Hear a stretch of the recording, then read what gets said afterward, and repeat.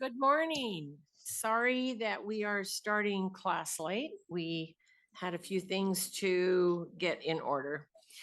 I'd like to call to order the Interim Finance Committee meeting today. This is the 9th IFC meeting of the 25-26 interim.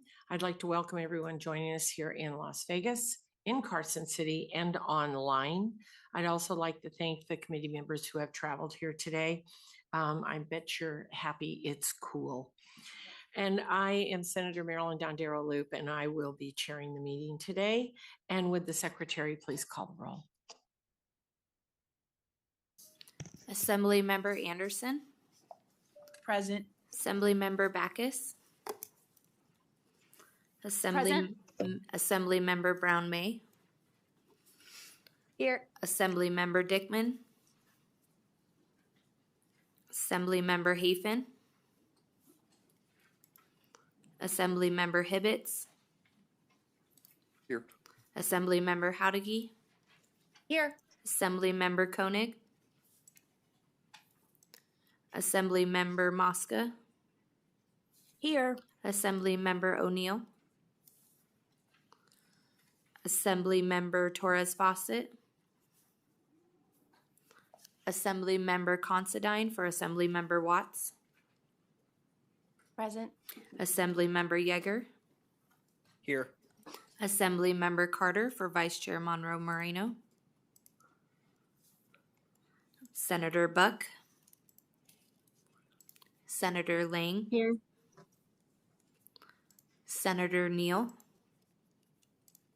Here. Senator Wynn. Here. Senator Steinbeck. Here. Senator Taylor. Present. Senator Titus. Here. Chair Dondera Loop. And I am here, and I believe we have all of our members present, so thank you very much. Before we move on to today's agenda, I would like to go over the standard housekeeping rules. Most of you know, but please remember to turn off or mute your electronic devices. Secondly, if you are providing testimony, will you please remember to state your name for the record as we are, as you begin speaking. And if you are giving public comment and speaking, please give your card to the secretary, business card. That helps us keep things straight. And lastly, we will take a lunch break sometime today. We're hoping around noon, but the exact time will depend where we are on the agenda.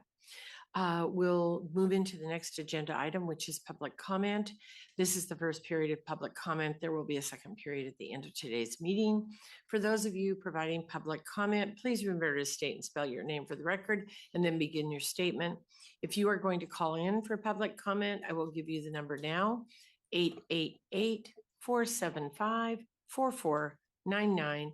And when prompted for the meeting ID, please enter 811-4095-1864 and then press pound. When prompted for the participant ID, just press pound. The call-in information is also on the agenda, and I will begin public comment here in Las Vegas. And please go ahead when you're ready. You can just decide among yourselves who's first. Okay, I'm the default. Perfect. Thank you. Good morning, Madam Chair and members of the committee. My name is Irene Bustamante Adams, and I represent Workforce Connections. I'm here in support of Workforce Program C82736, specifically the allocation for disconnected youth, opportunity youth, submitted by the Department of Employment Training and Rehabilitation, or DETR. Workforce Connections strongly supports continued and expanded funding for the Opportunity Youth Initiatives and appreciates DETR's commitment to investing in young Nevadans who face barriers to education, employment, and economic self-sufficiency. Across Southern Nevada, thousands of young adults ages 16 to 24 are disconnected from both education and the workforce. DETR has recognized this challenge and partnered with Workforce Connections to reconnect these young people to education, skills training, work experience, and employment. Through this partnership, young adults receive career readiness training, work-based learning, supportive services, and direct pathways to employment. This investment benefits more than individuals we serve. When young people gain skills and enter the workforce, Nevada benefits through increased labor force participation, a stronger talent pipeline, greater economic mobility, and stronger families and communities. Most importantly, this partnership is working. Continued funding would allow us to build on the progress already made, serve more opportunity youth, and connect young Nevadans to meaningful careers. I respectfully urge the committee to continue and expand funding for Opportunity Youth programs. This is an investment in our young people, our workforce, and Nevada's economic future. Thank you for your consideration. Thank you very much. Next, please. Good morning. For the record, my name is Patty Oya, O-Y-A. I am the former director of the Department of Education, Office of Early Learning and Development, but now retired. While not currently on the agenda, I'm speaking today regarding a vital issue for Nevada's early childhood field. For years, the Teach Early Childhood Nevada Scholarship Program was funded with federal child care dollars through the Division of Social Services and was jointly administered by the Department of Education and the Nevada Association for the Education of Young Children. In March this year, the funding was ended with minimal notice. To clarify, this program should not be confused with the Nevada Department of Ed's alternative route to licensure programs. The TEACH program specifically supported child care providers, home providers, and pre-K teachers across the state. Beyond covering classes and books, it was a comprehensive scholarship program that incentivized educators to earn degrees while staying in the early childhood workforce. It is concerning that one agency can unilaterally defund an essential program without input from program staff, participants, or the early childhood experts at the Department of Education. This dynamic is a key reason I am currently volunteering on the Kids First Coalition that is advocating for a standalone Nevada Department of Early Childhood. The loss of the TEACH program impacts not only child care programs, but also the Nevada Ready State Pre-K program, specifically in NRS 357.652 through 658 teacher requirements. The loss of the TEACH program directly threatens future universal pre-K efforts by creating a critical shortage of qualified educators in a mixed delivery system. By the time Nevada tries to rebuild a scholarship program, it will already be too late.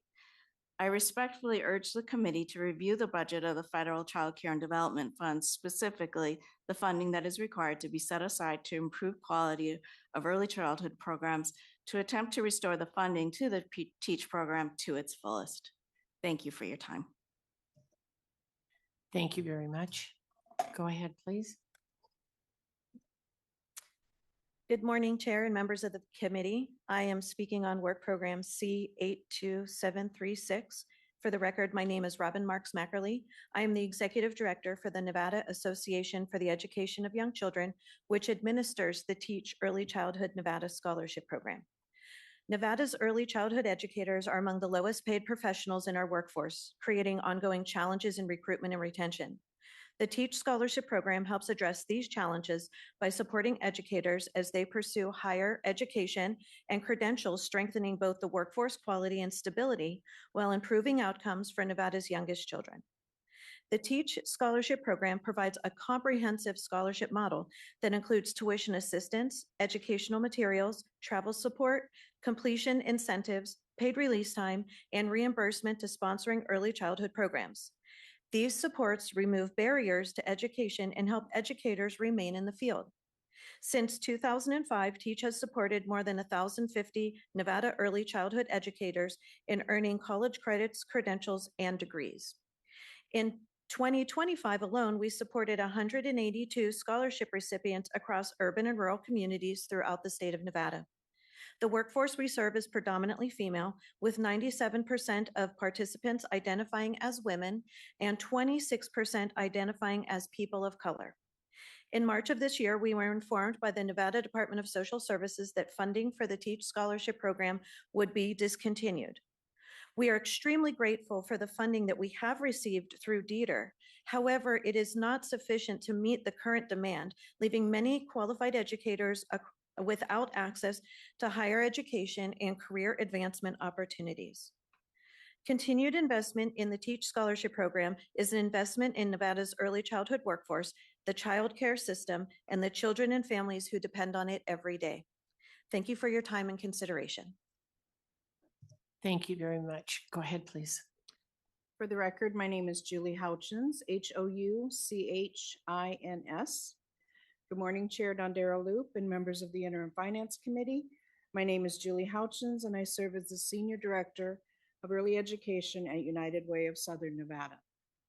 United Way has managed and supported the Nevada Ready State Pre-K programs and community-based organizations across Southern Nevada. I'm here today to express my strong support for restoring and sustaining Teach Scholarship funding, which helps early educators continue their education to meet the credentialing requirements. Lead teacher qualifications for Nevada Ready State Pre-K educators in community-based organizations require a bachelor's degree in early education and a 5.2 on the Nevada Registry Career Ladder.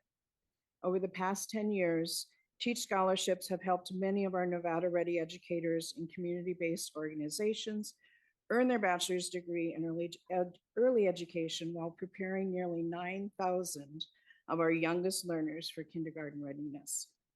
Many community-based providers deliver 4- and 5-star QRIS programming, but they face significant challenges meeting the lead teacher qualification requirements, while their educators are still pursuing higher education.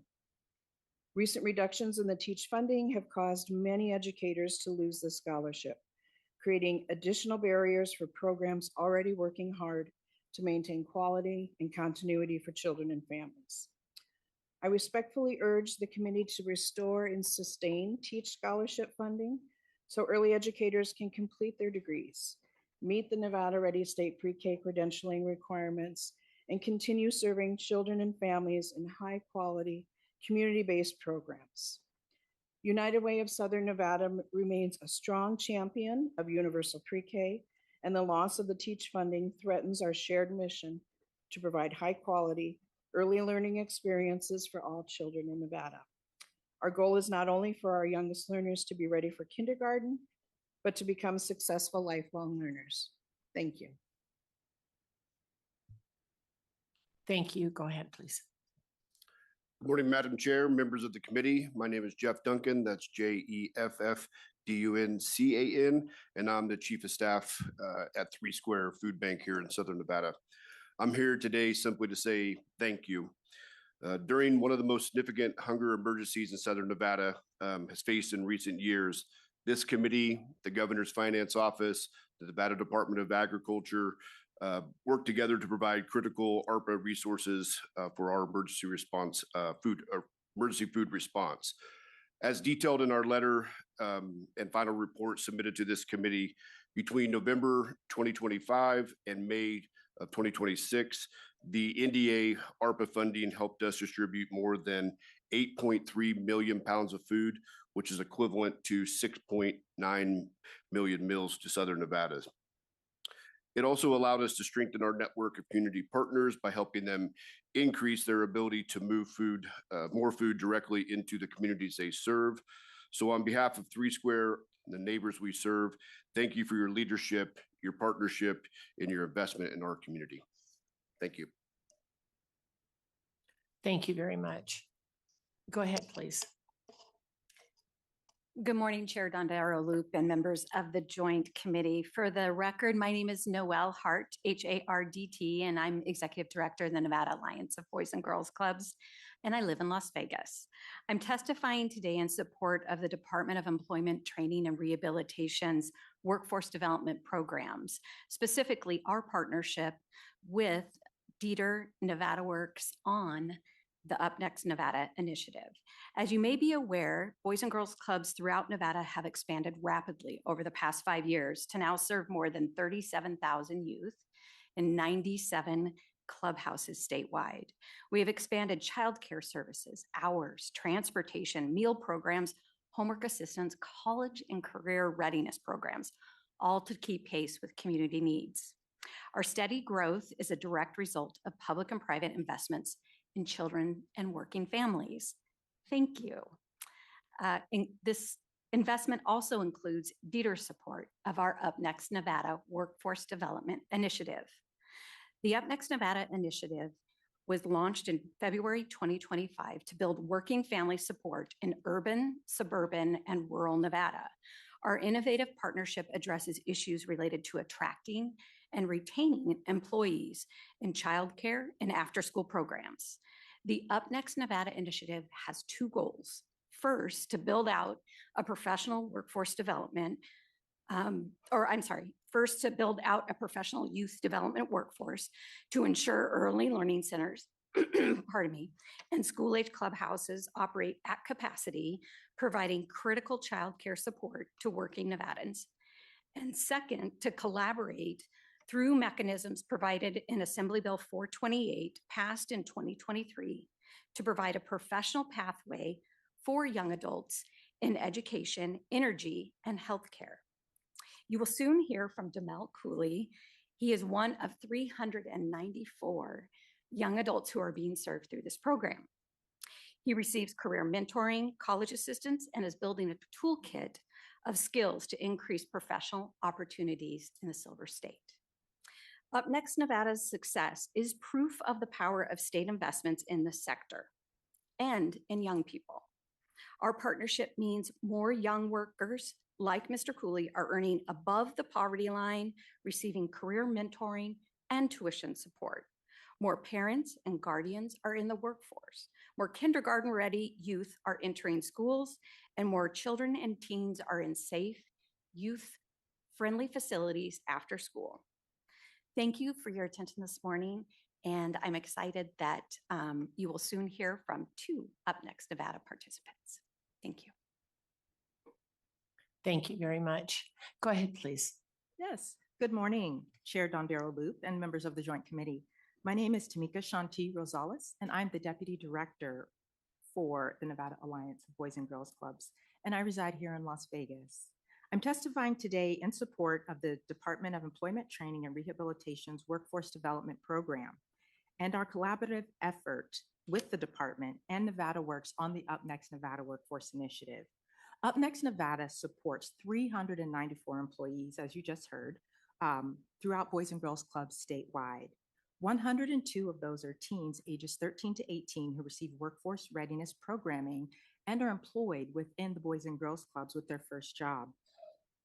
160 Gen Z young adult workers ages 18 to 24 and 80 part-time adults 18 and up who also receive career coaching, tuition, and certification stipends, competitive wages, and benefits for all those full-time participants and staff. We also have that mentorship part of this program, 52 full-time mentors who receive a stipend for their commitment to mentee up to 5 participants in this program. To obtain a little bit of insight on the impact this program has, we did a pilot year survey of 103 of those participants, and we found that 89% of them felt that the initiative offered relevant opportunities for professional and personal growth. 80% of participants found value in having a mentor, and the participants also felt their wage increase and tuition reimbursement was impactful and would recommend the program to their friends. As a side note, we are also exploring the opportunities for apprenticeships and accreditations, as well as expanding this effort to our clubhouses that are on Native American lands. Thank you so much for your time. We are your partners in seeking a solution to Nevada's childcare gap. Our collaboration with Dieter goes a long way to remedy this gap, support working families, and nurture a young workforce to stay and thrive in our wonderful Silver State. Soon you'll hear from another one of our participants up north in Carson City. And again, I thank you all for your time. Thank you very much. Go ahead, please. Good morning. My name is Demel Cooley. I am employed at the Jackie D. Gahn Boys and Girls Club of Southern Nevada and am a resident of the city of Las Vegas, Nevada. I'm here to provide public comment in support of the Department of Employment, Training, and Rehabilitation's workforce development programs. My time as an Up Next Nevada participant has enabled me to become an advocate for the youth and young workers in our state. I have traveled within and across state lines to not only mentor, but to use my voice to encourage others in the pursuit of higher education and workforce development. I have participated in multiple commercials, advertisements, business retreats with others as motivated as myself, and panels that have and will continue to inspire our next generation of workers to be as productive as their futures permit them to be. This program has been financially supportive in my journey to achieve a bachelor's in marketing at the University of Las Vegas as well as business, and has bolstered my own development in the workplace so I can continue to guide the youth through their next steps of education, individuality, and life. Whether it be speaking at local community events or participating in national advocacy events, Up Next Nevada has amplified the range in my voice and the goodness that I am capable of. Up Next Nevada should be supported because it provides career opportunities that wouldn't otherwise be open, uplifts Nevada and our communities, and supports our workforce and economy. Thank you.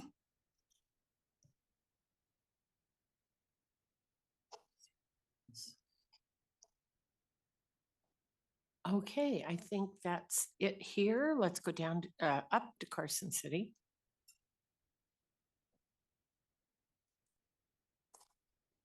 No one at the table in, there we are.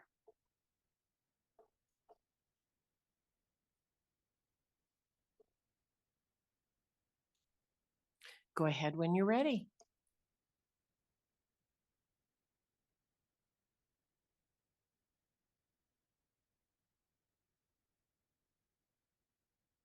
We cannot hear you, so hang tight. just a Sorry. minute. Oh, Take two. darn Sorry. microphones always get us. Okay, go ahead, please. Good morning. My name is Faith Reed. I'm from the Boys and Girls Club of Western Nevada, and I'm here to provide public comment in support of the Department of Employment, Training, and the Rehabilitation's Workforce Development Programs.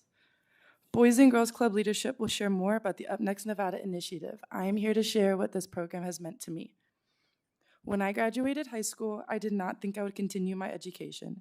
I didn't have a clear career path, and I wasn't sure what my future was going to look like. The Boys and Girls Club changed that for me. It gave me opportunities to lead, work with my community, and realize that the skills I had could become part of my career. Up Next Nevada took that foundation even further. Through mentorship, professional development, career exploration, and education support, I had people investing in me and helping me figure out what comes next. And I know I'm not the only one. 80% of surveyed Up Next Nevada participants have said that they have gained new skills and knowledge through the program that will change their life forever. And for me, those skills have translated into confidence and competency. I went from thinking I wouldn't continue my education to actually being in school, having a purpose, and contributing to my community. Up Next Nevada is an investment in young people and in Nevada's future workforce. I'm grateful to Dieter and Nevada Works for investing in me as well as all of our other participants and giving us the support to keep moving forward. Up Next Nevada has also allowed me to stay in Nevada after high school when I did not think that would be possible. I'm here today because I didn't think I would be able to continue my higher education after high school or my career. Someone invested in me, and that is Up Next Nevada and the Boys and Girls Club, and I hope we are able to make that possible for the next generation. Thank you.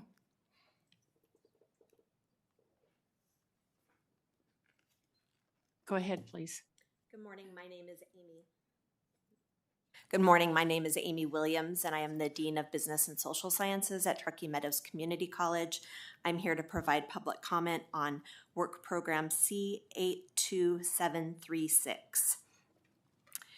Our division is grateful to partner with the Nevada Department of Employment, Training, and Rehabilitation on 2 workforce development initiatives that will strengthen Nevada's early childhood education workforce: Teach Bridge Funding and the Early Childhood Education Skills Certificate Project. Nevada continues to face a critical shortage of qualified early childhood educators. These 2 initiatives address that challenge from different but complementary perspectives. The Teach Bridge Funding Project provides an essential lifeline for 15 students whose anticipated scholarship funding ended with the conclusion of the state-funded Teach Nevada Scholarship Program. These students are already committed to completing their education, and many are currently working in childcare settings where earning additional credentials is important to their continued employment and professional growth. Without this bridge funding, some would likely be forced to delay or discontinue their education despite being well on their way to completion.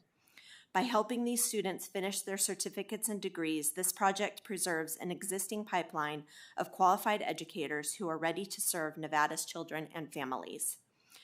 The Early Childhood Education Skills Certificate project expands that pipeline by providing accessible, stackable credentials that allow students to quickly gain workforce-ready skills while continuing toward higher levels of education.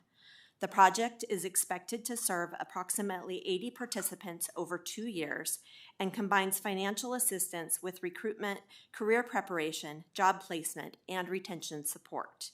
This comprehensive approach helps individuals enter the profession while providing employers with a stronger, more consistent pipeline of qualified workers. Together, these projects remove barriers to education, strengthen the early childhood workforce, and support Nevada families by increasing the availability of qualified child care professionals. Access to affordable, high-quality childcare is essential to Nevada's economy because it enables parents to participate in the workforce while ensuring children receive quality early learning experiences.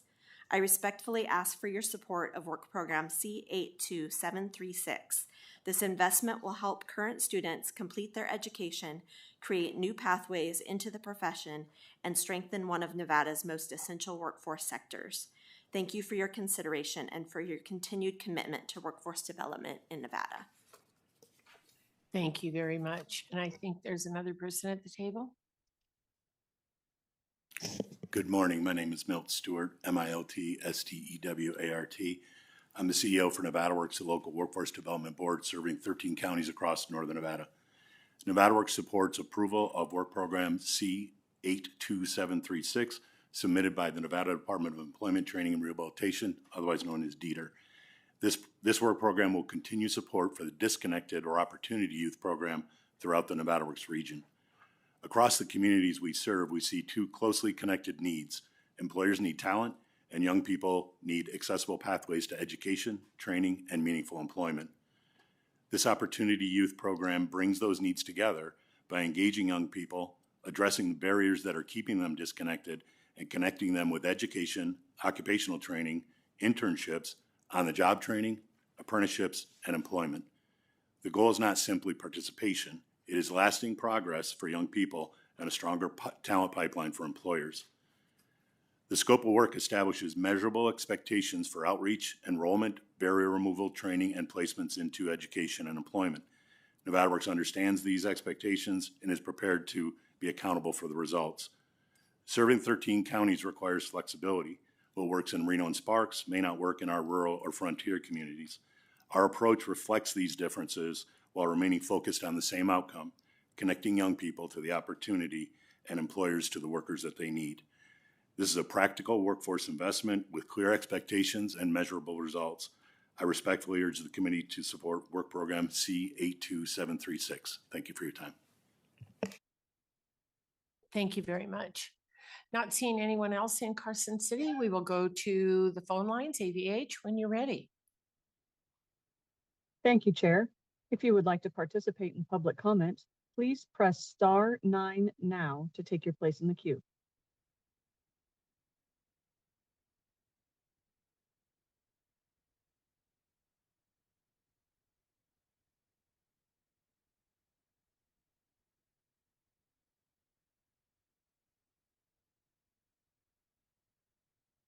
Good morning, Caller with the Chair last Dondero three Loop and digits, members of please the continue. Good morning, Chair Dondero Loop and members of the committee. My name is Anthony Curry, and I'm here today in support of the State Public Charter School Authority's request for additional funding for legal services, which is agended as Work Program number Charlie 83207. In my work with charter schools in Nevada, I regularly interact with the SPCSA and its staff, and I want to emphasize that in my experience, the authority does an admirable job managing a broad and increasingly complex set of responsibilities. Its staff is routinely called upon to address difficult questions involving school governance, accountability, charter contracts, regulatory compliance, and other matters that carry serious consequences for schools, students, and the state. The challenge I have observed is not a lack of effort, expertise, or responsiveness from the SPCSA staff. It's a question of capacity. When an agency with this breadth of responsibility doesn't have the full legal capacity it needs, matters that require legal review can become bottlenecks. This can result in delays in responses, approvals, and guidance that schools and other stakeholders need in order to make decisions and move forward. Those delays can create uncertainty for schools, even when everyone involved is working diligently to resolve the issue. Providing the SPCSA with the additional legal capacity requested would help alleviate that pressure. It would allow the authority to address items within its purview more efficiently, provide more timely guidance to the schools it oversees, and allow its staff to focus their time and expertise where they can have the strongest impact. This is an investment not only in the authority, but in effective operation of Nevada's charter school sector as a whole. I respectfully encourage the committee to approve the request. Thank you for your time and consideration. Thank you very much. Next caller, please.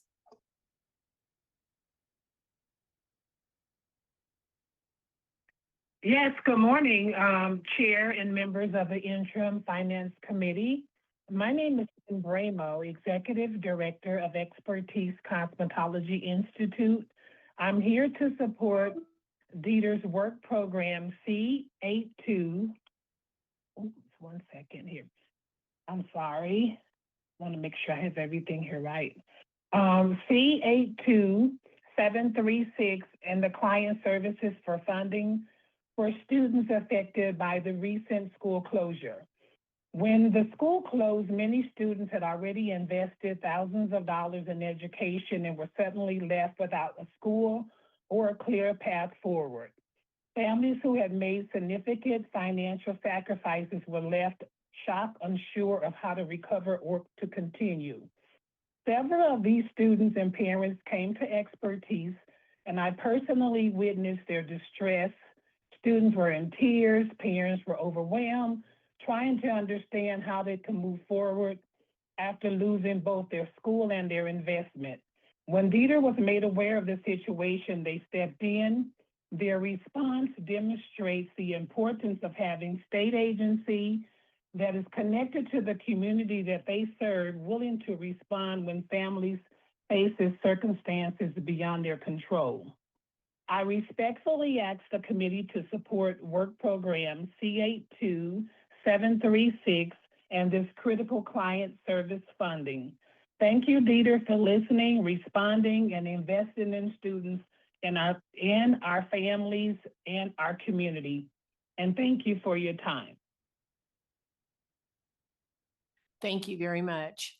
And AVH, do we have any callers on the phone? Chair, your public line is open and working, but you have no more callers wishing to participate at this time.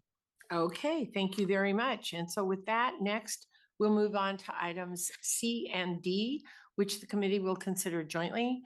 Members, beginning on page 5 in volume 1 of the meeting packet are the draft minutes from October 16th and October 30th, 2025 meetings of the IFC. Unless there are any suggestions or edits for corrections for the minutes, I'll accept a motion for these two meetings. So moved. Second. Thank you very much, Assembly Member Backus, and second by Senator Nguyen. Any discussion? All those in favor say aye. Aye. All those opposed say nay. Motion carries. Thank you very much. We will move on to item E, and that is the ARPA reports, and this is informational only. We will begin with E1, which will be presented by our fiscal staff. And Ms. Crockett, please begin when you are ready. Thank you, Chair Dondera Loop and members of the Interim Finance Committee. Kathy Crockett with the Fiscal Analysis Division of the Legislative Council Bureau. I will walk through Agenda Item E1, the Statement of American Rescue Plan Act Coronavirus State Fiscal Recovery Fund Obligations, remaining unobligated balance, and summarize the work programs submitted for today's meeting. The table has been provided as a separate handout outside of the meeting packets. Members should have both electronic and hard copies, and it is also available on the committee meeting webpage listed under Meeting Material, Agenda Item E1. At the top of page 1 is a high-level summary displaying actual expenditures for fiscal years 2022 through 2025, the amounts currently authorized, inclusive of items before the committee today, and the remaining unobligated balance, which is currently 0. This number is less than the amount that the Governor's Finance Office has identified for potential reallocation, and I believe that this is due to timing of reconciliation efforts as well as pending work programs, and we'll defer to their presentation to clarify and to address possible projects being considered to direct those savings to. As a reminder, in general, ARPA funds can be repurposed after the December 31st, 2024 obligation deadline, so long as the project that will receive the reobligated funds is an eligible project under the ARPA program rules, and the project incurred an obligation by December 31st, 2024. With minor exceptions for administrative efforts, any remaining funding must be expended by December 31st, 2026. The table generally lists program descriptions and amounts in chronological order based on budgetary approval date. Revisions or updates to existing rows following the June IFC meeting have been identified in red text. Beginning on page 27, there are 14 informational items before the committee today under agenda item F that were determined to require expeditious action and have already been approved. These work programs deobligate funding due to projected savings totaling 5.6 million from a number of projects, including 3.3 million from the Office of Science, Innovation and Technology broadband project associated with time and constraints and project delays. The work programs increase funding for the following projects totaling 5.6 million. $500,000 for the Controller's Office staffing project, approximately $745,000 for the Campus for Hope, approximately $522,000 for contracted forensic mental health services at the Lakes Crossing Center, $150,000 for the Nevada Alliance Boys and Girls Club, $2.5 million for the Unified Tax System Modernization Project, $1 million for the project to expand the Recuperative Care Center in Las Vegas, and approximately $202,000 for the project to modernize state water records. There are no items on the agenda related to ARPA funds that require action by the committee today. That concludes the presentation, and I'd be happy to answer any questions. Thank you very much. Are there any questions from the committee? If there are no questions from the committee, we will move on to Ms. Greenemeyer, and please go ahead when you're ready.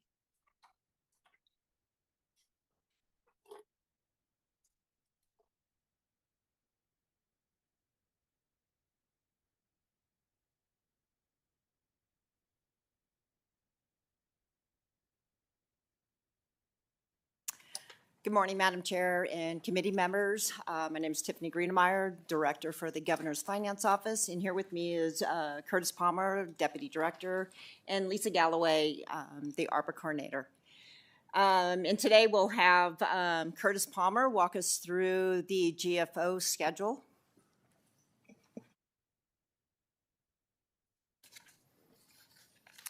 Good morning, Chair and Committee. I am Curtis Palmer, Deputy Director of the Governor's Finance Office, for the record. As stated, I'll present the statement of American Rescue Plan Act Coronavirus Fiscal Recovery Funds. The GFO ARPA State Fiscal Recovery Funds report breaks the details into 3 separate tables: the list of open projects, projects with spending less than 80%, and a list of closed projects. We are in the final 4.5 months countdown to spend the ARPA Fiscal Recovery Funds by December 31st, 2026.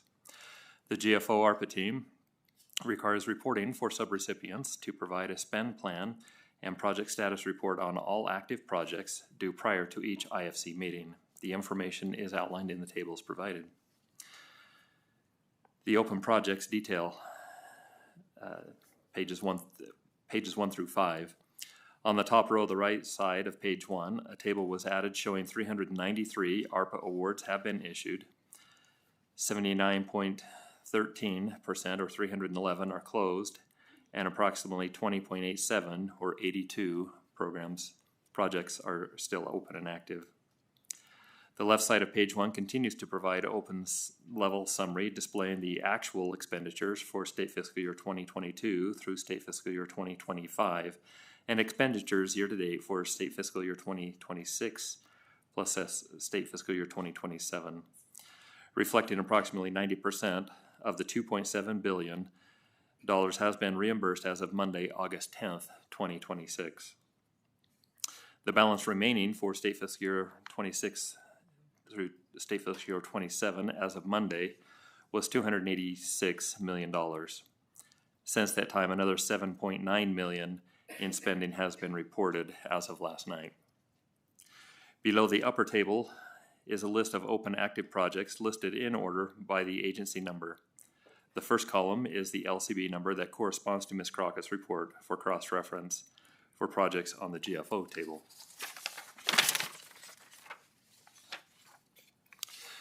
The yellow highlighted columns I through L are a snapshot in time as of August 10th, 2026, based on the GFO grant declining balance ledgers payments that were processed through our office. The orange highlighted columns, M through O, summarize expenditure projections provided by subrecipients. Savings identified during the data collection of the project status reports and spend plans have been confirmed with the subrecipient in each project, listed in column N. This column is further color-coded to break out specific actions, or rather non-action items before you today in item F, as mentioned by Ms. Crockett. And those are listed in column N through O in rows 20 through 22. Less than 80% spending concerns, table pages 6 through 7. This table listed in ascending order. Column L is current spending percentage, with column N showing the progress made since the April IFC. The project status was provided by subrecipients. Information was collected as part of the data collection spend plan reports and quarterly CIP reporting on July 31st, 2026. Enclosed projects table detail is pages 8 through 25, which lists all the projects finalized and closed out. While most of the remaining projects seem to be progressing toward the goal of fully spending funds, there are a few projects, less than 80% spent, that are a concern. Although the Governor's Finance Office cannot forcefully take back funds, we are actively encouraging subrecipients to closely evaluate their capacity to utilize the funds within the established timelines and consider volunteering to return funds that cannot realistically be spent. As a matter of information, once an agency tells us they have identified funds to return, we request an immediate submittal of a deobligating work program so that we can begin allocating funds to projects on the wait list. As the project cycle nears conclusion, decisions regarding projects are being made rapidly, and circumstances are shifting almost daily. For your information, on Monday, June 15th, 2026, GFO participated in a call with staff of the U.S. Treasury State and Local Fiscal Recovery Funds program. During this conversation, the questions surrounding possible modification to ARPA's expenditure and closeout timelines were discussed. As a result of this conversation, on August 7th, the U.S. Treasury released additional frequently asked questions, sections 17.24 and 17 through 17.28. Our understanding of the new FAQs is summarized as follows. The period of performance for ARPA State Fiscal Recovery Funds concludes on December 31st, 2026, requiring all programmatic expenditures to be incurred by that date, while allowing administrative closeout activities such as processing and correcting final subrecipient invoices, reconciling accounts, and reissuing uncashed checks to continue through April 30th, 2027, in accordance with federal guidance. Recipients are prohibited from prepaying or prospectively funding any costs that would occur after the expenditure deadline, and all other eligible expenditures must be incurred no later than December 31st, 2026. Any remaining unexpended funds or checks left uncashed as of April 30th, 2027 must be returned to the U.S. Treasury, as they will no longer qualify as allowable expenditures under the federal ARPA requirements. And this concludes my report. We're happy to answer any questions the committee may have. Thank you very much. And committee, are there any questions? I believe Senator Neal has one. Thank you, Madam Chair.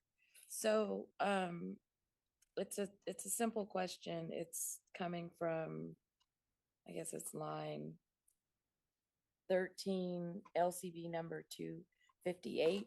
So in the last time we had IFC, I asked the question offline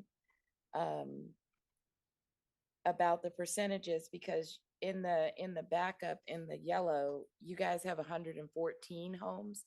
And it's only 93, right? So I had asked before, to adjust that number because your calculation would be different because it's 93, not 114. So can we get that corrected?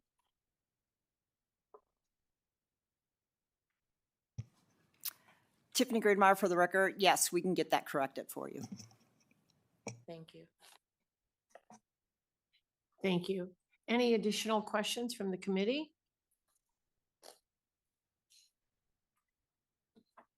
Senator Titus.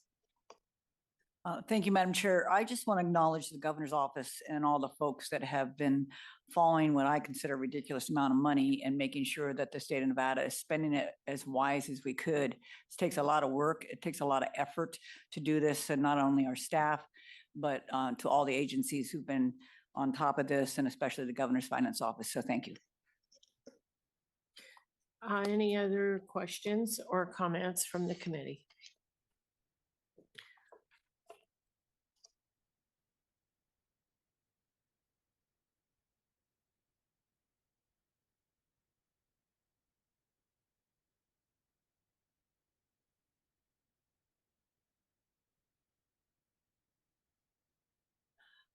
I have a couple questions if I see, if nobody else has any.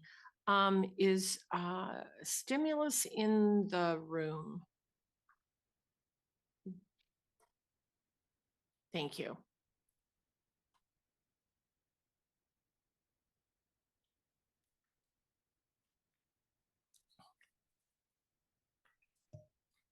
Good morning, Chair. Nathan Whitaker, CEO of Stimulus Technologies. Thank you so much, and thank you for being here with us today. I just had a couple questions on this particular item.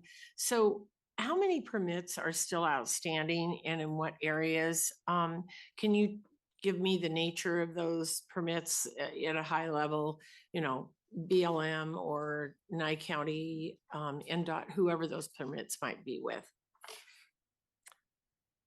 Chair and members, Nathan Whitaker, CEO of Stimulus Technologies. For the record, I'll give a brief statement that will summarize the outstanding project, particularly our Pahrump project. So far, 560 miles and 11,269 passings are engineered, designed, and permitted, permits have been submitted with materials staged on the ground. 298 of those miles, or 7,347 passings, are under contract with crews assigned to work, and 2/3 of the poles on our route are ready to attach today.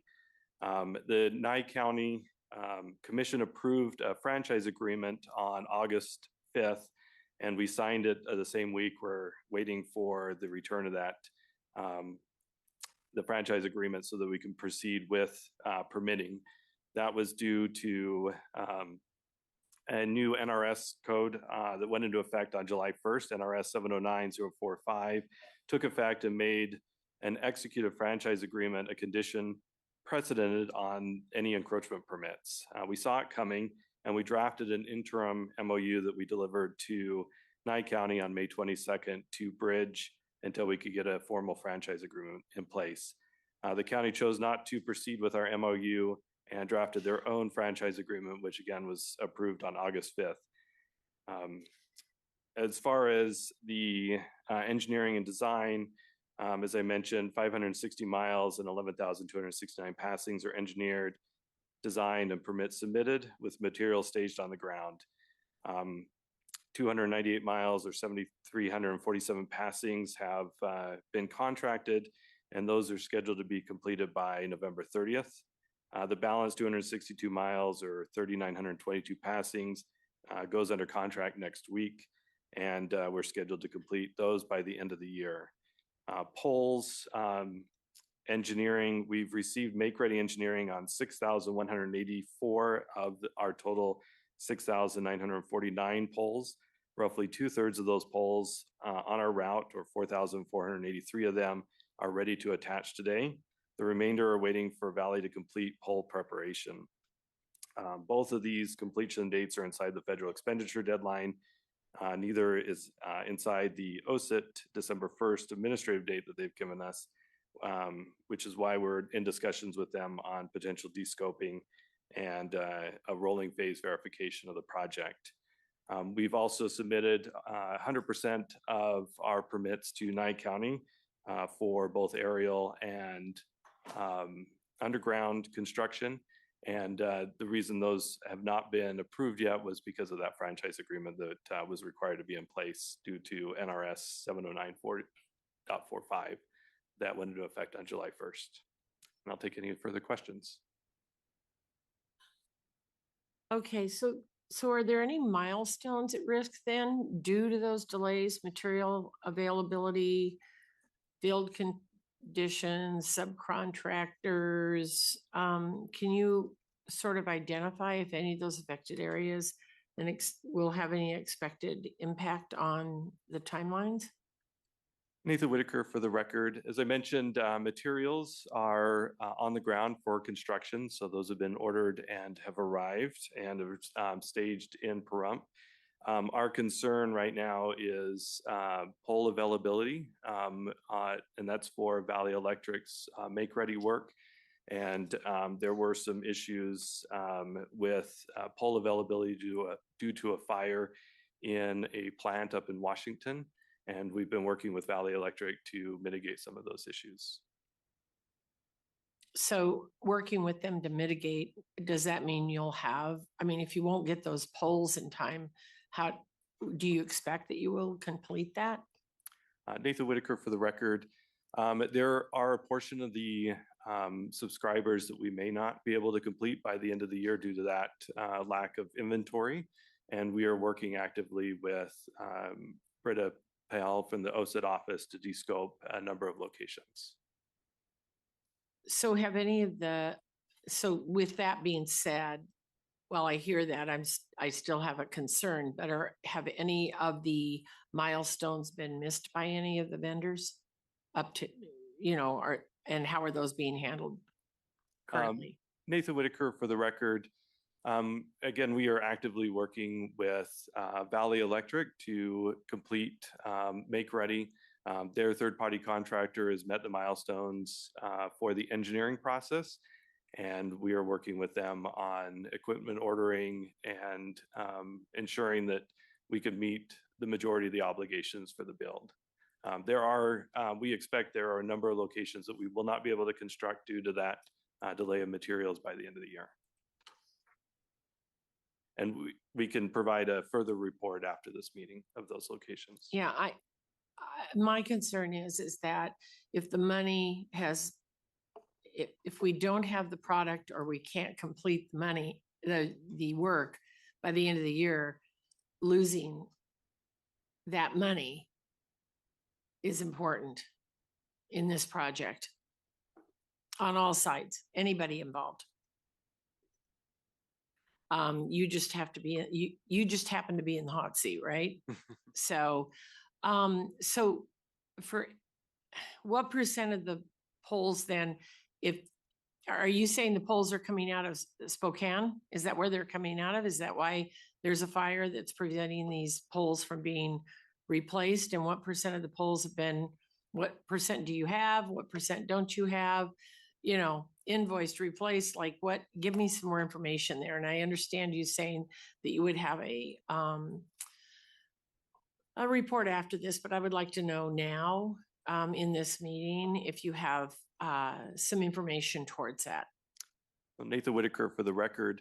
Valley Electric is responsible for their own make ready and pole changeouts. They provide us invoices and scheduling of the work that they're to complete. We're working with their third-party engineering firm on our request for pole attachments. So that is on Valley Electric to provide us a schedule for their pole ordering and the make-ready preparation. So they have required that their contractors do the work and that Valley Electric orders those poles and attachment hardware for the completion of the make-ready of the poles. So those that know me always know that I always put this in context of teaching. And when somebody says to me, Valley Electric is responsible, blah, blah, blah, blah, blah, at the end of the day, you're the person there. You are overseeing that, right? So if they're not going to get that done, how do you control that? How do you monitor that? How do you be the person that is in charge and has this money and is pushing this through? Nathan Whitaker for the record. We have weekly meetings with Valley Electric and we're in constant communication with them. And again, they've provided us an updated schedule as of yesterday of what they can expect to complete.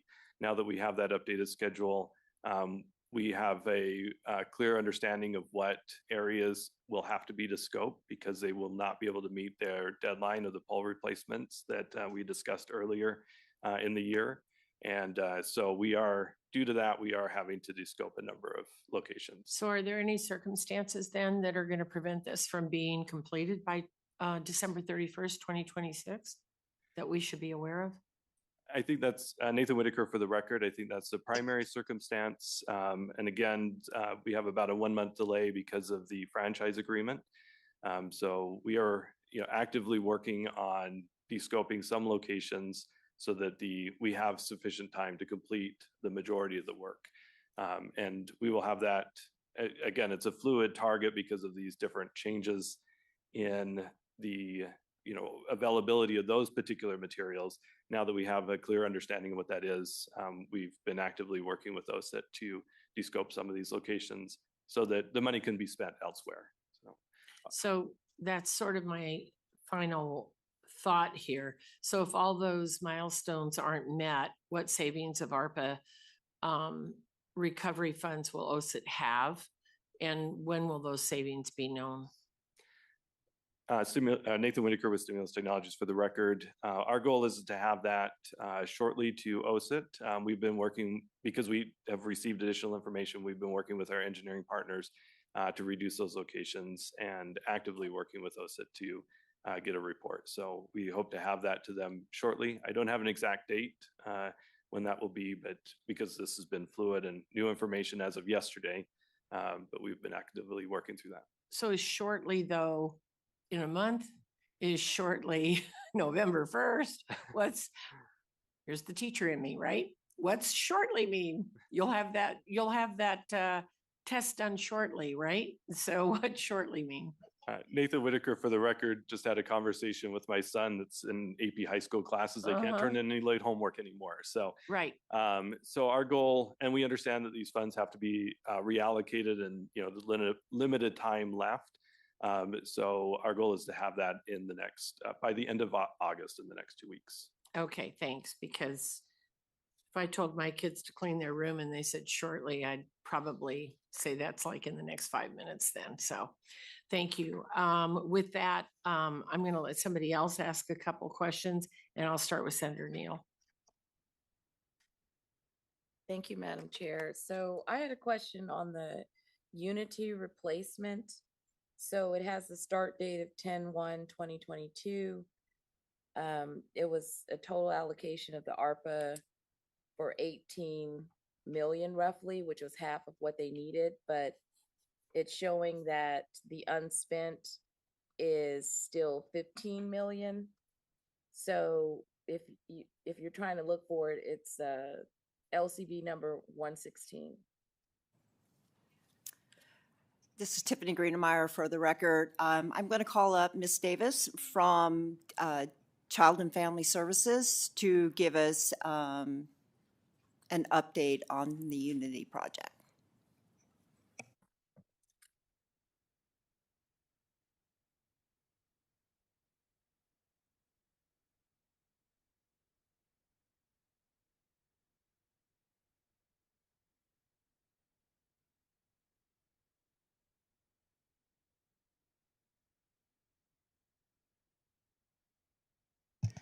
Good morning. This is Mandy Davis, Deputy Administrator for the Division of Child and Family Services. We have entered into contracts with 3 vendors with a spending plan to spend down the remaining ARPA money by December 31st.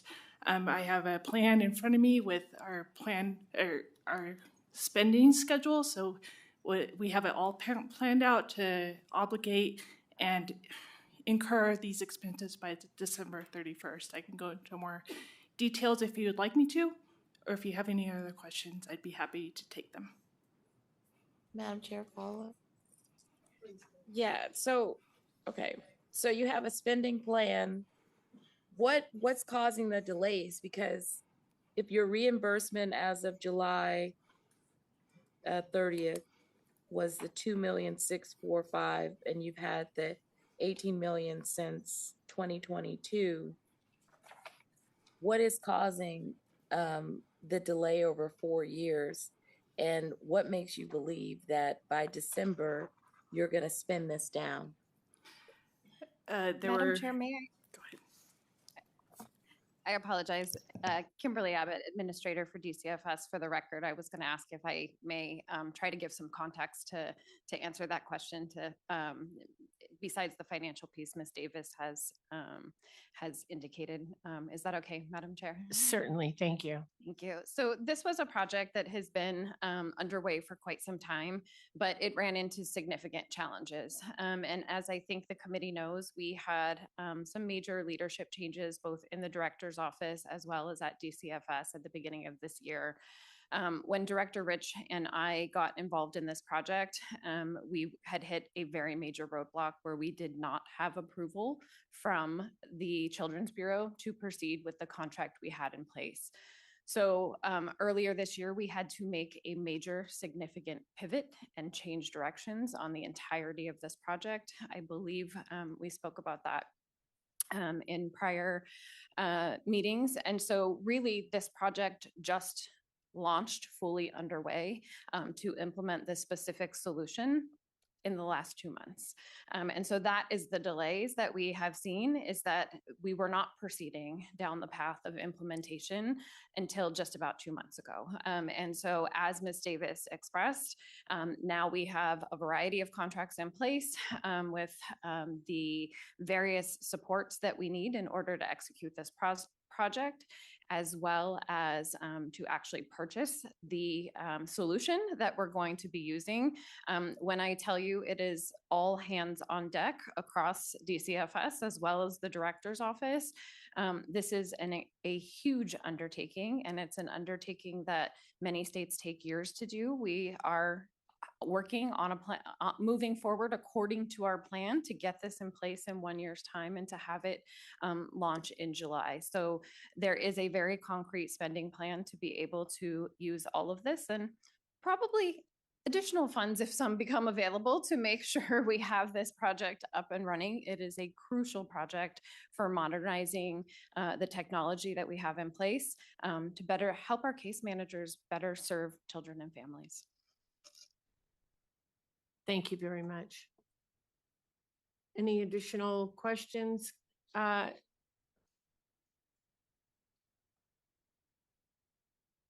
Chair, I mean, they started implementing it 2 months ago and it seems like it takes a longer period of time. I think the only thing I'm more interested in is when she mentioned, like, what is the additional money? Because the 18 million was half.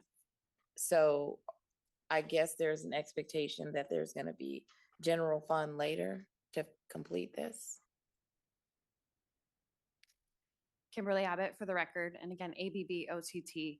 No, this is a project that is 4E eligible, and so half of the cost of this project will be reimbursable by the federal government, and that was the precise reason we had to do the significant pivot, because we had skipped a step in the prior process in getting that approval, which meant we wouldn't have been able to access the 4E reimbursement. So the other half of the funding, in addition to the ARPA funds, is the 4E reimbursement from the Children's Bureau. Thanks, Chair. Thank you very much. Any additional comments or questions? Senator Wynn.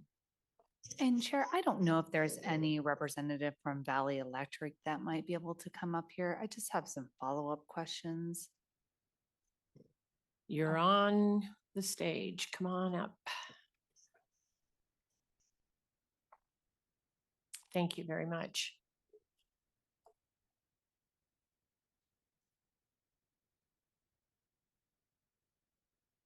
Go ahead, Senator Wynn, when you are ready.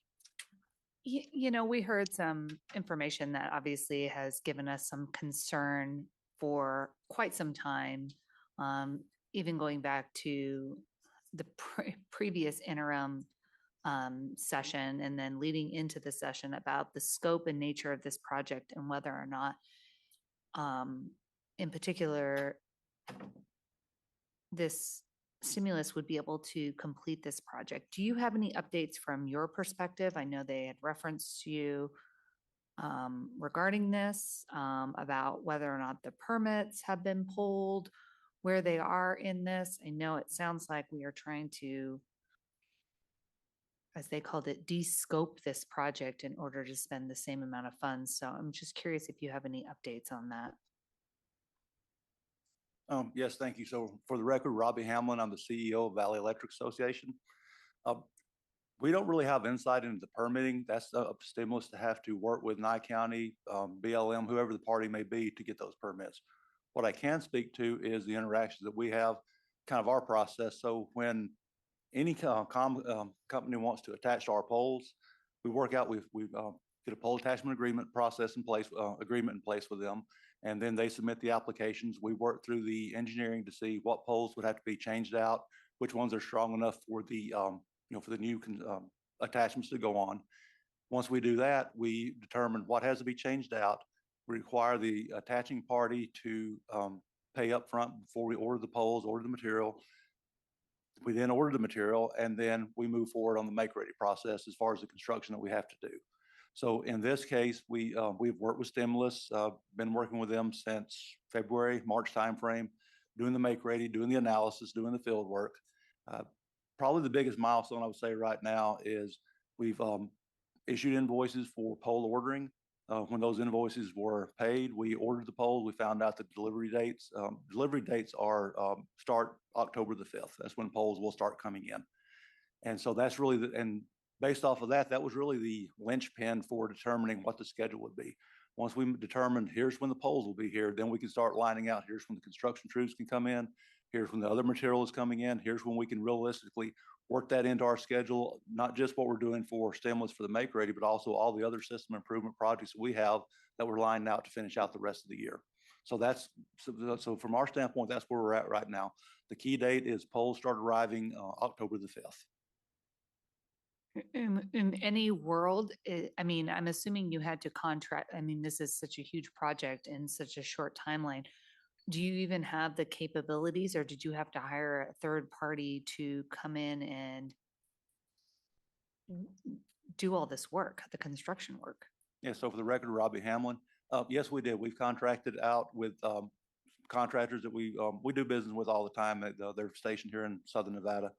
And so as soon as we knew the ship date for the poles, and we'd already lined out the scope of work as far as what was going to have to be done for the number of poles to be changed out, that was already lined out. All they were waiting for was a date to know when poles started arriving so that we could have them on site. But yes, we do have to contract every bit of that out. Have you already completed all that contracting out? Like, or are you now going to have to wait till the polls and then be able to, I mean, this is a very short timeline. Yes, Robbie Hamlin for the record again. Yes, it is a very short timeline, very compressed, but we do have the contractors lined out for the poles that we are going to change out. And I agree, it is a very, very compressed timeline. We have concern about our ability to meet it. That doesn't give me much hope, but so you have completed the aerial engineering for the poles? For most of it, not all of it yet. All of Sandy, I'm sorry, Robbie Hamlin for the record. Yes, for everything in the southern half of the system, Sandy Valley area is complete. There's still portions of Pahrump that we still have to complete the engineering for the design aspect of it. The field work is complete, the design aspect is not. And how much time does that take? I feel like I'm getting half answers because I'm not asking like hyper specific questions. So if you can feel free to elaborate and explain to us like what percentage of this has been done, why it hasn't been done. And you said it's going to be very close and you have doubts that you're going to be able to complete the project. This is the time that we should be knowing that now and not in October when polls arrive. So again, Robbie Hamlin for the record. We process these as they come in and when the invoices are paid so that we can begin the work on it. Because we're a cooperative, we're not going to be a bank where if someone comes in and wants to make applications that we're going to fund it up front. So when we know that work's going to be done, we issue invoices, and when those invoices are paid, we begin the work. There's some of the phases that we have issued invoices. Those invoices have been paid, and we're moving forward on them. There's other segments that we are just issuing the invoices for the work. One of the invoices will be going out at the end of next week. Once that's paid, we'll begin the engineering on the next section in the Pahrump area. Thank you. I mean, I think I'm just following on what the chair had said earlier when talking with stimulus, that I mean, it sounds like you're asking us, you're saying we would like to reduce the scope of this project to fit the projected spend. And it sounds like everyone is skeptical on whether or not, given the delay in the polls, that any of this project will be able to be completed by December 31st, 2026. And that's more of a comment than a question, but thank you for your time. And thank you, Chair.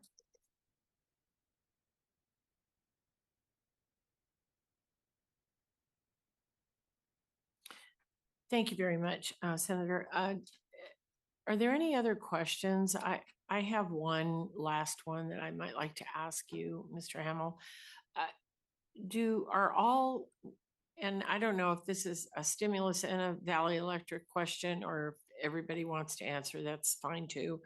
I'm just wondering, are there regular sit downs, if you will, to bring the parties together? That stimulus said that they were working with everybody. So are there meetings where everybody's sitting down and working so that we know when the poles are going to be ordered, when they're going to be delivered, can they get the poles, and kind of what's going on with the project as a whole? So again, Robbie Hamlin for the record. Yes, there are weekly project meetings between Stimulus and Valley Electric. Those occur every Wednesday morning. Engineering operations folks from Valley are on the call, as well as our contractors, the engineering consultants. Stimulus has their consultants on there as well, along with their operational people. So yes, there is a weekly call to pass this information back and forth. Okay, so everybody's playing fair on the playground. Okay, just wanted to make sure.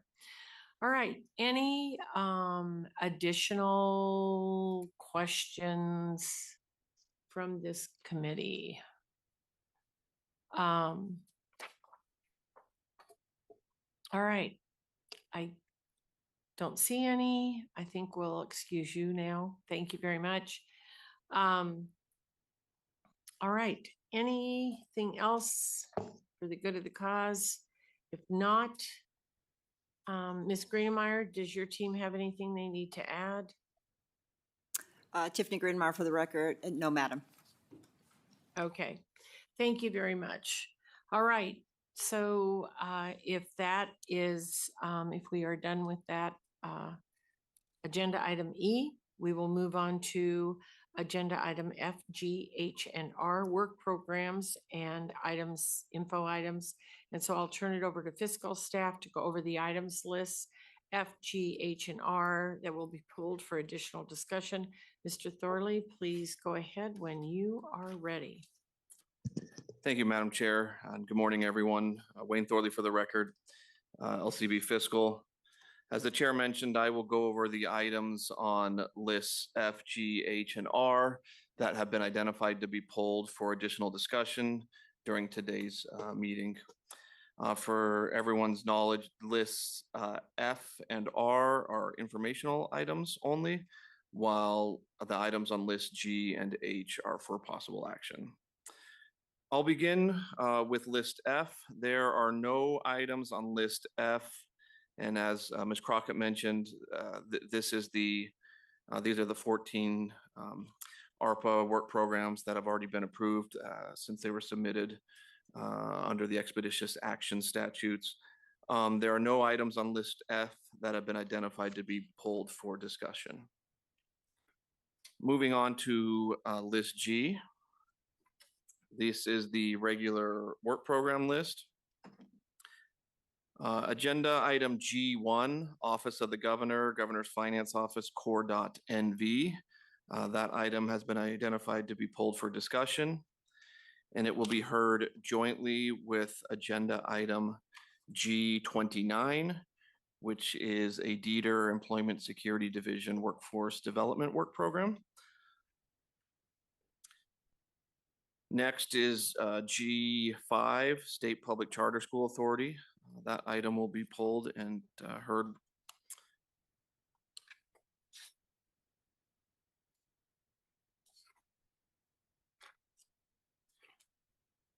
And moving on to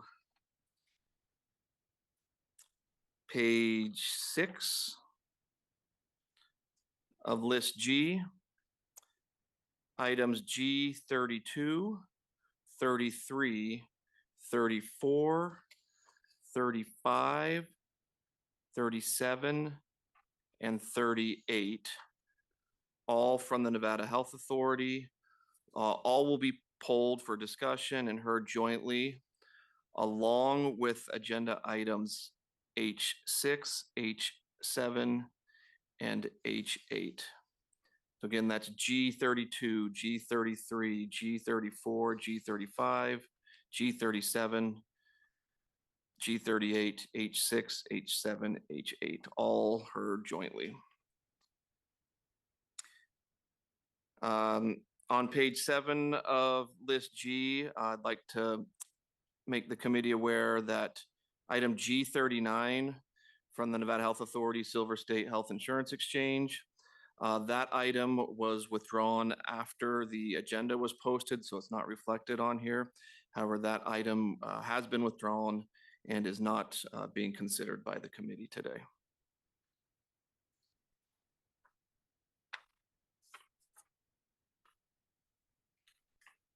That takes us to page 10 of list G. Item G62 from the DMV Department Transformation Effort will be heard jointly with G86, G87, which are both DMV Department Transformation Effort work programs, and H10. So all 4 of those items will be heard together. Again, that's G62, G86, G87, and H10. Next on page 11 of list G, item G68, Department of Human Services, Division of Child and Family Services. This item will be pulled for discussion and heard jointly with 3 informational items. Those are R4B, R4C2, and R4C3. So those 4 items will be heard together. Again, that's G68, R4B, R4C2, and R4C3. Moving on to page 12 of list G, agenda items G73, G74, and G75 will all be heard jointly together with agenda item J3. Again, G73, G74, G75, and J3, all from the Department of Corrections, heard jointly.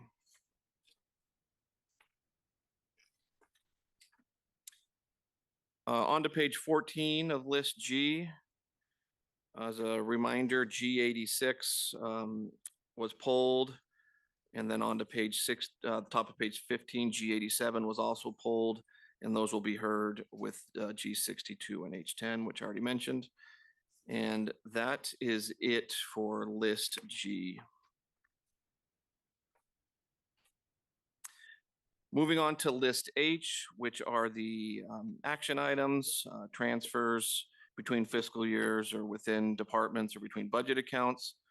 Agenda item H2 has not been identified or not to be pulled for discussion, but has been revised. That revision was submitted after the agenda was posted, so it's not reflected on the list, but I'll go over that revision right now. This is item H2 for the Department of Human Services, Division of Public and Behavioral Health. The transfer amount listed on the agenda of $17,333 has been revised to $17,083, so 17,083. Otherwise, everything else is the same. It's just a dollar amount revision. And again, that has not been identified to be pulled for discussion, but that revision was submitted. On list H, I've already mentioned all the other items that will be pulled for discussion, but I'll go over them again real quick. H6, H7, and H8, all from the Nevada Health Authority, are going to be heard with G32 through G35 plus G37, G38. And then item H10 from the Department of Motor Vehicles, that will be heard with G62, G86, and G87. And that's it for list H. And lastly, on to list R. This is the informational items list. Items R4B, R4C2, and R4C3 are previously mentioned will all be heard with, those all are from the Department of Human Services, will be heard with agenda item G68.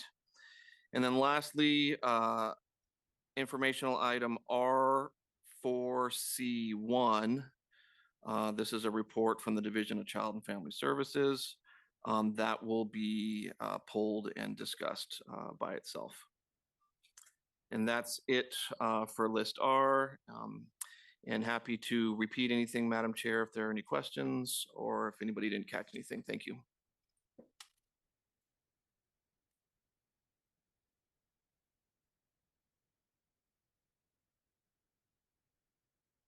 All right, members, are there any additional items to pull from these four lists that you would like seen pulled for discussion? All right, seeing no additional requests to pull for items for the members, I'll accept a motion to approve all items on list G and H that have not been identified to be pulled for discussion. List F and R are informational only, so no committee action is required in relation to those two lists. Assembly Member Brown May. Thank you very much. Second from Senator Wynn. All right, any discussion? All those in favor? Oh, Assembly Member Backus. Thank you so much, Madam Chair. Because this motion includes work program C83032 that pertains to Senate Bill 450 from the 82nd legislative session, which involves the Windsor Park Environmental Justice Act, I would like to advise the committee that as an attorney, one of my clients is Community Development Program Center of Nevada, which is the developer who was awarded the project under this act. I'm not sure about how the funding is going to be allocated, but I think it's pertinent for me to make that disclosure. And since the independence of judgment of a reasonable person in my position with respect to this item could be materially affected by my legal employment, I am making this disclosure pursuant to Assembly Standing Rule 23 and will abstain from voting on this motion. Okay, any additional comments? All right, with that, I'll accept the motion as stated, and all those in favor say aye. Aye. All those opposed say nay. Motion, one abstention by Assembly Member Backus. Thank you very much. And we'll pause just for a moment for anyone who might be in the room who does not need to stay for the day. And have a nice day, although we're really fun to sit with.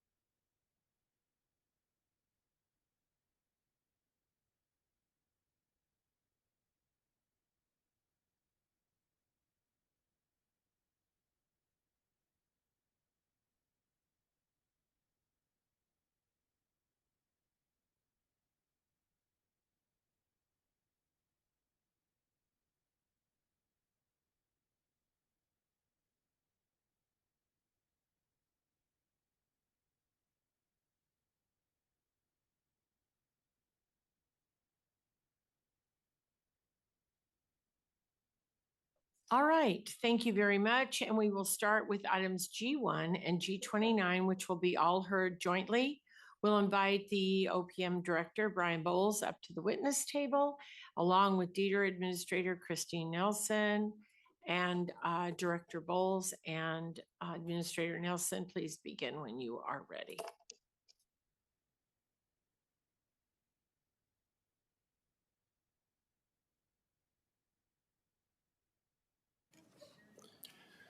Thank you, Madam Chair. Director Brian Bowles, Director of the Office of Project Management for the record. I will defer most of the comments here to Dieter. I will comment that our work program here is for a transfer from Revenue GL 4653 in the amount of $1.3 million for ongoing training efforts in two different groups for the Office of Project Management. One for the extension of our end user training effort from the current contracted time period of around September of 2026 to meet the end of the current anticipated project timeline, to extend it to June. And also the second bucket of money is essentially for training for current end users on already implemented modules, most notably the financial module, as there has been a request from the field through the Governor's Finance Office that that training be revisited. Thank you, and I'll let my colleagues take the rest. Good morning, Madam Chair, committee members. For the record, Chris Sewell, Director of the Department of Employment Training and Rehabilitation. I know our work program has a lot of moving parts. It includes not only Core NV, but a lot of other services to many other individuals. So I'm going to actually have Administrator Nelson go over in brief what this work program does, and then we can stand for questions. Thank you very much. Good morning, Madam Chair, members of the committee. For the record, I'm Christine Nelson, and I serve as the Administrator of the Employment Security Division at Dieter. Dieter's work program C82736 is requesting increased state fiscal year 2027 expense authority in budget account 4770 CAT 12, which is Career Enhancement Program, also known as SEP, in the total amount of $21,174,339 from SEP cash reserves sitting in CAT 86 to fund client service needs and contractual obligations which are allowable under NRS 612-606 through 612-607. These requests include the following, which are outlined on pages 9 and 10 of the work program. $3,900,000 from client services that are provided through the Employ NV Career Hub statewide. $68,631.26 from Dieter's Staff Infrastructure Funding Agreement, IFA, with Nevada Works leased shared space at the Fernley Employ NV Hub. And $17,205,706.52 from contractual obligations, of which are broken out into three expense need categories. Number one, $495,278.52 for shortfall in state fiscal year 2027 ledge-approved contractual authority. $14,383,604.68 for balance forward with no change in purpose for remaining state fiscal year 2026 work program authorities already approved by this IFC body at previous IFC meetings. And $3,317,380.36 for new state fiscal year 27 authority for contractual expenses. And with that, I'm happy to answer any questions.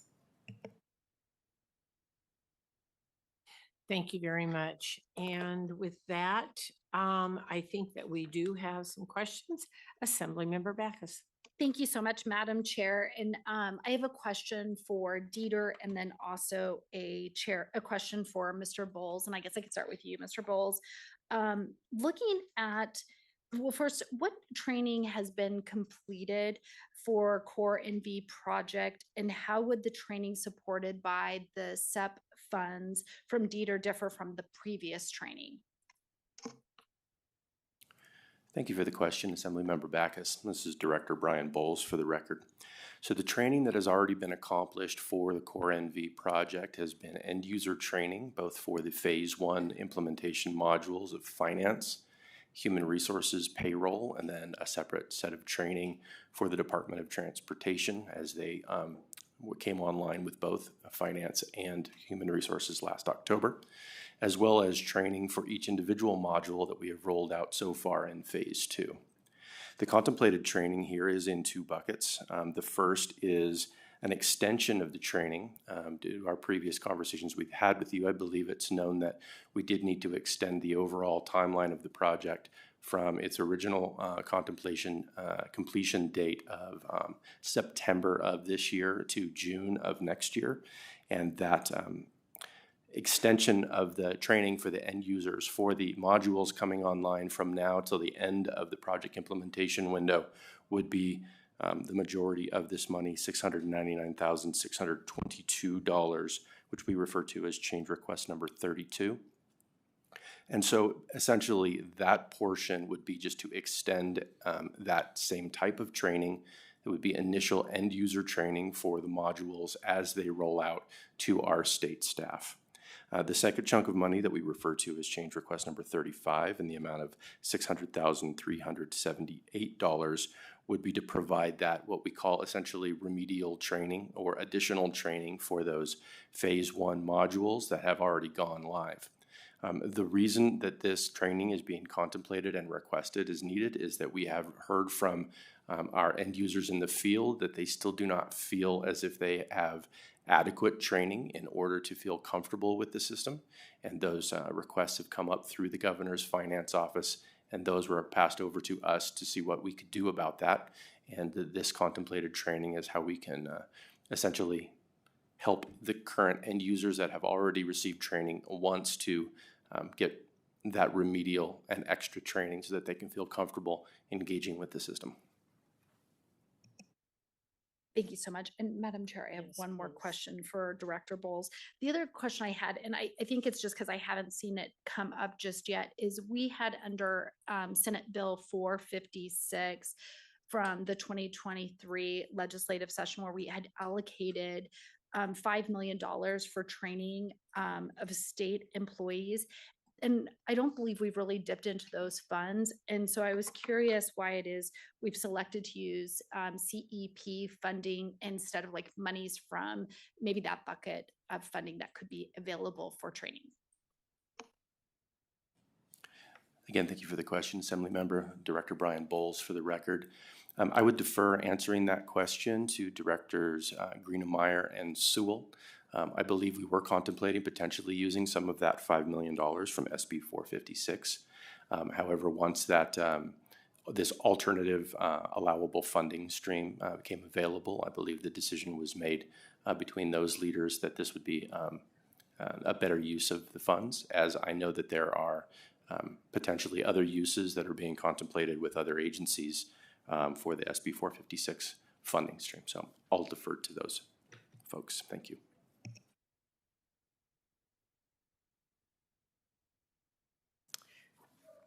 Good morning, committee chair, Joy Grimmer for the record, Department of Administration Director.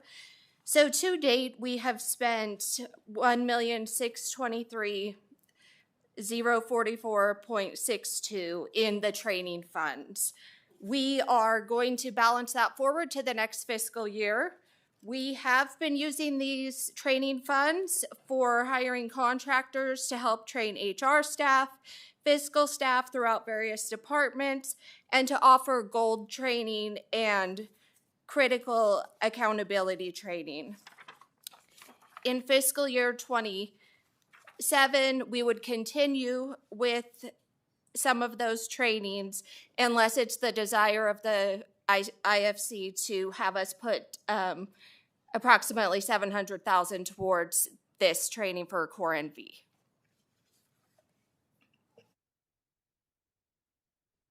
Thank you for that update. And Madam Chair, I just have one last question. This could probably be for Director Sewell. So my curiosity, because when looking at the backup, is I understand with the ask today that the reserve levels are going to go below the 30-day preferred reserve level. And so I was just kind of curious, how would the projected reduction in the reserve level in the workforce development budget account impact the agency's operation in fiscal year 2027? Thank you for the question. For the record, Chris Sewell, I believe, are you specifically talking about the reserve levels in the SEP program?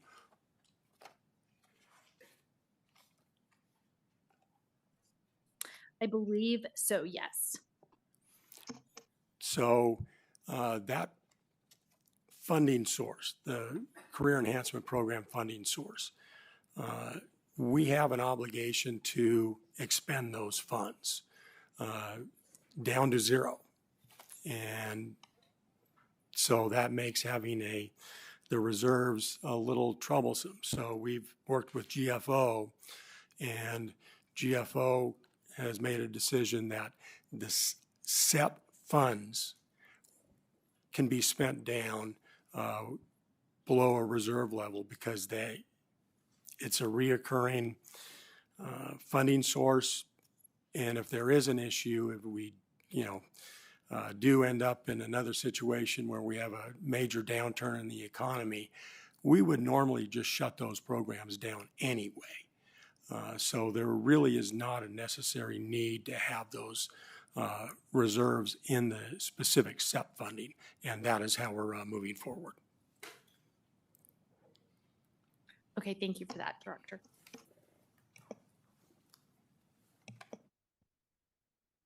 Thank you very much. Any additional questions on G1 and G29?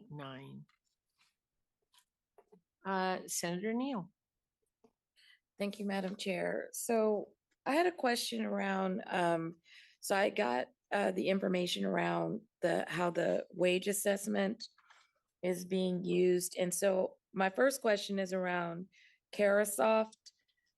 So they're listed as receiving money to do, for when I looked at Carasoft, it looks like it's an IT provider. And there's $67,000 that's going to them to provide training to clients and employers to access LinkedIn Recruiter. So can you explain, like, number one, why that's needed, why that's necessary, and why is Carasoft, which appears to be a vertical technology solutions company, is now engaged with giving access to LinkedIn Recruiter, which is like a feature on LinkedIn that I don't know why it would require training or someone to be paid. Thank you for that question, Senator Neal. John Perrell for the record. Our business services staff use LinkedIn to search for potential matches, and there's LinkedIn software evolves. Our staff use that to the training to match the proper clients to that. So that's actually going down into our field account managers. Troy Jordan, Deputy Director of Programs for DETR for the record. Just to piggyback off what Deputy Administrator Perrell just said, and to answer the Senator's question, Carasoft is a state contract for numerous services. Our phone system, I believe, is under Carasoft.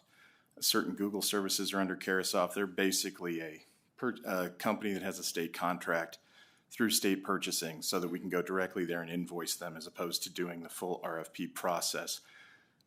So they're not necessarily the ones providing the training. They have a contract with those service providers to get them directly linked to Nevada state agencies. Thank you for that information. So my second, it's a follow-up to Carasoft. So Carasoft is also listed as saying that they are, they're creating an interface that is designated to accelerate business engagement and assist with layoff aversion and employer outreach. So how is Carasoft enabling staff or whoever to reach out to employers who might be doing layoffs? John Perrell for the record. LinkedIn has a portion, the software that we use shows almost like what Dun & Bradstreet would use to see if a company is in good standing with their vendors, and it monitors credit ratings and all that. It gives us an idea, basically forecasting which companies may be in trouble and potentially closing and possibly laying off folks. And what we do is we preempt that and try to get our staff who may be working with that company and see if there's any assistance that we can do if they're possibly going to be laying off folks. Thank you for that, Madam Chair. It's a follow-up. It's on the same vein, but it's a different. So I'm glad you put that on the record that, you know, you look at the companies and see where there could be potential loss, right? Because it kind of leads me into the next question, which is on IT Works, which is, I believe it's a workforce connections program. But when I looked up IT Works, a lot of what they're doing is IT support, help desk professionals. And it was my understanding that those particular positions have been at risk for a couple years, at least 3, due to AI development and AI changes. So what are we funding specifically, right? And I know in the program there's CompTIA and there's some cybersecurity element, but a large portion of what was happening, I believe, for certain workers was IT support and help desk professionals. So if those jobs are being lost due to AI, is there a pivot somewhere, or are we paying them to hire someone to do a job that won't be available? For the record, Chris Sewell, Director of DETR. I don't know if Workforce Connections is still in the room in Las Vegas. They could answer that question.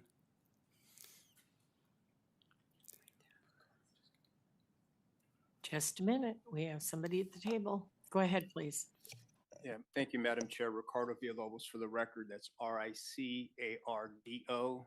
Villalobos, VILLALOBOS. And I believe Senator Neal is referring to IT Works, which in our world is a training provider. And so when individuals come into the system, they're asked based on their background experience and what their preferential trajectory is for a career. That is sorted out with the individual. They choose their training and then therefore go into an entry-level position for the most part in this case, and then are able to upskill. And thanks to DETR, there's 2 grants we've worked with. One is the Industry Sector Partnership Grants, which allows for employers to make the determination for their employees to be upskilled as needed. And then the other one that was previously funded to Workforce Connections through DETR was the Incumbent Workers Training Program, which also allowed employers to make the decision for what their incumbent employees needed to upskill their training. Follow-up? Yes.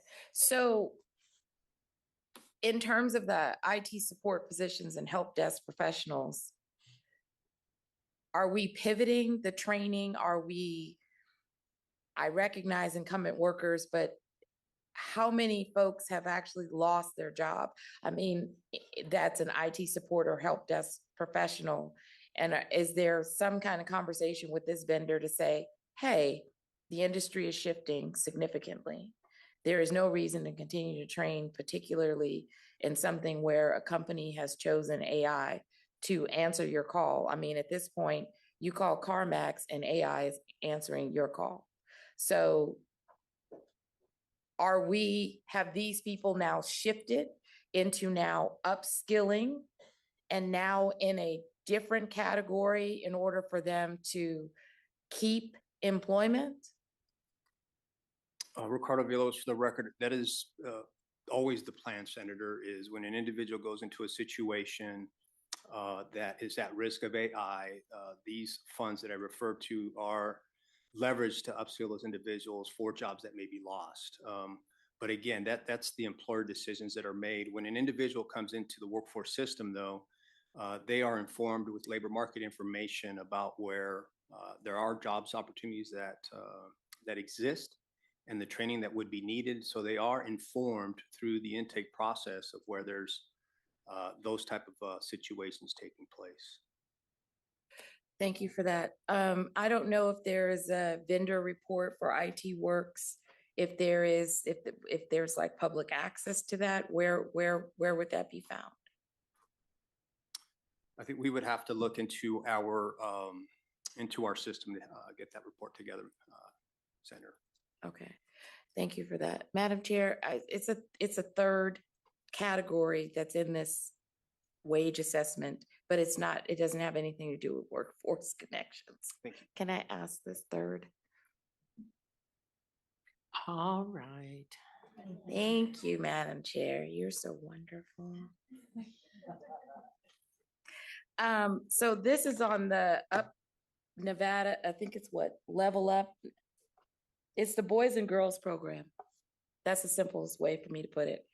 So in the press release, it was listed that they would serve 210 persons, ages 15 to 24. What was the actual number of young adults that were served that were connected with employers? This was just the projected number that was in the press release. I couldn't find any other report, but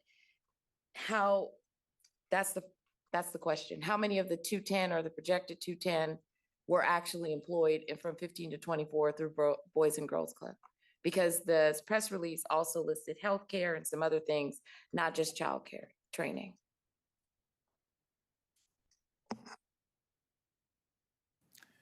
This is Milton Stewart for the record. Thank you for the question. By any chance, is Noelle still in the room in Southern Nevada? She'd be best able to answer that question. Thank you. And she's on her way.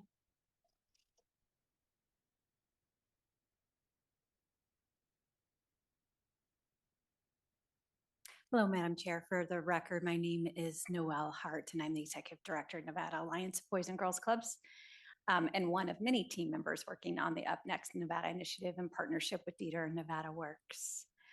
Through the chair, yes, I'm happy to answer the question. In our pilot year, we targeted 210 50 15 to 18-year-olds and 160 full-time 18 to 24-year-olds. All 210 were served in the pilot year. And you heard in our testimony earlier some of the survey results as the impact of those programs. 80%, of course, reporting that they had gained skills. They all were employed with Boys and Girls Clubs, and within their employment, they took a track of programming with youth, either around healthcare, which often looks like our prevention programs, specifically our substance abuse prevention programs and resiliency programs. They also worked in our teen centers, as well as our STEM centers, which are computer labs that offer up STEM activities. And then they also worked in the homework assistance programs, which fills the academic criteria. Worked with our career mentors around those three focus areas and explored career and college degrees in those areas and built out professional development plans to put them on that track. Thank you for that. So how many are still employed out of the 210 and how many went to college? So they are on a 2-year track. So the 50 teens, 15 to 18-year-old, are seasonal. So oftentimes we are providing their first-time employment. And so they work with us during the summer and explore those careers in colleges, certainly build out resumes and college application best practices. On the 18 to 24-year-olds, that's 160 full-time. They stay with us for 2 years and build out their biweekly career mentoring, their professional development, as well as any college or trades that they're taking. So right now we have about 70% of those original 160 that are actively engaged in higher education. And then another 30% are working with their mentor to decide a track and apply for college. Thank you, Madam Chair. All right, any additional questions or comments? All right, with that, I will ask for a motion on G1 and G29. Thank you very much, Assemblywoman Backus and Senator Nguyen. Any discussion on the motion? All those in favor say aye. Aye. All those opposed say nay. Motion carries. Thank you very much, and thank you, Mr. Sewell and your team for being here today. Thank you very much, Madam Chair and committee.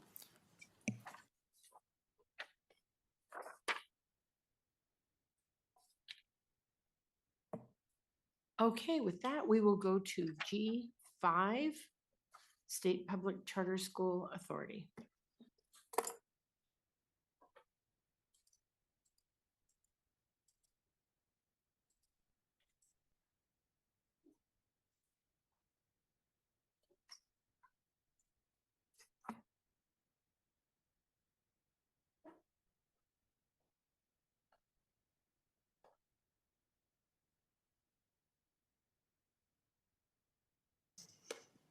Good morning, Chair. Are you ready for me to start? I am. Please go ahead. Okay, perfect. Thank you. Sorry, I missed what you said in the commotion of everyone transitioning.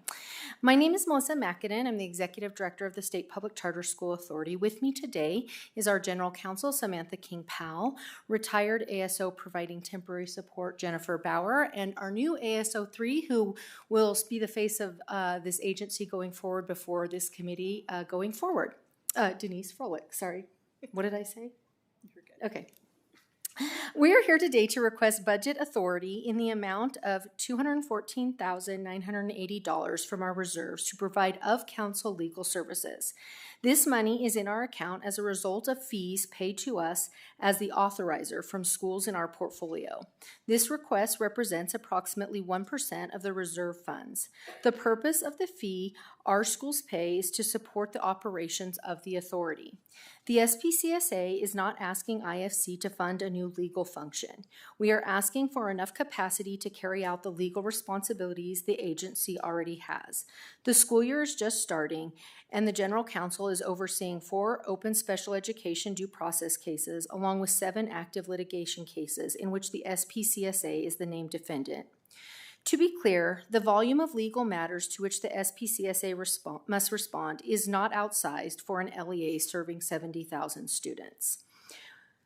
I'm now going to ask Ms. King-Powell to talk specifically about some of her legal responsibilities. Good morning, Chair Dondera Loop and members of the committee. My name is Samantha King-Powell, and I serve as legal counsel for the State Public Charter School Authority. Thank you for the opportunity to speak today. As a Nevada barred attorney, I owe professional duties to the SPCSA as my client and am independently bound by the Nevada rules of professional conduct. When I was admitted to practice in this state, I took an oath to abide by those rules and faithfully discharged the duties of an attorney. Those obligations require competence, diligence, preparation, communication, and independent professional judgment. My concern is that the volume and concurrency of the SPCSA's legal responsibilities now exceed what one attorney can reasonably handle while meeting those professional obligations. Before the start of the school year, Executive Director Macadin has already stated that the SPCSA has 4 open special education due process matters, 3 of which were filed within the last month, and 1 has been pending for more than 13 months. The timeline for resolution in those matters are typically quick. Nevada law prescribes that due process matters be resolved within 30 days.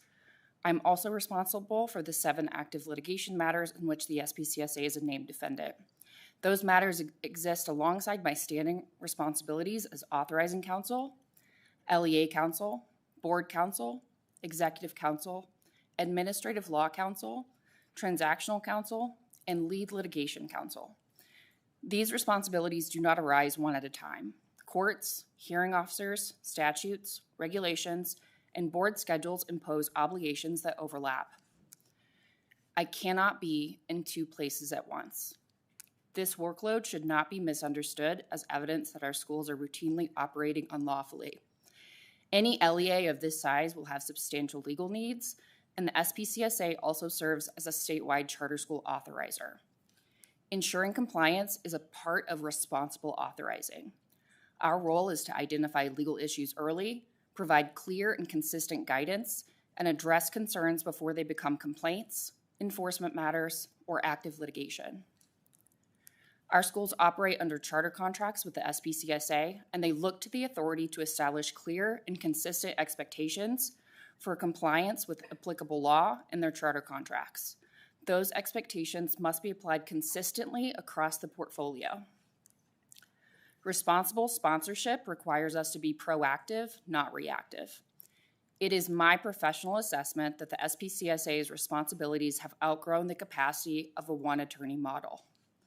For historical context, in 2017, when the legislature approved a staff attorney position, the SPCSA operated with approximately 10 full-time employees and 13 schools. Currently, the authority has 43 full-time employees, 90 campuses, and more than 70,000 students. Yet the legal function remains one attorney. The authority has grown, the responsibilities have grown, yet the legal capacity has not kept pace. I respectfully ask this committee to approve the agency's request. Thank you. And with that, we are happy to answer any questions that the committee may have. Thank you very much. And I'll start with Senator Lang. I believe she has a question. Thank you so much, Madam Chair. Could you tell me why has the authority not implemented a formal time tracking system to provide workload statistics to justify the need for additional legal support? Thank you, Senator Lang. Yes, that's a great question. And I can explain why. We, back in December, when we had an open AA position, that our full intention was that was going to be part of their duties, was to try to track this time. We offered the position to two individuals. They both declined it because of low pay. We worked with the state. We were not able to get a pay acceleration. The position was reclassed to a legal secretary. We've now offered that position to two individuals. Both have declined because of low pay. So we are going in for our fifth recruitment on this position, and we are recruiting through CS. We're hoping to recruit and work with CSN and their paralegal program, hoping we can maybe find a student who would accept the position at the pay that the state is offering. So that is really the crux of it. We've had this position vacant since end of November, early December, and at the same time, it's just we keep getting further and further, underwater with legal matters.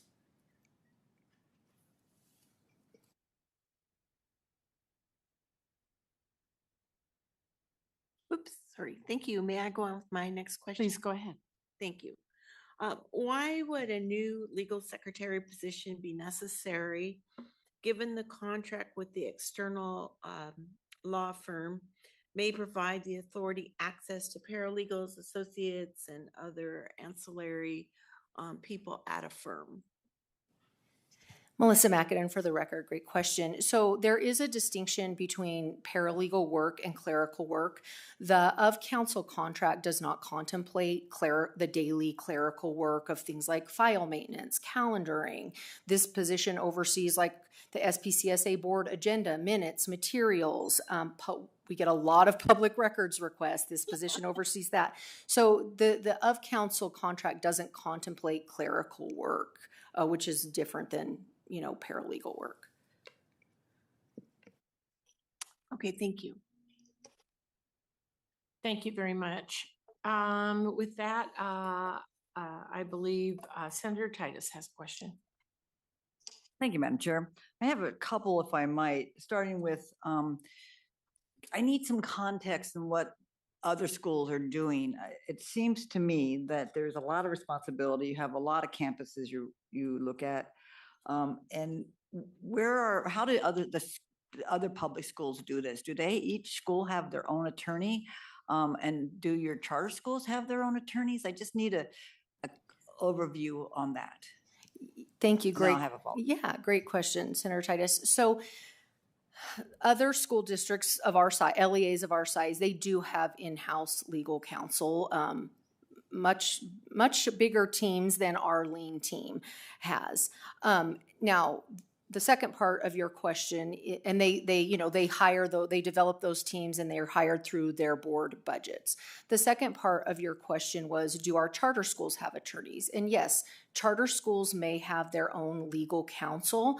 However, because we are the LEA, we are the named party. So if something happens at ABC Charter School and someone falls down and the school gets sued, the SPCSA as the LEA is the named party. So the work actually gets more complicated because then Samantha, Ms. King-Powell, then has to coordinate and work with the school's attorney as the named party. So imagine if every time something happened in Clark County or Washoe County, their in-house legal team had to then coordinate with a school attorney that was operating sort of independently and separately at each of their schools, right? It actually kind of is more complicated and frankly, a little bit more work.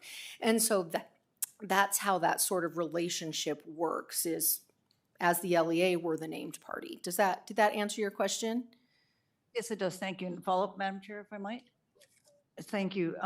So again, thanks for the clarification. Can you tell me what the role of our Attorney General's office is in this? Does he offer you any services, any availability to help cover this? And where does that stand? Melissa Mackinnon for the question. Great question. The Attorney General's office has been a great thought partner with the SPCSA, and they can help us, but they do not, and I think they've indicated as part of the packet that they do not have the manpower to support 40 hours a week that this of counsel contract contemplates. They don't have the bandwidth. That said, they are good partners and they help where they can, but they don't have the capacity either. Well, I don't see this problem going away, and you're asking for a contract person for a temporary period of time. Are you then looking at hiring another full-time attorney? What's the solution to this besides a one-time contract? Melissa Mackinnon for the record, great question. You're right, this problem isn't going to go away. We are going to see how it goes with the of counsel, hopefully, through the next couple of months. And then depending on that, we may or may not ask for, if we feel like we can get the work done with just that, then we will continue to do that. And if we can't, then we will ask for another full-time attorney in our biennium budget. Very good. Thank you. Thank you, Madam Chair, for the questions. Thank you very much. Assemblymember Backus. Thank you so much, Madam Chair. I just wanted to follow up kind of on my colleagues' questions, but because I didn't see a fee agreement in our materials. And I've now heard two different things. And the backup I had is I thought it was going to be the fee agreement was for 40 hours for a month versus 40 hours per week. But my concern with the contract being flat fee of right under $17,000 per month is there a time period that you guys have agreed to? Is there a maximum amount of litigation right now? Obviously you have 7 pending litigated matters. I just kind of wanted to know a little more, because my concern is obviously if there's a lot more, they're coming back and asking more of you, and then the flat fee doesn't seem like as good of a deal. I'm just kind of curious, kind of looking into the future, what this looks like.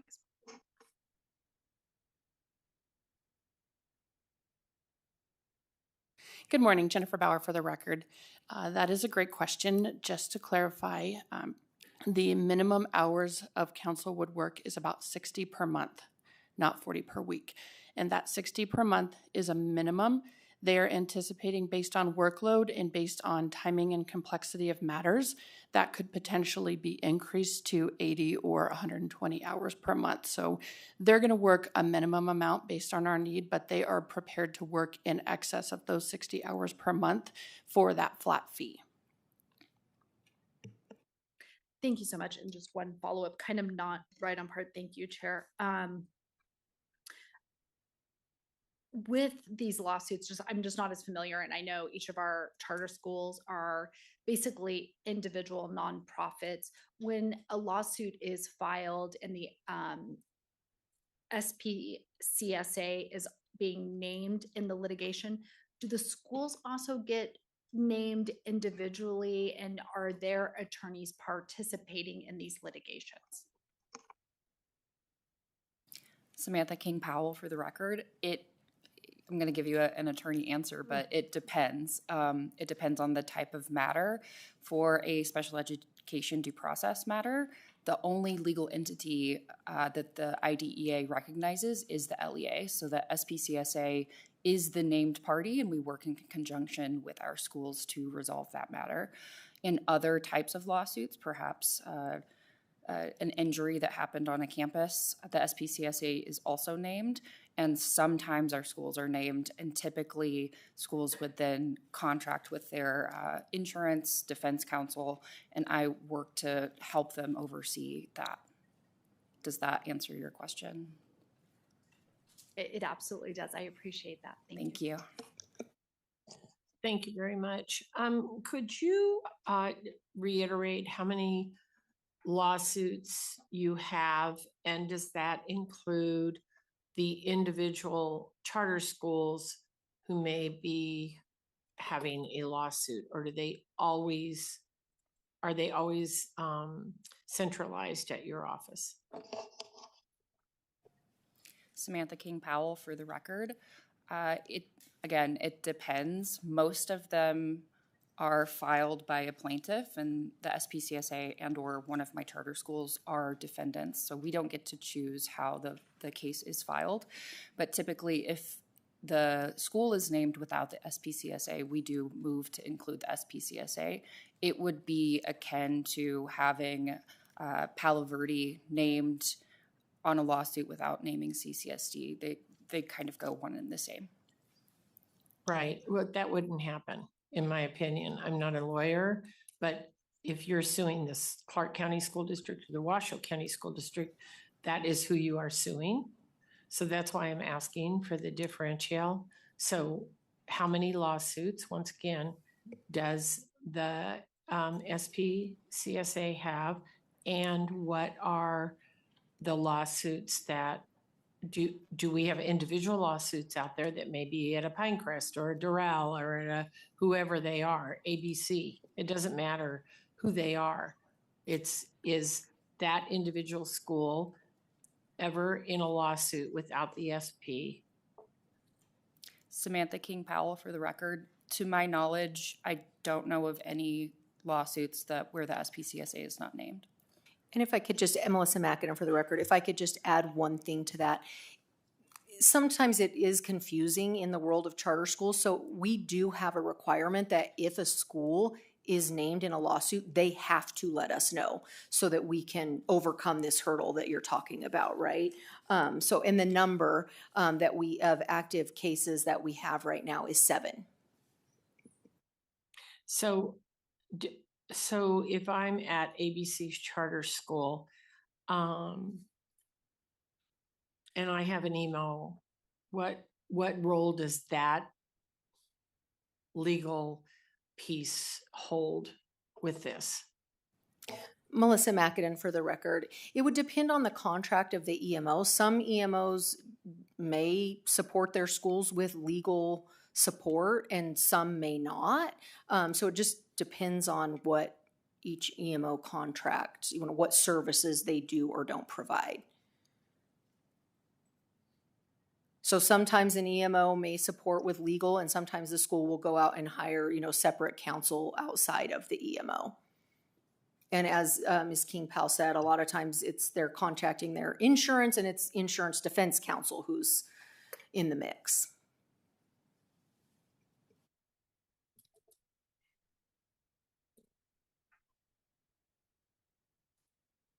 Are there any additional, let's see, Assemblymember Mosca? Thank you so much, Chair. And can we hear, if this item was not approved today, what the consequences are to school accountability? That is a great question. I think strong oversight, which I know is a priority for us, is a priority for this body, is definitely directly tied to our legal capacity. I'm going to try to give you a couple of examples of how oversight can be affected if you don't have legal capacity. We recently had a charter school that defaulted on a bond, and we ended up having to terminate the charter as a result. Now, bond covenants, and charter school termination are all incredibly complex legal matters, right? That required a lot of attorney work to get us through that. Now, that's obviously an extreme case. Termination is extremely rare. So I'm another great example of oversight that I think we've already alluded to a little bit is I think everybody is familiar with the federal and state special education law is incredibly complicated. And so I don't think a day goes by where we aren't helping either internally or one of our schools work through their next steps in various situations to ensure they're staying compliant with the law. So for example, let's say hypothetically a student on an IEP brings a weapon to school, right? There's a very strict process outlined in the law about how a school should then proceed if the student is on an IEP. So that might be an example of something that we're helping a school get right on the front end as part of our oversight work. Did that answer your question? Thank you very much. I believe Assemblymember Anderson has a question. Thank you, Chair. And you started to touch upon it, but then you got me even more confused. What a surprise. So I appreciate what you're bringing forward is that education is always changing. We've always got different items coming up, and also so many more things that we have to be aware of. Looking through the background information, I'm going to ask you to kind of go into a little bit more about one sentence that was brought up, or two sentences. Managing the dynamic, partnership between the SBCA, the agency, which is the agency obviously, and the different charter schools requires careful privilege management, common interest analysis, and strategic coordination, and sometimes firm advocacy for SBCA's position. Sure. This recurs often across due process proceedings. How often is the SBCA, SBCSA, sorry, having to get involved in this discussion with specific charter schools? Melissa Mackinnon, for the record, we are involved in every single due process case because we, as the SPCSA, are the only named party that does not name the individual school. That's how that law works. And so we are involved, every single time, 100% of the time.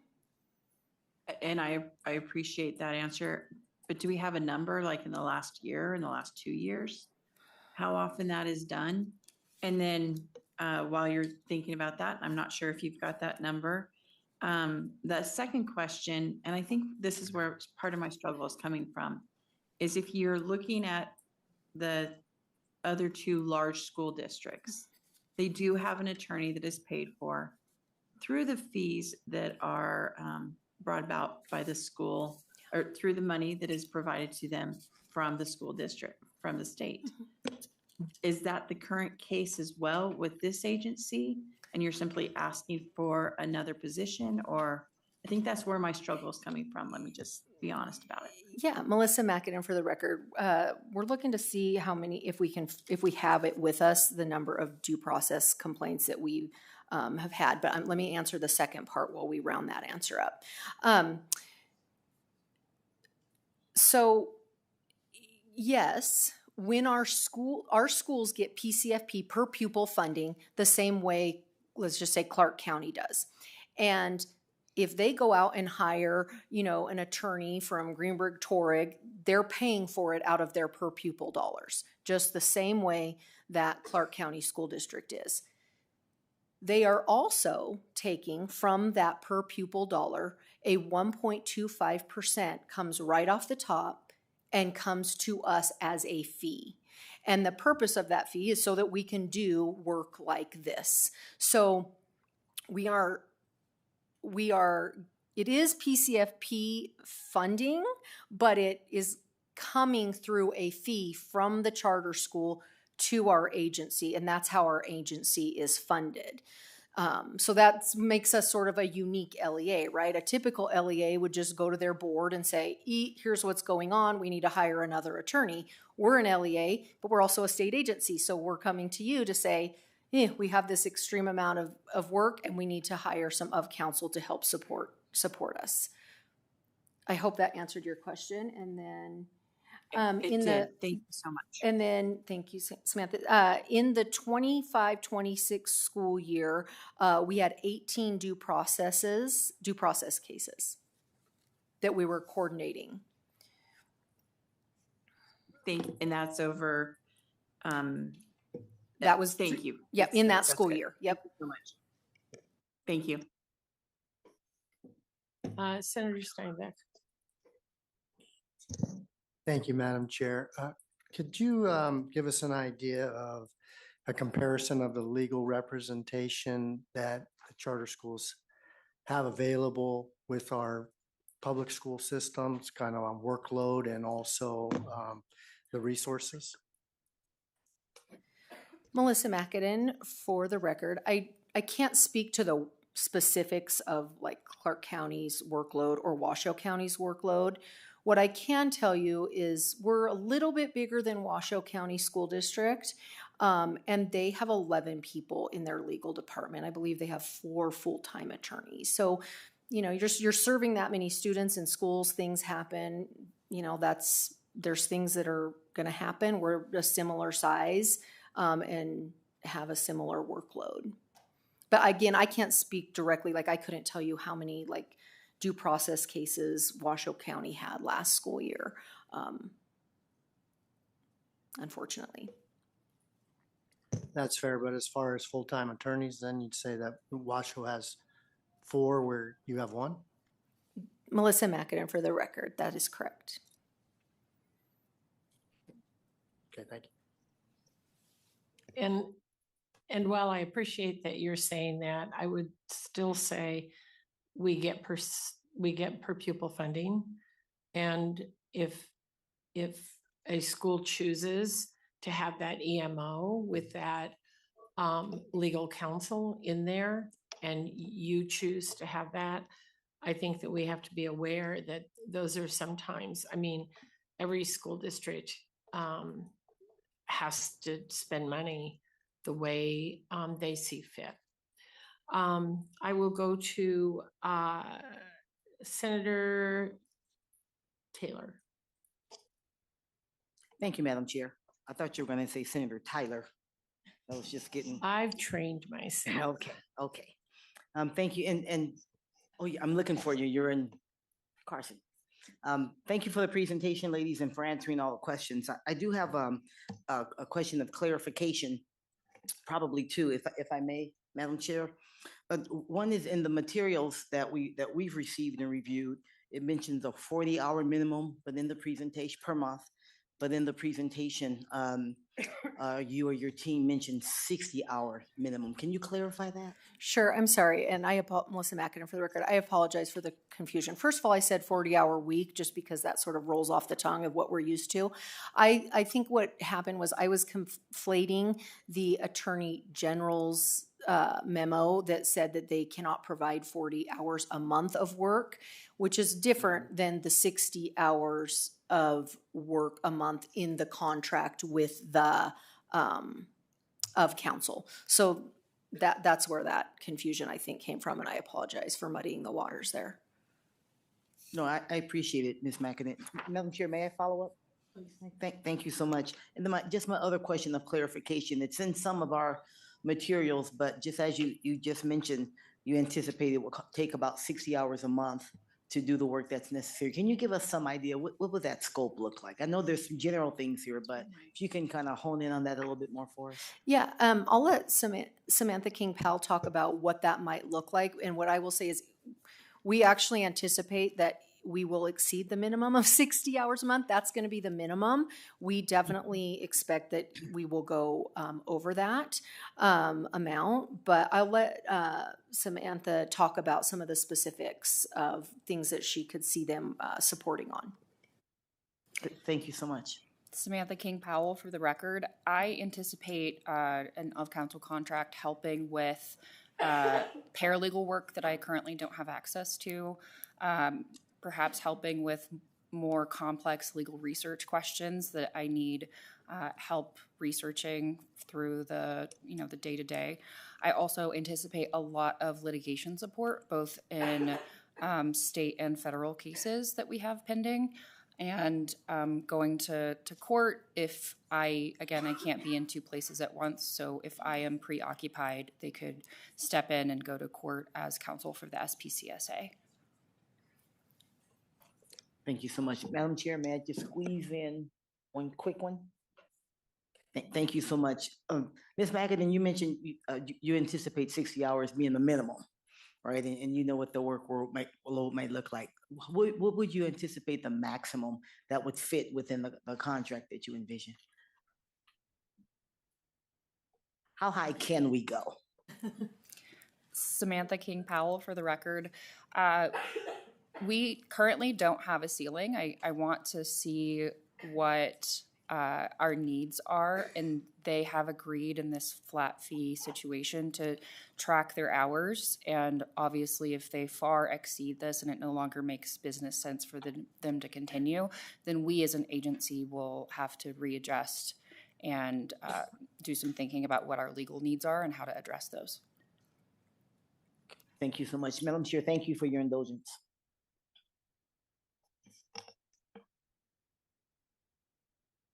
Assemblymember Torres Fawcett. Thank you, Chair, and thank you for the presentation. I just had a clarification, just because I've heard a couple different things from members throughout this presentation. And just to clarify, the funds that are being requested are from the reserves within the SPCSA. So you're not requesting additional funding to do this work. This is already funding that exists with the SPCSA from that flat fee that the SPCSA already continues to charge schools at 1.25% from the PCSP. Good morning again, Jennifer Bauer for the record. Thank you for asking that question. That is in fact accurate.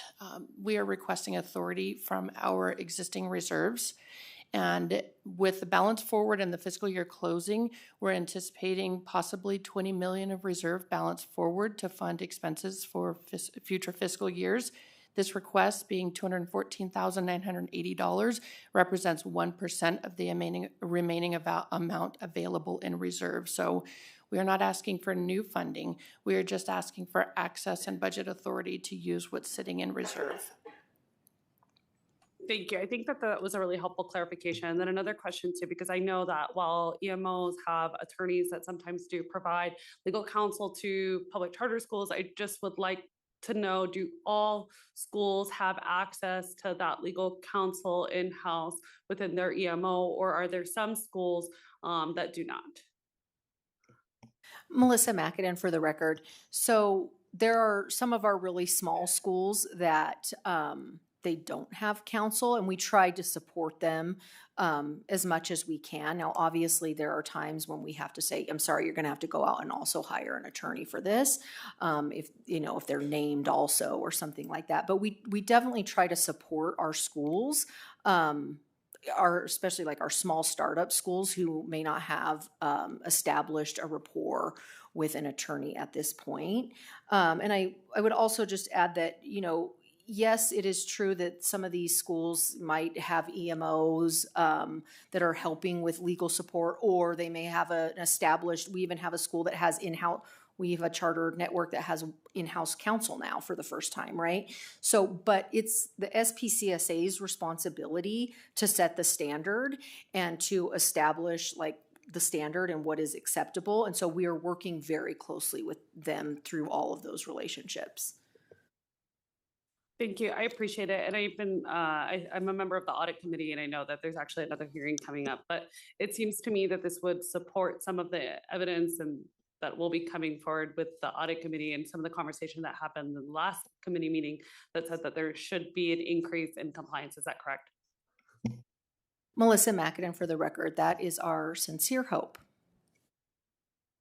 Thank you. I appreciate it because I think it is imperative that we have the same level of compliance for all schools, including public charter schools. And I do tend to believe that ensuring that the SBCSA has the legal counsel that they need will improve that public school accountability, which I'm a strong supporter of.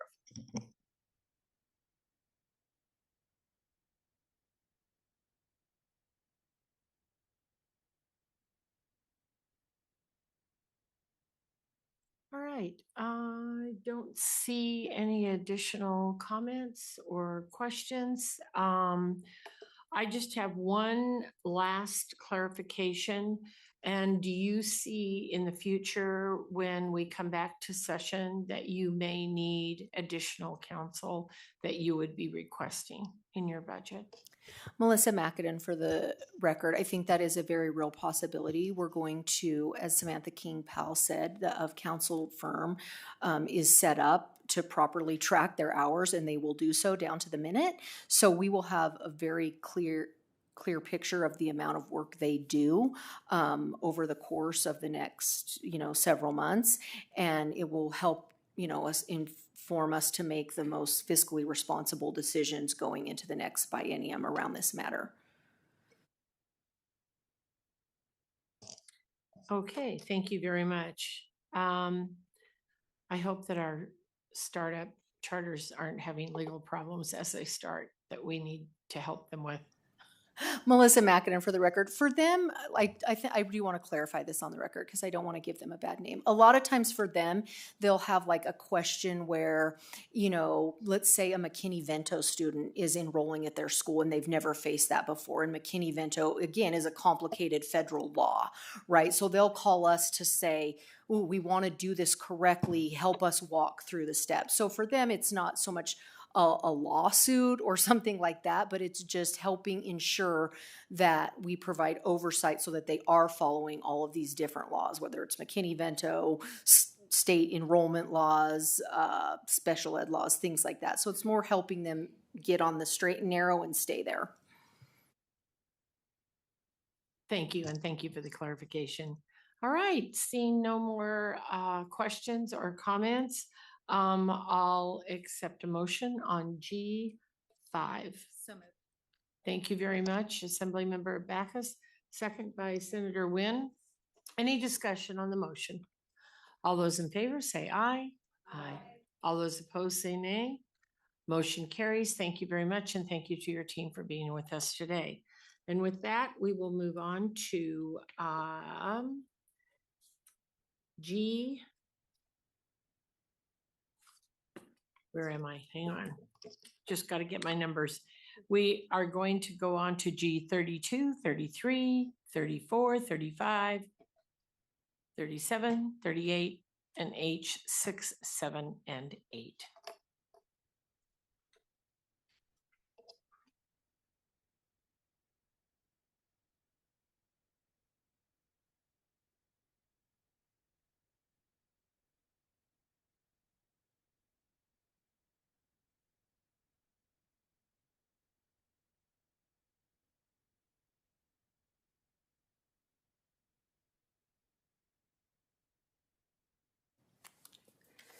Good morning, Chair, committee members. For the record, Lynette Aaron, Deputy Director with the Nevada Health Authority, and with me we have Director Weeks from the Nevada Health Authority, and Division and Administrator Ann Jensen with the Nevada Health Authority.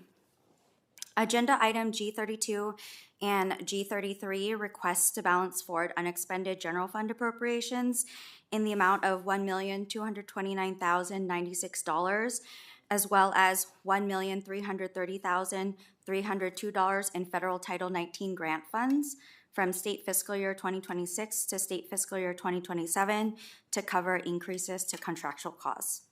And we'll pause there for questions.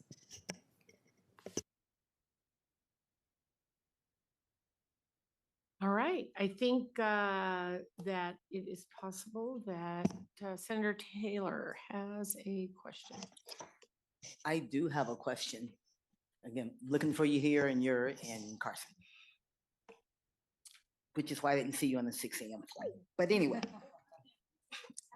I just thank you for your presentation, all of you, and thank you for your work in the Nevada Health Authority. And reading our background materials, it spoke a little bit about just some operational challenges in the administration account for Medicaid. Can you talk a little bit about those challenges and how they'll be addressed in the work, the continued work that you're doing with HR division? Madam Chair, Stacey Weeks for the record. Thank you, Senator Taylor.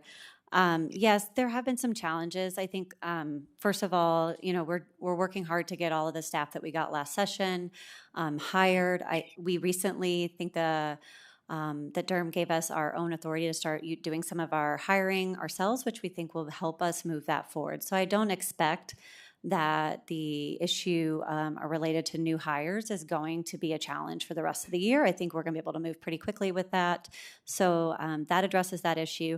I do want to note that the contracts, the reason we need to balance these funding forward is because some of the procurement and challenges we had in trying to get some of these contracts in place, it took a minute. And so we haven't been able to spend all of that funding, and we need to move it forward into the next year and finalize those one-time costs.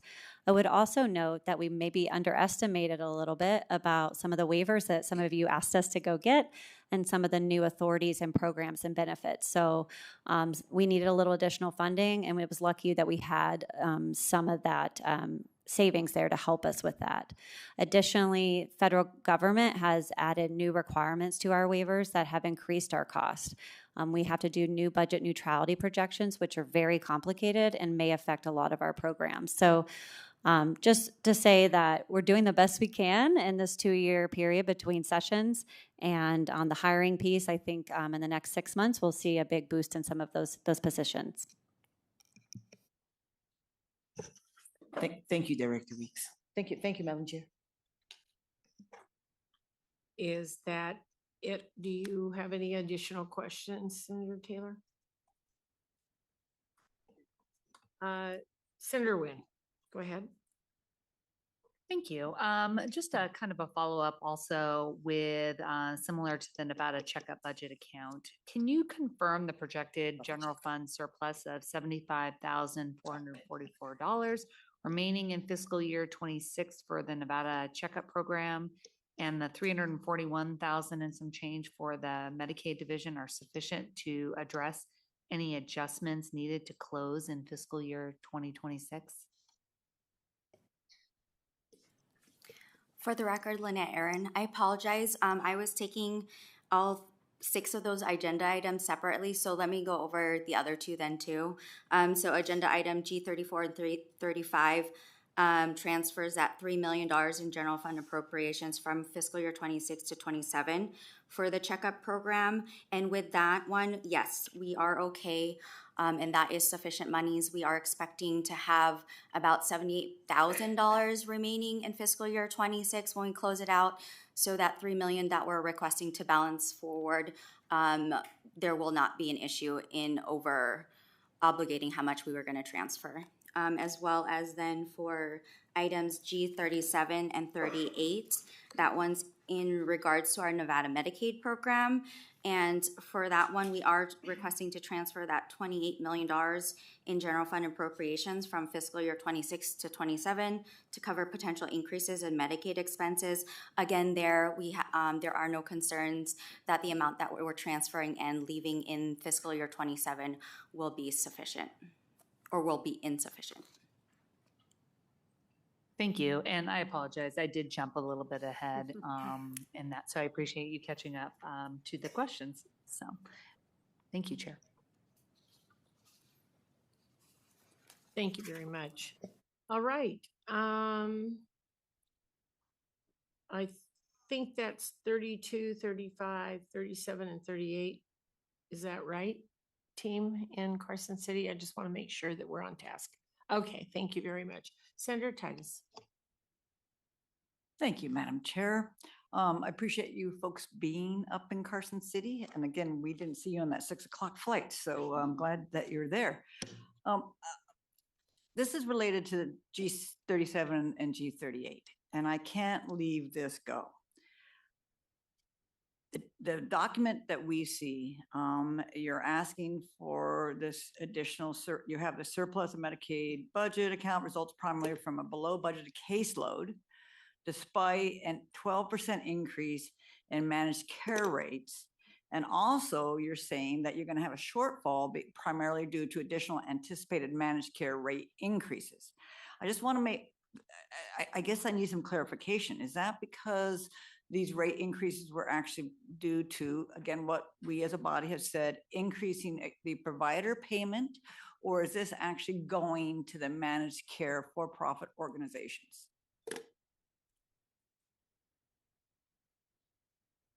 Madam Chair, Stacy Weeks for the record. Thank you for the question, Senator Titus. Just to clarify the issues there, I just want to note that the reason you're kind of not seeing the impact of that rate increase yet is because it's only been in place for 6 months. It's a plan year. I will say that in negotiating our statewide contracts, the plans did want way more than the 12%, and so we really negotiated into that place.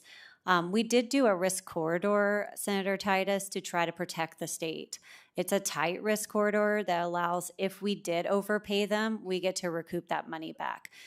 If we have underpaid them as much as that they want us to think at times, then we will owe them that money. So it is a risk, but it is the only way we could justify moving forward with that rate increase. I will say the actuary came in closer to 10%. This was a way for us to move forward with the program, and that's because we were in the middle of a contract negotiation. The last thing I would say related to where the costs are coming from, it's a mixed bag. Some of it is from provider rate increases. We do have now, for the most provider types and services, and a requirement that managed care plans pay the fee-for-service rate to ensure that your rate increases do impact most of our program, which is, the managed care program now is almost 75 to 80% of the program in terms of enrollees.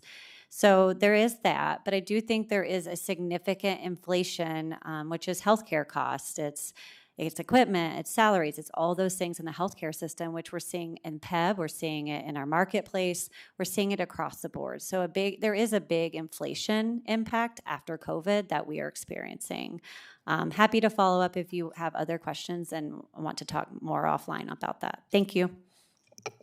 Great, thank you, Madam Chair. Just to follow up on that specific thing. So hopefully when you track this inflation rates, et cetera, we'll be able to tease out where these funds actually go. And indeed, did the providers get the promised increased pay rate from these managed care organizations? And hopefully we'll be able to see a breakdown of what these really costs look like, so we perhaps can address it in the future. So thank you, Madam Chair, for the question. Any additional questions or comments? All right, see done. I'll take a motion on G32, G35, 37, 38, H6 and 8. So moved. Thank you very much, Assemblymember Backus, second by Senator Nguyen. Any discussion on the motion? All those in favor say aye. Aye. All those opposed say nay. Motion carries. Thank you very much.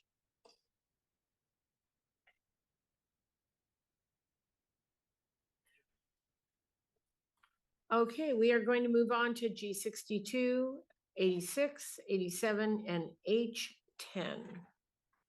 Department of Motor Vehicles.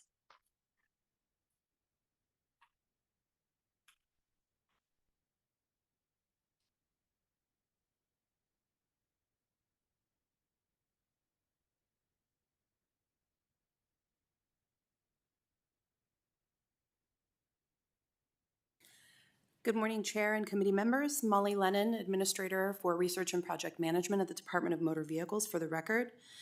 We're here today for companion work programs C83971 and C83978, which seeks approval to transfer $8.6 million in unused fiscal year 26 SB 496 funds to fiscal year 27 to support ongoing DMV transformation, lift and refactor, and system modernization work.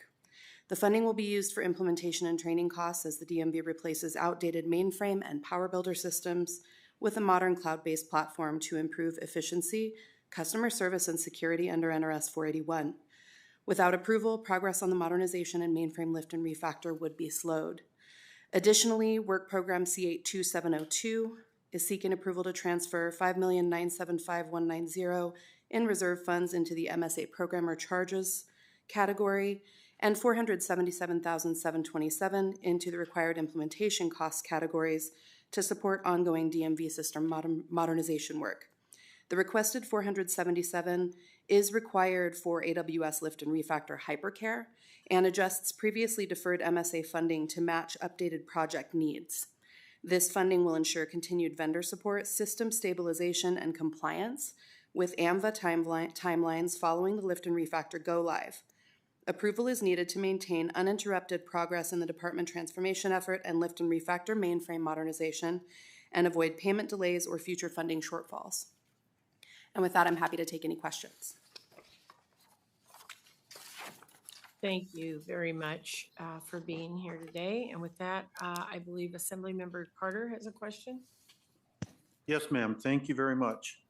Given the DMV's only completed 4% of the project from June of 2025 to December of 2025, please explain how the department transformation effort project will progress from 31.9% completion at the end of calendar year 2025 to full completion by 2029.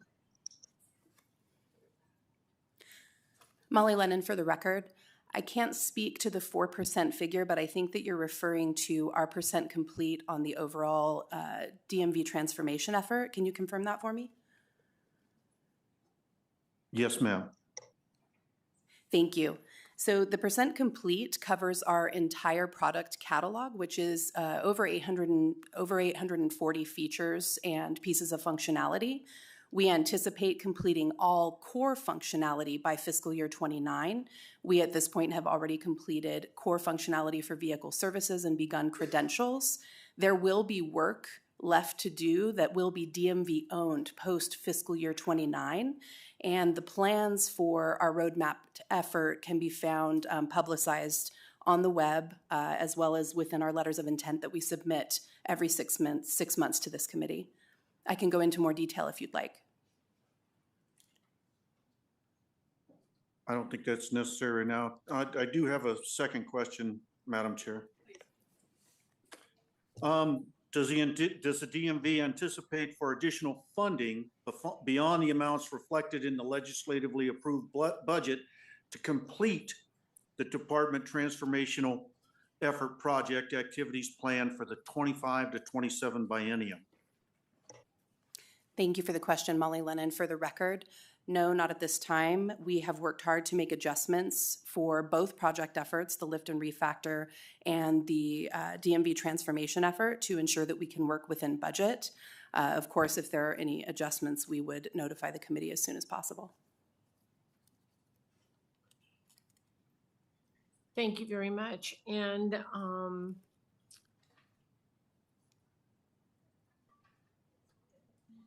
I believe, let's see, Assemblymember Brown-May. Thank you, Chair.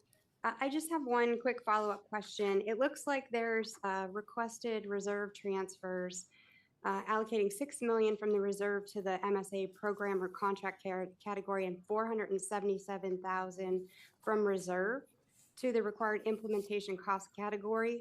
I'm curious to know, why is that an additional $477,000 needed for the implementation effort?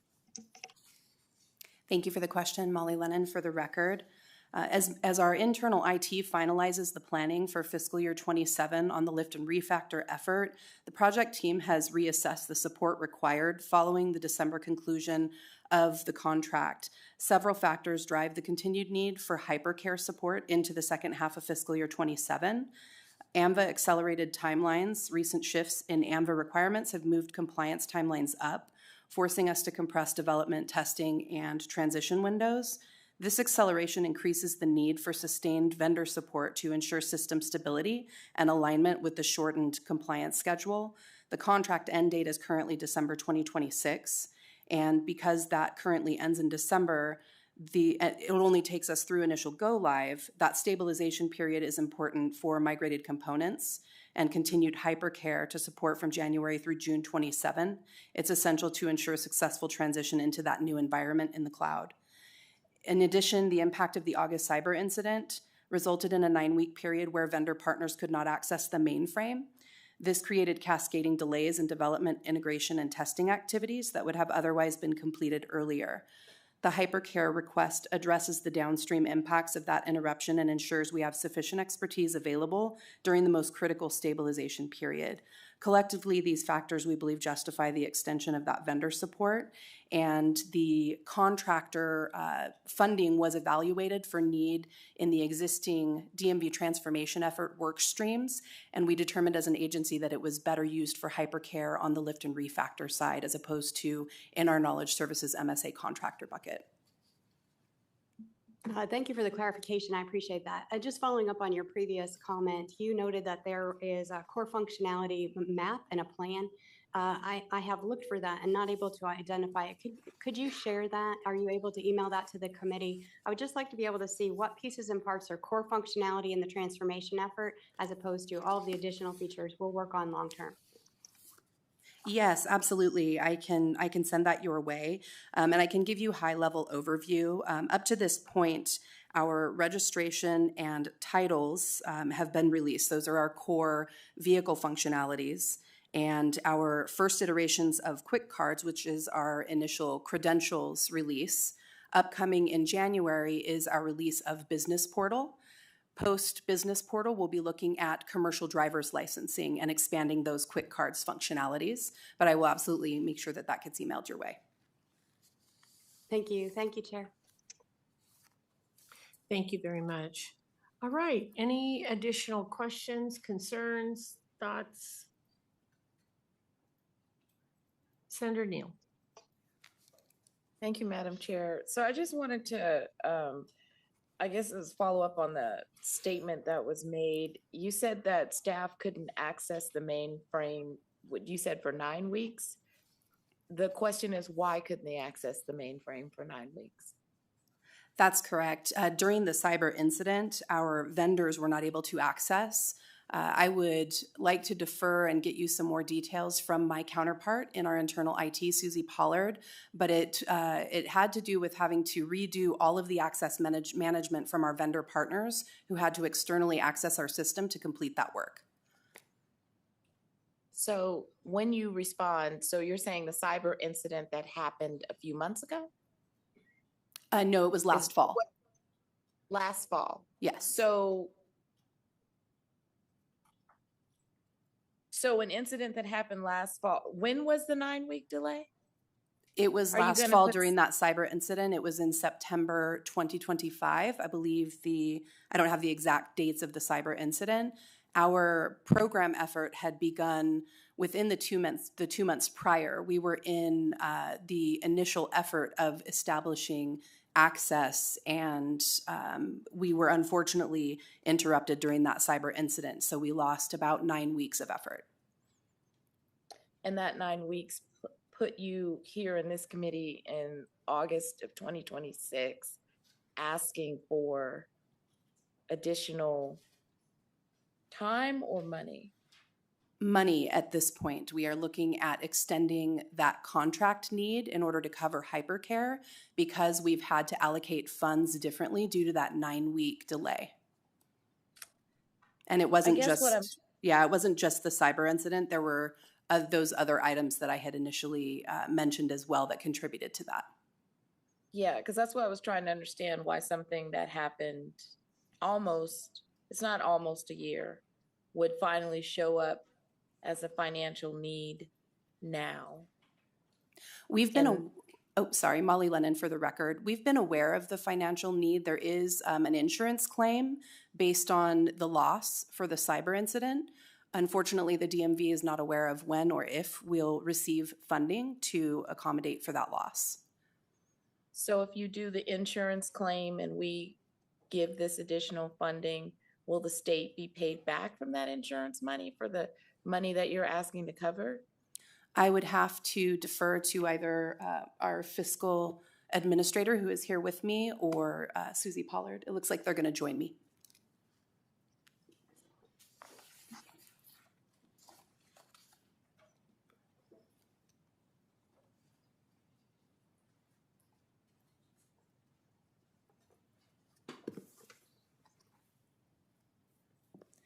Good morning, Bethany Musselman for the record.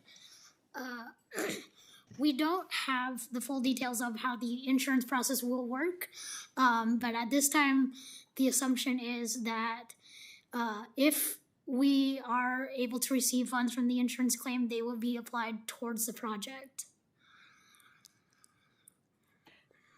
So you have an insurance claim, they're going to potentially pay you. You're asking us to cover while that insurance claim is pending, but we're not going to get reimbursed. Isn't that like a double? Aren't you getting like? Yeah, Bethany Musselman for the record. The 400-something thousand that we're looking to apply right now is funds that we were able to immediately free up to apply to a larger cost impact that is a result of the 9-week delay. Was it 9 weeks? So it's money that is already allocated towards the project. We're just looking to, rather than use that money for contract workers, apply it to the lift and refactor project. And then we are hoping that once the insurance claim is processed, then that will supply additional funds to cover the increased cost. So just one final question. The insurance claim that was put forward was for how much money? I will have to pull that. I don't have those numbers with me right now. Let me see if I can pull them up real quick. Yeah, if you can give a guess, was it over 5 million? Was it 400,000? Just give us a ballpark. I believe it was around 4 million. So you have an insurance claim for $4 million pending, and that Correct. when it comes through, you're going to keep the 4 million and then use it towards the project, and then, but the money that you're asking for now is to cover while this insurance claim is in addition to the insurance claim. Yes. It's in addition to. So Correct. you're getting a bump. That's what I'm calling. Molly Lennon, for the record, we incurred costs over and above that $377,000 due to that 9-week delay. And I don't think that Bethany or I can speak to the exact dollar amount, but we will get you follow-up details on that exact dollar amount. Yeah, it looks like it's going to be about 4.6 million. Thank you. I think that's important information for the record of this very, very long project. Awesome. And to be clear, Thank you. Molly Lennon, for the record, if I may, to be clear, the mainframe lift and refactor was in addition to the modernization effort based on the Governor's Technology Office's need for DMV to remove themselves from the mainframe.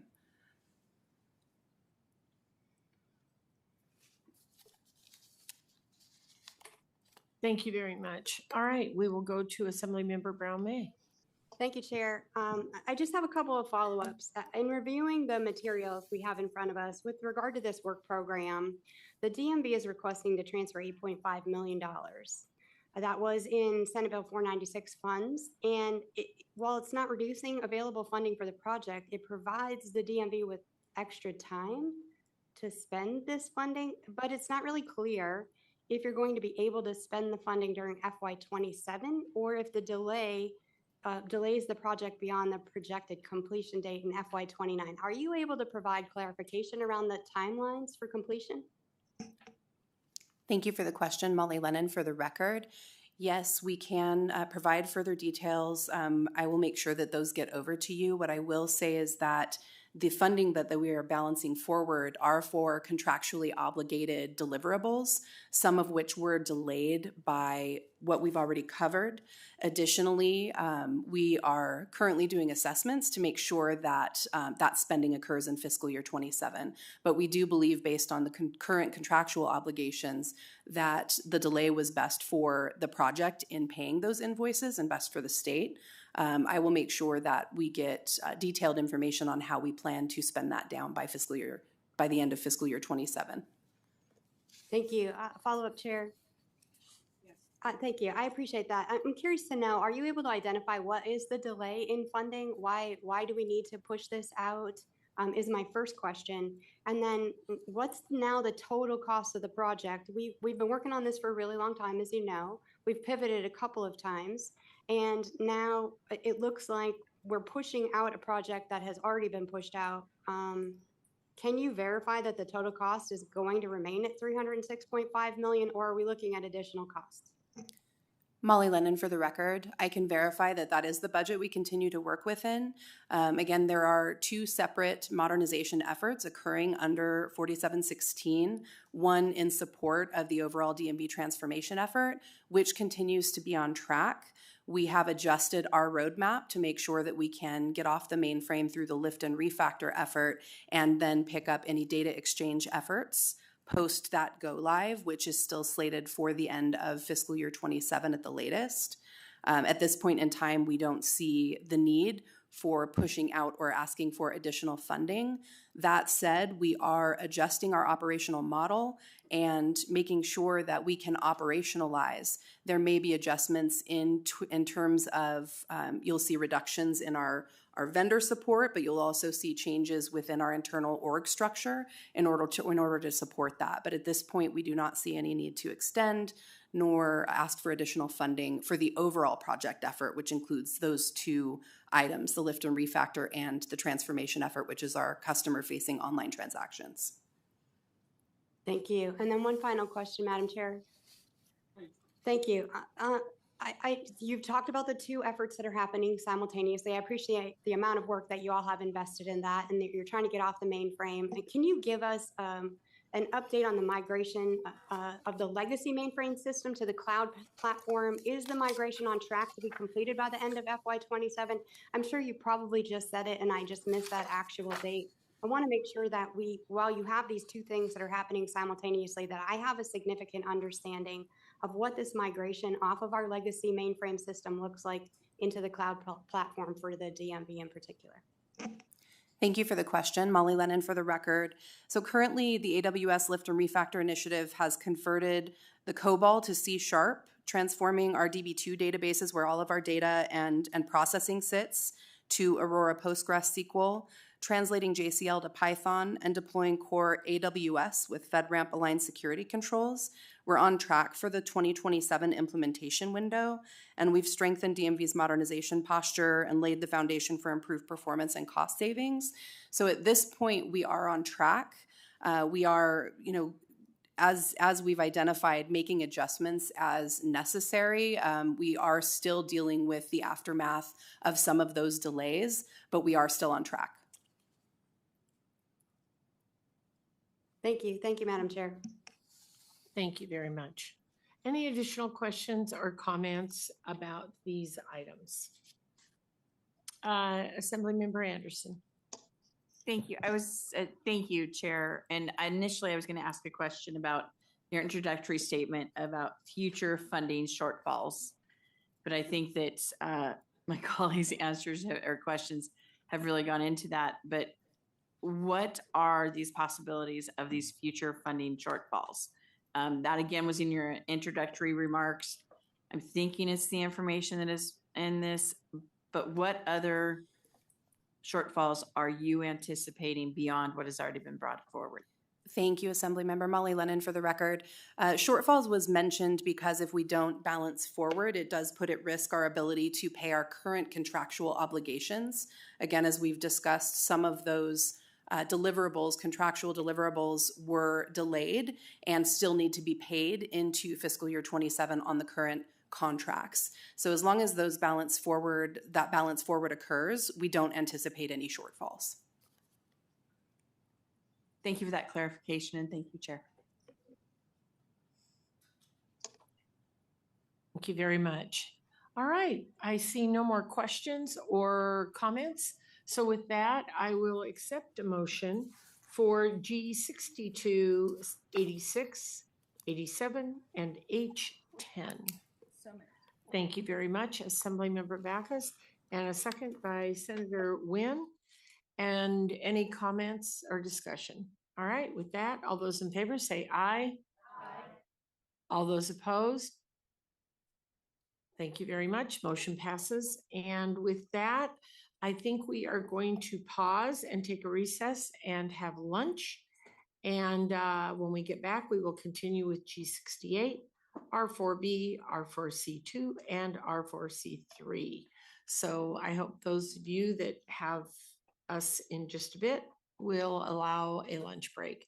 Thank you very much, and we stand in recess.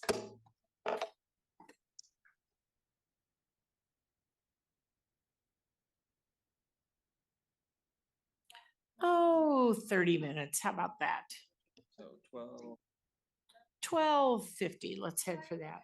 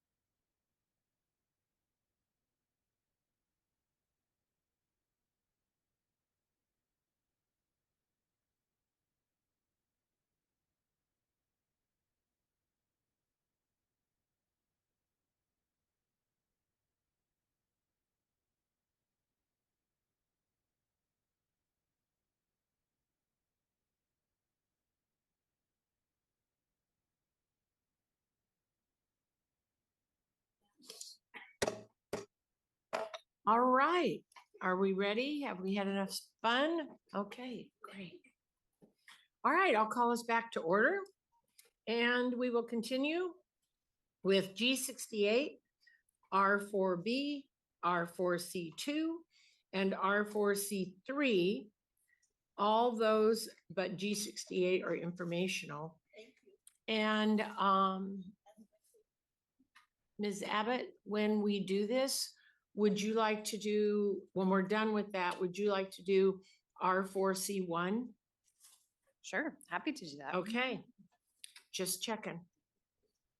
All righty, let's start with G68, 4B2, 4C2, and 4C3. Go ahead when you're ready, please. Good afternoon, Madam Chair and members of the committee. Hello again. I am Kimberly Abbott, ABB-OTT, and I serve as the administrator of the Division of Child and Family Services at the Department of Human Services.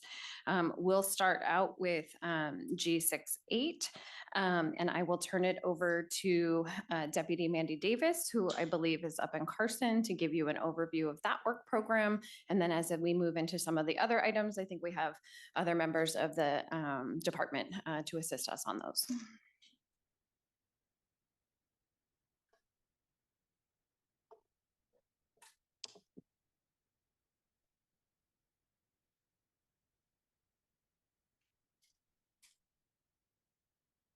I know she was there.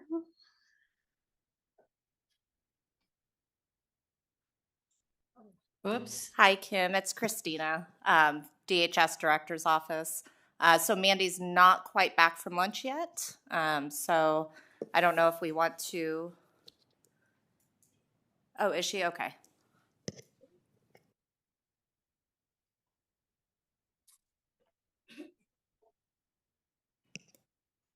Just give us 1 second.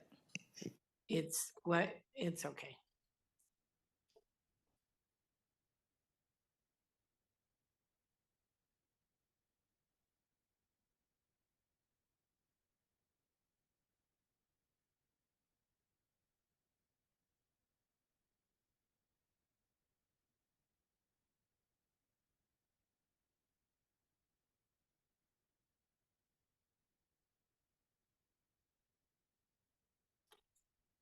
Are you ready? It's the worst thing ever when the whole class is looking at you when you walk in the line. Sorry. I thought I had a few minutes. It's way okay. I apologize. Don't, as hard as you all work, you just go right ahead. So please go ahead when you're ready. This is Mandy Davis, Deputy Administrator for the Division of Child and Family Services, presenting work program C83574, along with the informational items. This work program allows us to contract with a vendor to support various programs throughout the division. We have immediate needs for dealing with crisis situations in most cases that need that we don't have the internal capacity to take on with our personnel that we have on staff. So this contractor's assisting with organizational transition, including the recent appointment of new leadership throughout the division and the department that can, and they work with various programs throughout the division to support them and get them on track to, sorry, I'm flustered. This contract is funded with a combination of general funds, Medicaid, and federal child abuse grant funds. It's existing authority from Cat 8, where we have it's contracted staff that we have trouble even hiring them in addition to our state personnel. So this work program is transferring that authority from Cat 8 to Cat 4 for operating to fund this contract. And again, I apologize. If you have any questions, I'd be happy to take them. No apology necessary. We're all in this together. Thank you very much. All right. I believe Senator Wynn.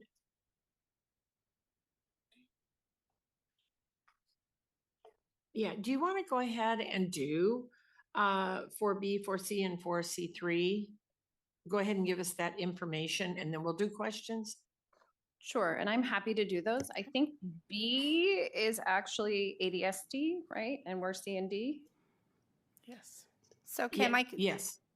Kim, I can give a overview for the department if you like on those items. Sure, thank you. Hi, for the record, Christina Hadwick. I serve as the Deputy Director over Fiscal Services for the Department of Human Services Director's Office. Items 4B, 4C2, and 4C3 are all requests for new agency managers positions. 4B is for the Aging and Disability Services Division, and 4C2 and 3 are for Division of Child and Family Services. Just to give an overview on what the agency manager positions do, we're requesting approval for these positions outside of the regular legislative session due to immediate operational needs within our agencies. Each of these requests addresses emerging issues that require timely staffing support so agencies can continue delivering critical services without disruption. These positions are funded using existing savings in our personnel categories within the agencies. And in order to continue the positions, in the upcoming budget, requests will be submitted to continue those positions so they may be reviewed, fully evaluated, and considered through the normal budget process. This interim approval provides necessary flexibility for DHS to respond quickly as needs arise while ensuring that long-term funding decisions remain with the legislature during the next budget cycle. I'm happy to turn it over for questions and defer to the agencies for any specific questions within their divisions.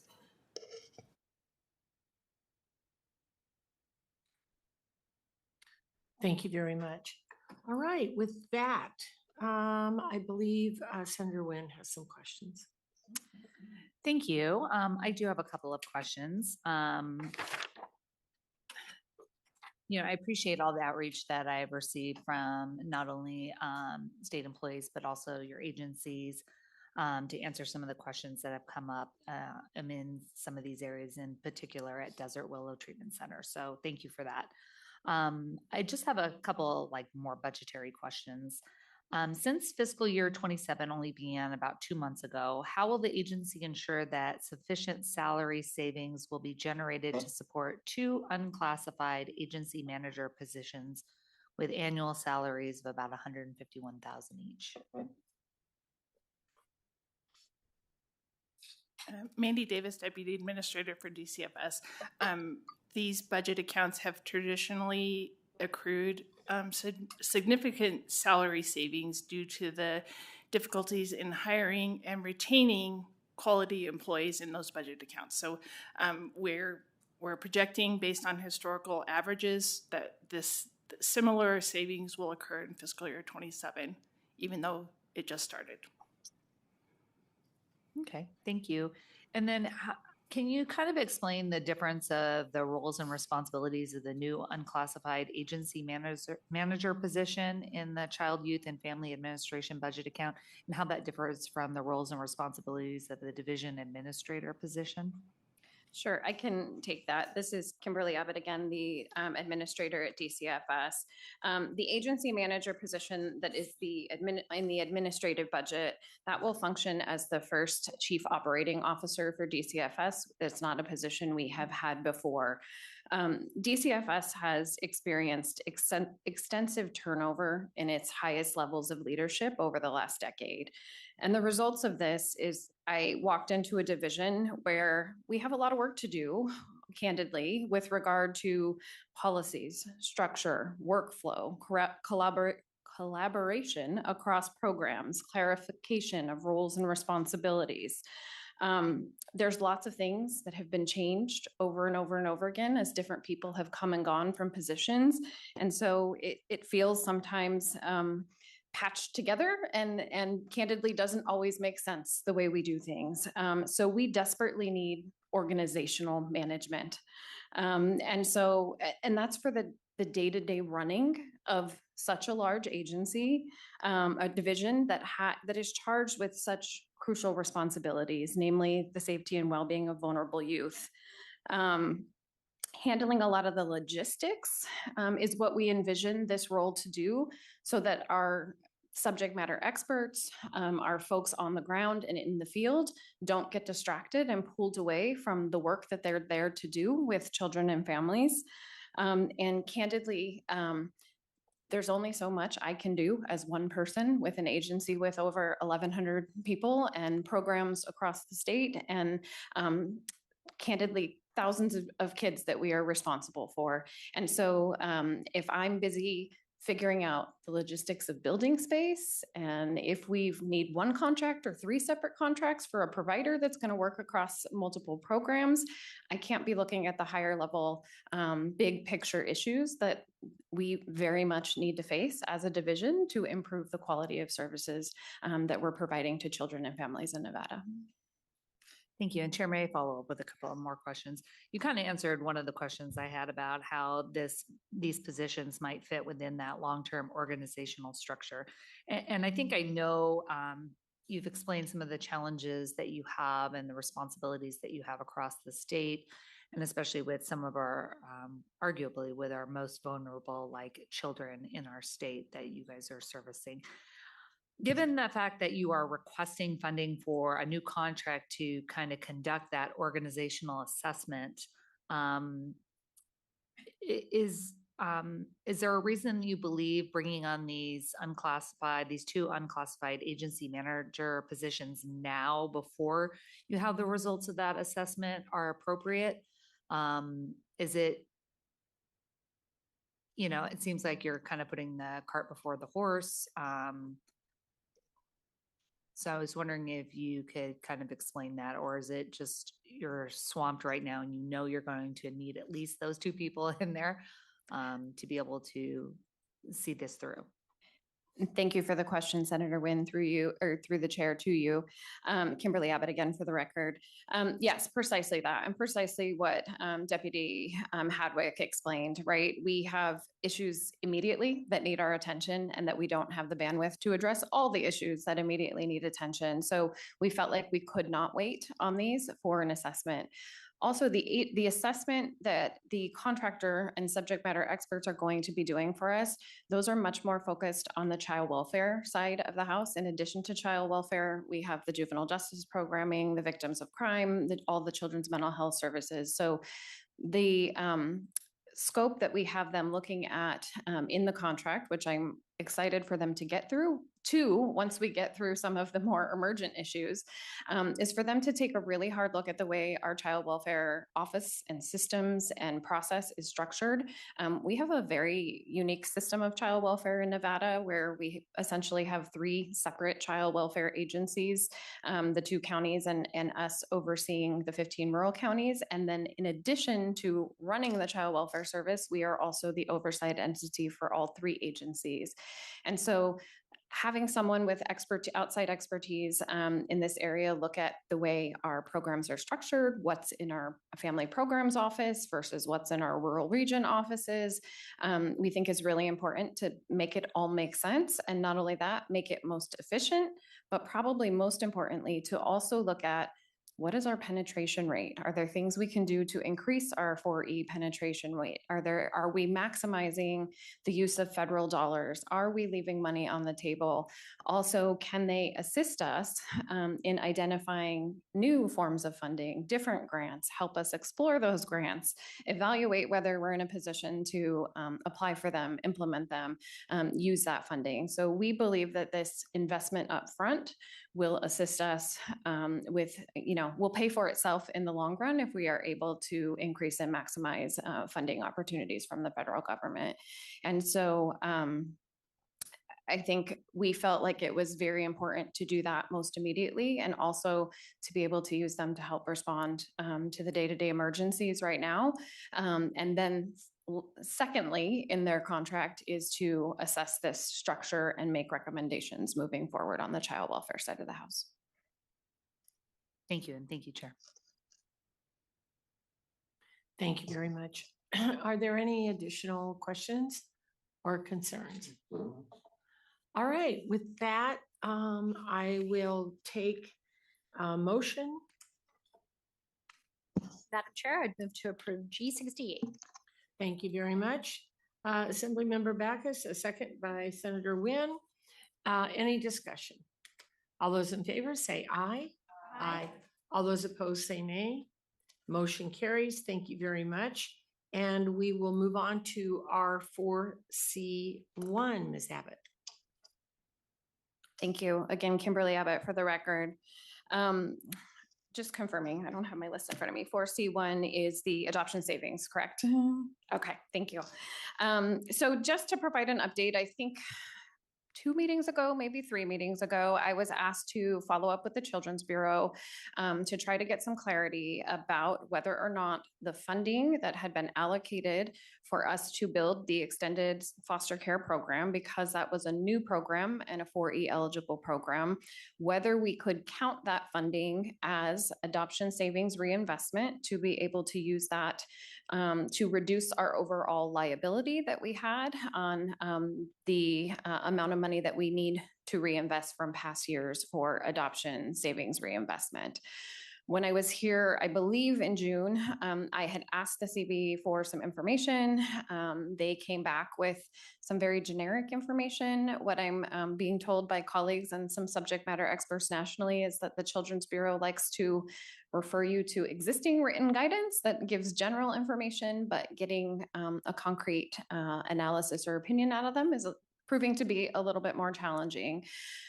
So shortly after the last time we were here, I did receive a response from the Children's Bureau, but again, it was a very surface level response that generally the work being done in the extended foster care program could be eligible as adoption savings, adoption savings reinvestment. However, I've gone back to them multiple times since because I don't think they have analyzed the crux of the question. I don't think any of us in any of the 3 child welfare agencies disagree that if we were building an extended foster care program today and we said we wanted to use adoption savings reinvestment, we could fund it that way moving forward, and that would be an eligible expense. The place where we're having a little bit of heartburn is previously FRN funding was allocated to fund that program. And now we're trying to go back and say that that was adoption savings reinvestment. And there are very strict requirements in the federal Social Security statutes about us not supplanting other funding when we do reinvestment or when we do the adoption savings reinvestment. So that is the concern that we are trying to get a clearer answer from CB at this point and have been unable to do so thus far. I followed up with them again yesterday. They had told me about a week and a half ago, give us a couple more days. I followed up with them again yesterday, trying to see if I could pry something out of them, but unfortunately, I have not had an update yet. So based on our analysis of the federal guidance, these are 2 very different funding streams that serve completely different statutory purposes. And we don't believe they could be exchanged, substituted, or retroactively reclassified. You know, the Fund for Resilient Nevada is governed by its own statute, NRS 439, and it restricts those expenditures to, you know, things that are consistent with the National Opioid Settlement Agreements, and it itself has some prohibitions against supplanting. Adoption savings, by contrast, it's defined by Title 4E of the Social Security Act. And that act specifically says any state spending required under that particular clause shall be used to supplement, not supplant, any federal or non-federal funds used to provide any such services under this part. So based on that, until we receive further guidance from the Children's Bureau, we are proceeding with caution because attempting to mix these funding streams, we're concerned we're going to create compliance issues, audit findings, disallowances, repayment risks. And so that is where we are as I sit here today. I'm waiting to hear back from the Children's Bureau, but without that guidance, all of the assessments that we've made with our partners within the state, with our fiscal teams, as well as with a contractor who supported this project in the beginning, our concern is we can't supplant these funds and go backwards and reclassify what we're calling them.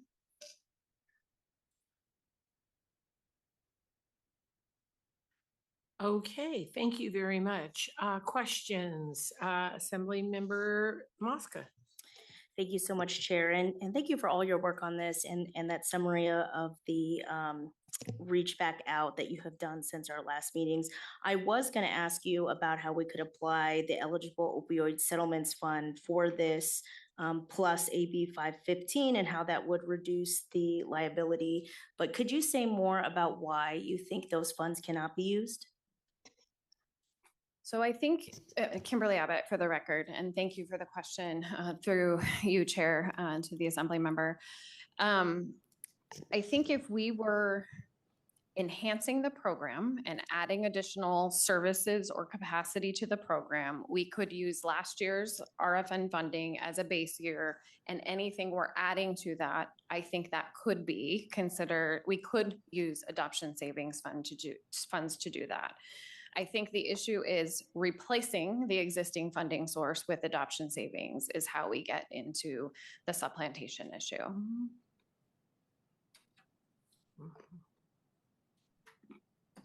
Additional questions from the committee? All right. With that, then I will accept the motion for R4. I'm sorry, this is informational only.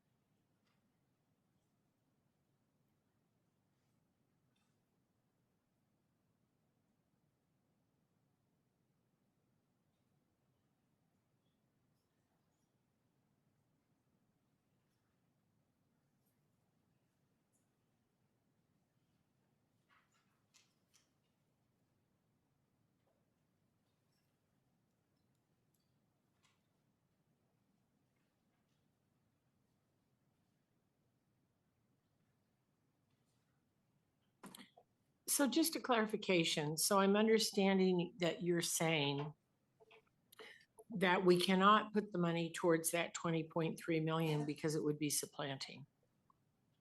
Is that what I heard you say? If we're trying, Kimberly Abbott for the record. Chair, thank you for the clarification. If we're trying to put last budget cycle, which was the initiation of the extended foster care program, if we're trying to count that funding, those FRN funds, to offset that deficit, I don't think we can do that liability.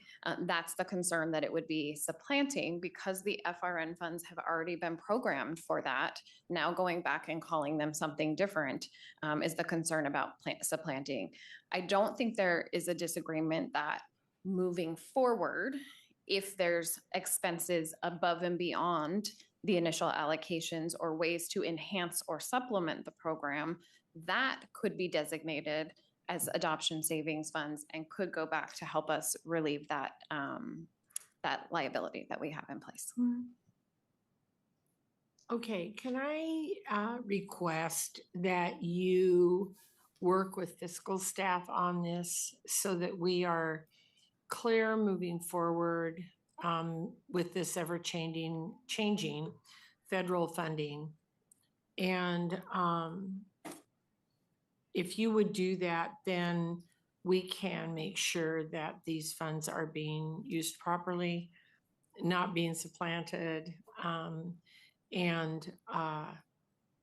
then we can move forward on this. Does that make sense?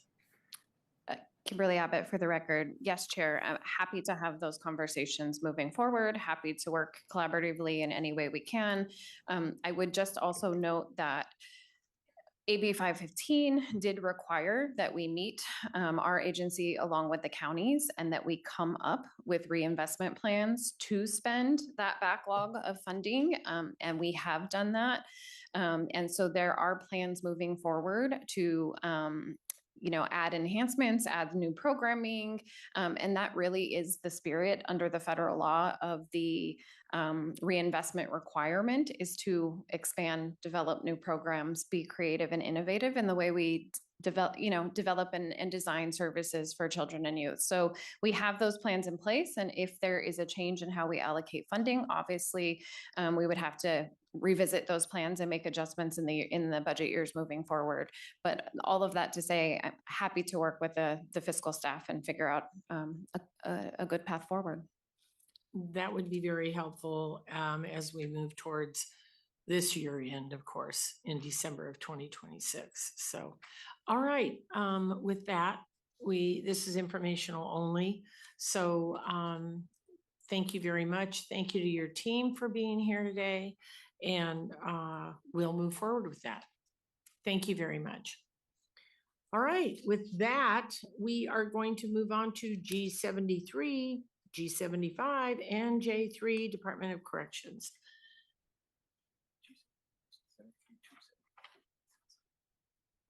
Including 74. Not to be left out. Please go ahead when you're ready. Thank you, Chair Dondero Loop and the members of the Internal Finance Committee. My name is James Zurenda, D-Z-U-R-E-N-D-A. I'm the Director of the Nevada Department of Correction. First, under 73, 74, and 75, they're both under the High Desert State Prison budget accounts.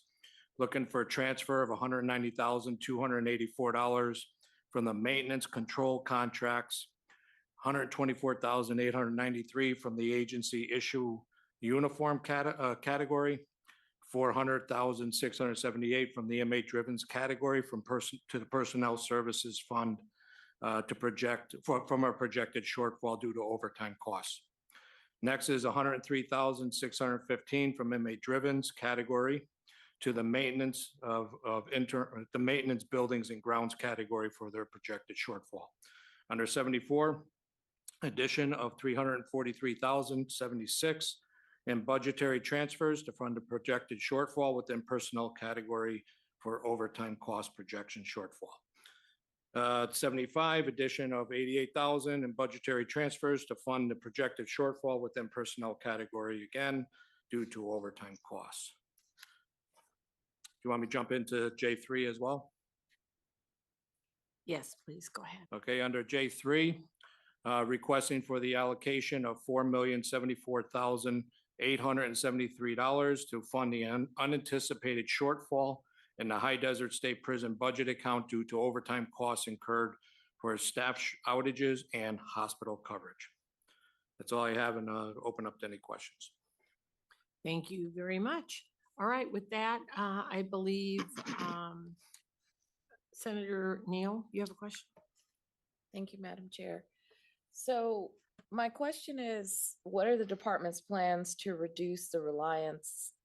I think that's the first one, yeah. What are the plans to reduce the reliance on outside medical providers and the frequency of transporting offenders to offsite care? And the reason why, and give some background, in this study, in the Falcon study, it said that there was a severe shortage of senior medical staff. There was fragmented hospital partnership models that contributed to avoidable hospital transports. And when I was re-looking at the study today, there was also an issue with actual issuing of medication to inmates on time to prevent them from having an episode. Yes, thank you. This is James Render for the record. So there's two pieces of this. And the first one is when you're talking about the senior physician levels. In the past, we were covering the senior physician levels with PAs, physician assistants, and also nurse practitioners. We just recently moved those positions back to a PA and nurse practitioner levels and not filling them in as our senior physicians. It was the reason why we were filling them in those positions was because we couldn't get any personnel to fill roles under senior physician, senior psychiatrist.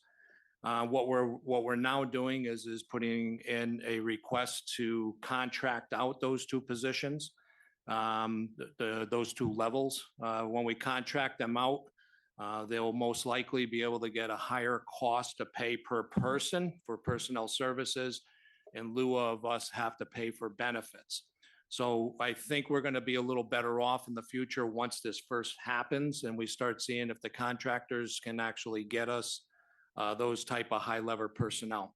What was discussed in the Falcon study is that when you have a PA or a nurse practitioner, they can't make all the decisions that an actual senior physician can make, even though they're fitting in those roles.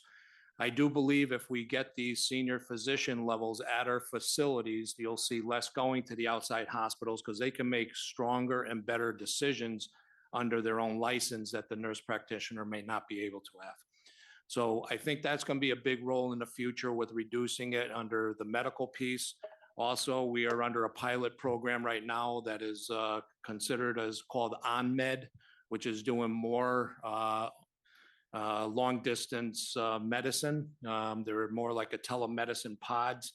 It's not going to reduce these emergency trips that actually go out from incidents, but they will help with the future because they're going to carry a lot of the cases that are proactive that we can actually start treating early. So in the future, they don't end up in the hospital, and also get their medications prescribed and treated quicker just because we don't have those senior physicians on hand. That's going to be another piece. And also we are looking under the Nevada, the rural health grant through the federal government, rural area health, to look at purchasing some long distance, again, telemedicine equipment that we can actually have at all of our rural facilities, which I think will be another avenue to get healthcare a lot quicker, to be able to reduce those hospital trips that go out and all these medical issues that we have that we are either delayed care or delayed medicine that goes to them that the Falcon actually mentioned in their study.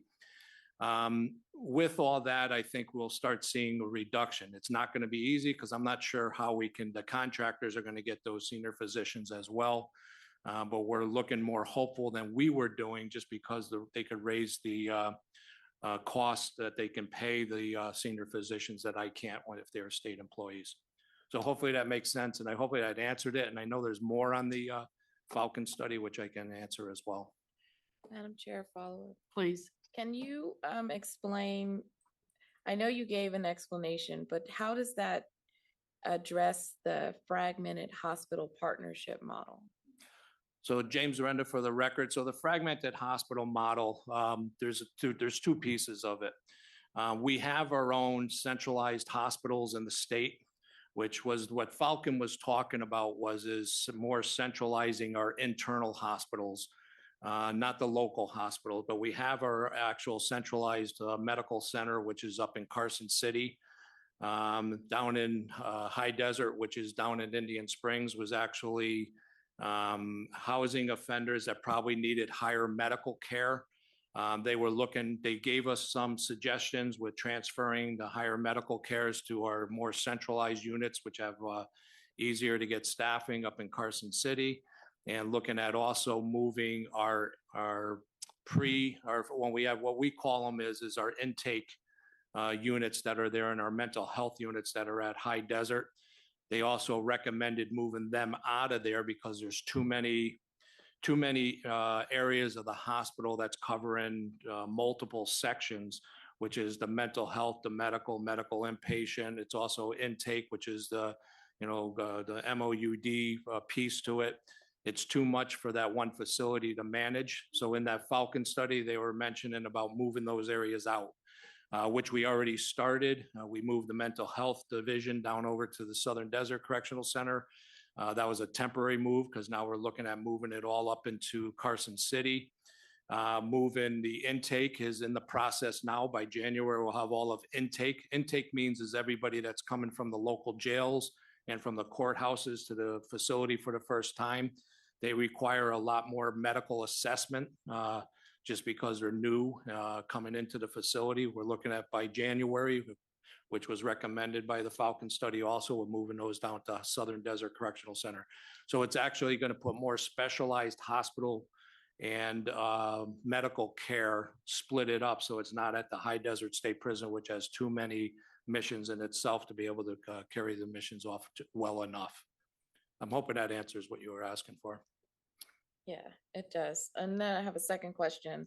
What are the department's immediate plans to reduce the use of overtime in 2027? Sure. This is James Under for the record. So this is a question in itself, believe it or not. But so first of all, we're going to continue not with High Desert, but with every other facility. We're looking to continue with reduction of services and reduction of visiting to every other week. We're looking at reducing which staying in our with not violating any civil rights. We are looking at keeping the reduction of those services that are in these other facilities, because what we can do is pull the staff that were involved in these services to utilize them in overtime positions. That's going to help with the everywhere except for High Desert.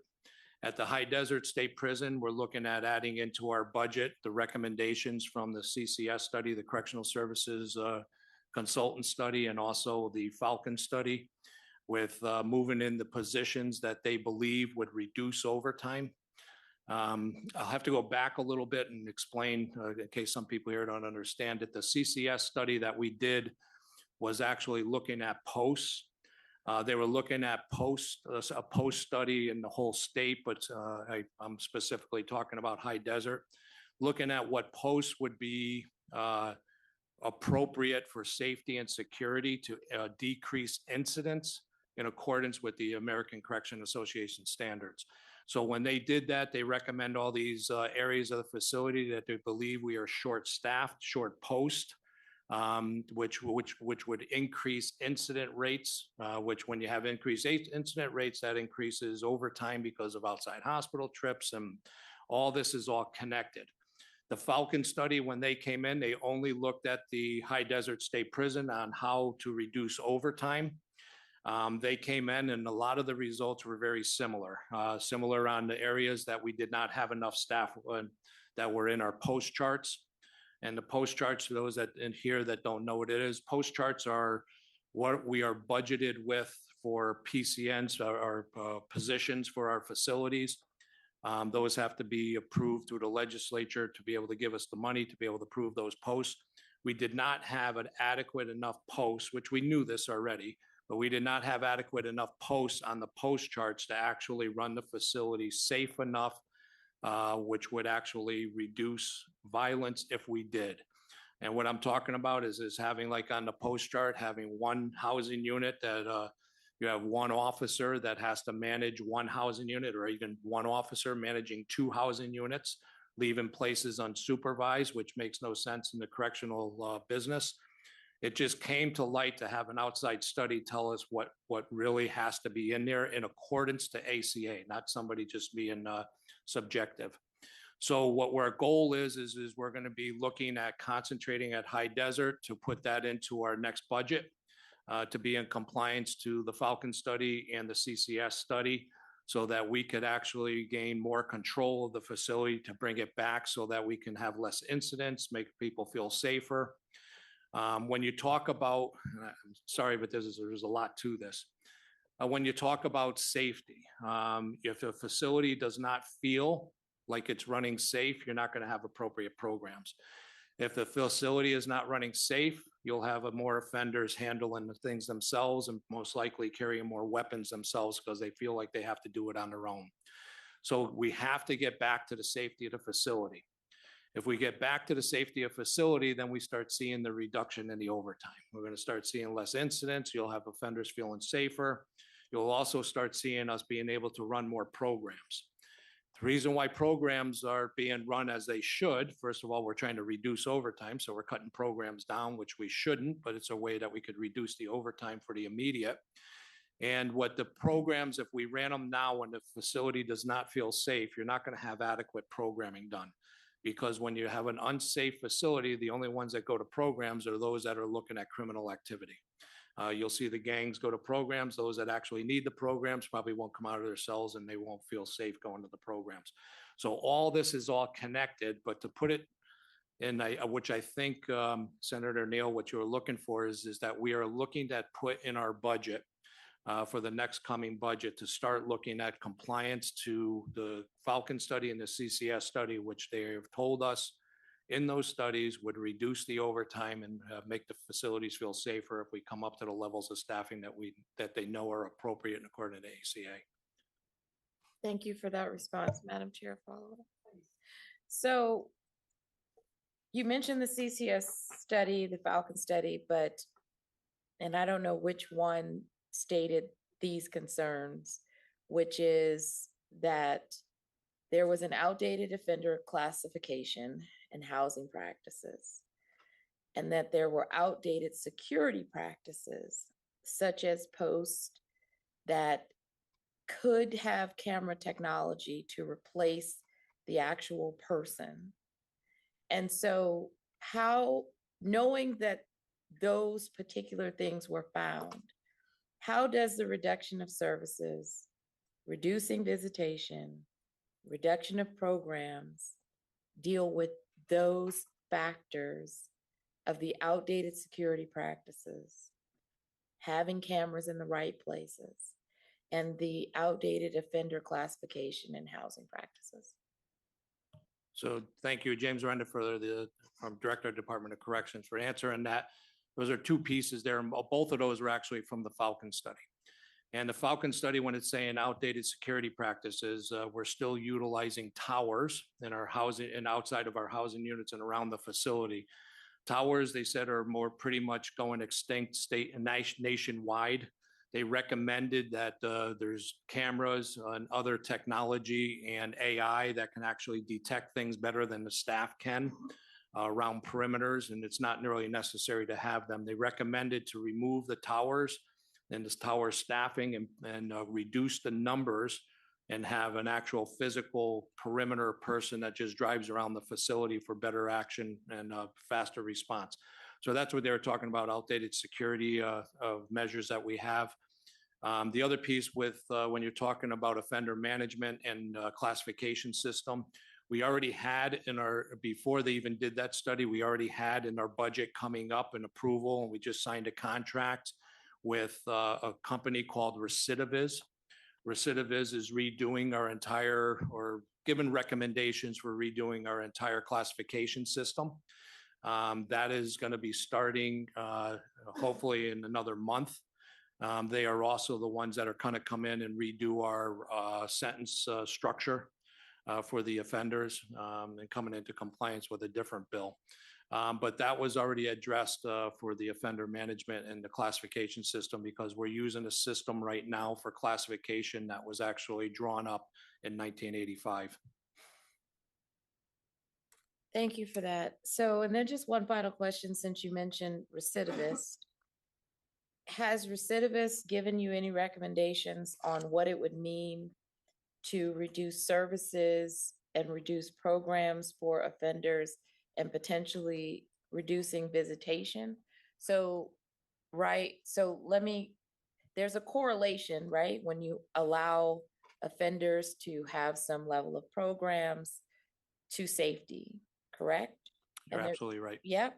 And so there's also, when you reduce services, we're not really clear on what services you're reducing, but there's also a factor. So when we talk about recidivism and whoever this recidivist vendor is, who is now coming in and engaging and doing some work, aren't some of the things that you're implementing going to create some kind of setback? Absolutely. So this is James Renda for the record. So first of all, you don't want to reduce services. We want to increase services. You don't want to reduce visiting. We want to increase visiting. We want to have all this because we know the family connections and the services are actually going to help with reducing recidivism in the future. Recidivists did not come in and give us any recommendations yet. I'll guarantee you they'll probably say exactly what you said. You need to increase services. You need to increase visiting. You need to do things better in that direction. But when we started back here, if you remember, in August of last year, I mentioned to everybody that we're looking at a shortfall of $53 million in our overtime shortage. The only way to reduce that 53 million, because we weren't budgeted for overtime, is to do cutting services down and utilizing officers in places for overtime because we don't have the money to run those. So if I did not shut those services down or reduce them, and like I said, again, it's not violating any of their civil rights. I make sure that we're given the minimum that we are required to give by the Supreme Court. But we had to do that to cut that back from $53 million shortfall to a $4 million shortfall. The only way I can do it. It's not the right way, but it's going to happen again. I'll guarantee you if I opened up all these services now, we'll be back up to $30–40 million shortfall projection for next year. We have to be able to cover those services and cover that overtime so I don't have to cut services and I can actually increase services that are going to help everybody out in the future. But I don't have that right now. I'm doing what I could to get that, to get it as the lowest shortfall as we possibly can project. I do believe when we put in for the recommendation to come into compliance with Falcon and CCS for High Desert, we're going to see a significant decrease in overtime, but also it's going to allow me to get the facility, like I said, safer, more programs, and then we start building up and getting more of those services online. I added services to High Desert State Prison only, so this is only affecting right now the other facilities, but it's not right, because when you have a facility that doesn't feel safe and you don't have enough staff, you're going to have a facility that the inmates that are going to these programs are going to be the wrong inmates. I just know how the gangs think. I know how they're going to act. They use those in their advantage, and the offenders that should go to these programs are going to be too scared to go. We have to get those staff built up, and I have to bring those services all online so that I could start getting the facility where it should be again. And that's all will increase safety and decrease violence and decrease overtime. And that's what I'm looking for in the budget enhancements that I'm doing for the next year's budget. And I did mention in that August of last year, when I'm looking at complying with CCS and Falcon, I'm looking at doing it over 3 bienniums. But I'm actually going to be concentrating on this first biennium as High Desert State Prison, because that's where my violence is, and that's where we need the help, and that's where our most dangerous offenders are that are causing all this. The only thing that's going to still be stuck, that's going to be a problem, that's creating overtime, is the overdoses. The overdoses that we've increased in the facility because the amount of synthetic cannabinoids and drugs that are coming into the facilities that we're trying to prevent. That's all overtime. 2023, I had 89 overdoses. 2024, I had 129 overdoses. 2025, I had 245 overdoses in 1 year. Every single overdose requires a minimum of about 3 days inpatient hospital care in the outside hospitals, requiring 24/7 officer coverage with 2 officers all on overtime. That's the big money, and that's where I got to start attacking and going after so I could reduce the overtime, along with all these other recommendations from Falcon and CCS. Hope that, I think I know I went on too much, but I hope that answered it. Thank you, Madam Chair. Thank you very much. And I think Assemblymember Brown-May, did you have a question? Yeah, thank you, Chair. Director Zorinda, I would not have had a question except you brought it up and you just ended on this. As the chair of the Interim Committee on Health and Human Services, we've spent a significant amount of time on the rural health transformation effort and local initiatives to make sure that we have good healthcare in rural areas within our state. You just talked a little bit about some of those initiatives, but I'm curious to know, in your system and in corrections, who are you working with to adequately and appropriately staff a hospital setting to make sure that, as you just described, the folks who are experiencing overdose, whether it was because they have an opioid use disorder, substance use disorder, or they got given some illicit substance without their knowledge. How are we building a healthcare system? Who are you working with?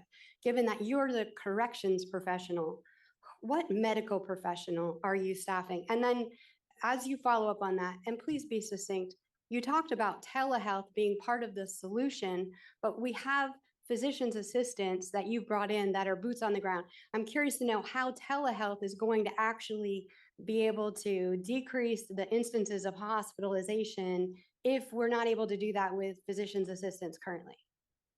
So that's a few questions, but first of all, when you talk about correctional healthcare is different from a local hospital healthcare, and we have to follow under what's called the NCCHC standards, which is the National Correctional Care of Healthcare.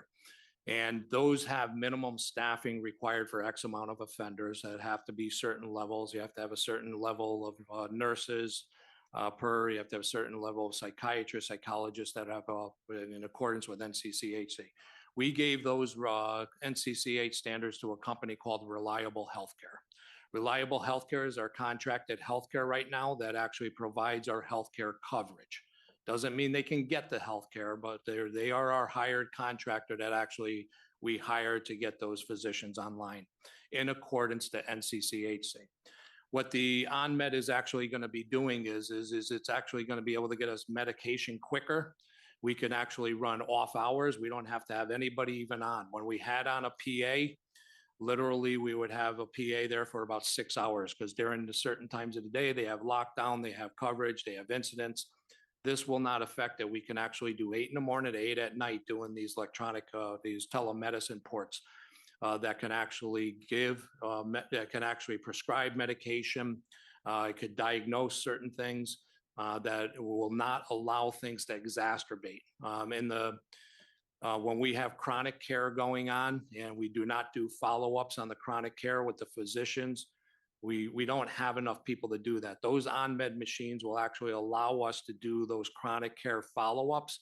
So we're not getting a bigger and bigger issue with those offenders. And now all of a sudden we have an emergency and they got to be inpatient for months. So these things are going to actually reduce the overtime that could happen. It's not going to reduce any, like I said, the incidences of stabbing or assaults, overdoses, but it will help with our chronic care cases and doing preventative medicine or follow-up medicine. So we're not missing appointments. We're getting diagnoses or referrals a lot faster, which we can't do now. So I'm not sure if that helps, but that's where it's really coming from. Thank you. I appreciate that. Are you working with the state staff on the rural health transformation funding initiatives? So James Under for the record, yes, we are working with Department of Health Services. Right now, we're actually we're teaming up to try to get some of these. Another big thing, which kind of brings up to what you're asking, teaming up on this and teaming up for the rural health grant stuff with Health and Human Services, Health Services. We're actually I believe we did just get approval for $20 million in that grant for electronic health records. What that's going to do is now start connecting more services from the locals to be able to do at least further healthcare in. And actually, when the offenders leave the facilities and go back into communities, it'll start connecting what we've done in our facilities, whether it's psychotropic medications, whether it's what treatment we've been doing, diagnoses, that'll actually be able to be shared now with the local hospitals, which in the past it never was. So we are working with the Department of Health Services, and we're teaming up with them as we speak. Thank you very much. And with that, I believe Senator Wynn has a question or two. I have a couple of questions. I know you had indicated that even despite all of these efforts to try to reduce overtime, and you still anticipate that you will still have overtime costs if we don't have the estimated about 109 additional positions that you would need as a part of getting us to a place where we wouldn't have to do that. What we ran into during the last legislative session is that none of those overtime costs were included in the governor's budget and recommended budget as it was presented to us after the state address. So do you anticipate that this time you will have a more accurate version of what those overtime costs are going to be, so we don't have to scramble to find those overtime costs when we're in the middle of session? So James Arenda for the record, if we don't control the drugs coming into the facilities, those overtime costs are going to be unprecedented. And those overtime costs are actually going to get higher. We can't project it right now because if we If we continue what we're doing, I could tell you it's probably going to double with the amount of drugs that are in this facilities. I have to stop that. That's where the whole issue is right now with the overtime. We didn't have this overtime problem 3 years ago. We didn't have it 4 years ago. It's that introduction of the K2 and spice that's coming through the mail and into the facilities. If I can't stop that and start moving on with other avenues with how we're going to be stopping anything contraband coming in, whether it's through the mail, whether it's through the front door, through the visiting, through drones, it's not going to stop. And you can't predict that. So I can't say we even need X amount for overtime because we don't know what it's really going to be right now. All I'm going on is what I have last year. And when we add the staffing into the budget that we're trying to see what we need according to the Falcon study and the CCS study, it's going to be really dramatically reduced, but it's not going to eliminate anything. We don't get a budget in our budget for overtime. We get a budget for staffing. And these overtime costs are all because of unprecedented and unpredicted overtime that now I have to pay for that I don't get budgeted for. And you can't add the overtime into the budget. I wish they could, like other states do, but I don't get an overtime budget.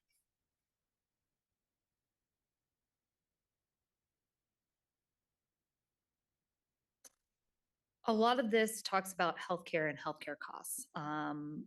You know, in looking at this, I just have real concerns that you maybe don't have the resources in your toolbox right now to be healthcare administrators.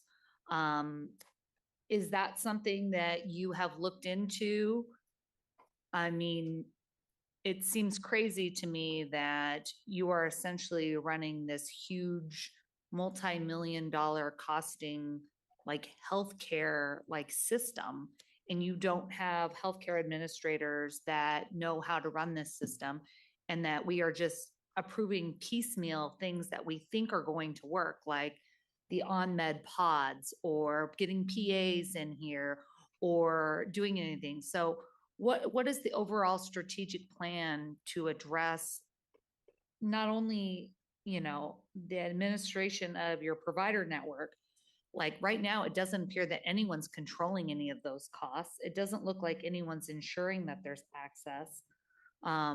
You know, other than the electronic health records, which I think is a good step in like being able to capture some of those costs that you can bill Medicaid for. And I know that we are working on that reentry waiver, and I think it's supposed to be approved sometime in the next couple of months. But in addition to those, it seems like these are all just kind of piecemeal like projects. So is there any kind of strategic vision, or is there anyone that, or are you asking for additional staff that can help guide you like strategically on how you're going to bring down those healthcare costs, or bring in programming that is actually going to make a difference, instead of just having a bunch of different providers come in here and say, yeah, we're going to put some pods in here and that's going to be save the day? Because we approved those pods back, I think, in November of last year.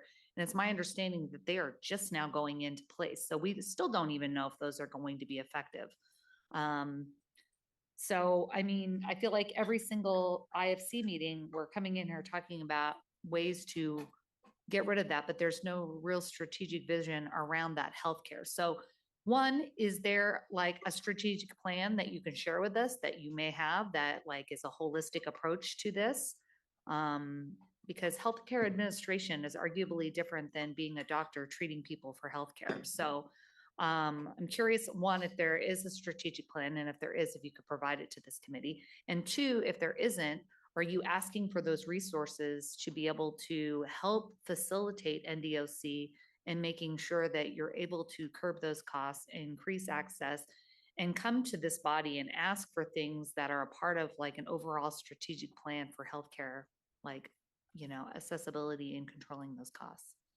Sure. James Renda for the record. First of all, we do have a medical strategic plan, which I could have Dr. Williams prepare it. He's our medical director, and provide it to this committee. The other piece to this is you're talking about rural areas. And if you have a magic wand to get these doctors in there, I would love to hear it, because we cannot get physicians out in these rural areas. I have one physician for the entire state right now. I have almost 11,000 offenders, and I have one physician. How is an agency supposed to provide all that with one physician? That's why we hire and do these RFPs to try to get these contractors to come out that claim they can get us all these staffing. We just started this with reducing and moving all of our PAs and MPs over into a different position. So it opened up 7 vacancies for senior physicians that we gave to the provider, the contract provider, to say that if they can raise the rates of those to get better qualified or people in there, because we're not even close to what the community is paying for these physicians, but raise the rates for something on it, so that'll make it more attractive for them to come to the department. That's what they're going to try to do. A staff, it's not our administrator projection and administrator's mission and the oversight with an administrator. It's not that, it's the staffing levels. And when you're talking about, first of all, working in a prison, we don't have many people banging down my doors in medical to work in the prison, but it's also these rural areas. I just can't get the staff. I don't even think they can in the local hospitals there is even easy, but they pay a lot more than us to work down the street. And that's where they're getting their physicians from. But I am hopeful that reliable, the contractors that we have for the staffing, will be able to get more staffing for our rural area physicians. If we can't, that's what we're using these pods for. That's what we're hoping. Any technology out there that can help us provide better medicine and provide better treatment, because we don't have an answer when you don't have staff. I'm sorry, may I follow up? I understand the staffing issue. I mean, we all in this committee have sat here over and over and over again and heard the same challenges that we have throughout the entire state. This is not something that is unique to NDOC.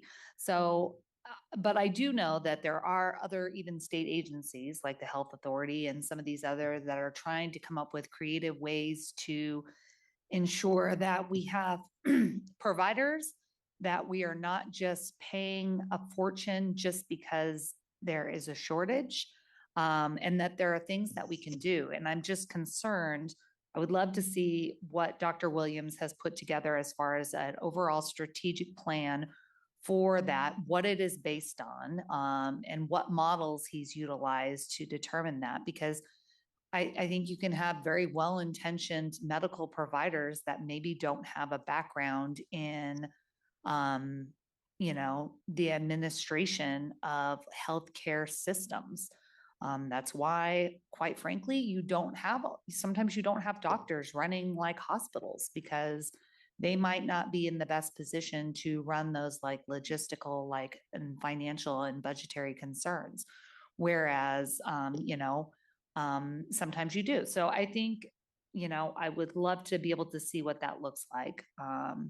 As we're contemplating how we can make sure that we are doing what we can to help with some of these shortages that you are feeling and seeing, and making sure that we're not sitting here in a meeting approving different buckets of money every single time, like we're on some sort of hamster wheel, that are not integrated into an overall strategic plan. So thank you.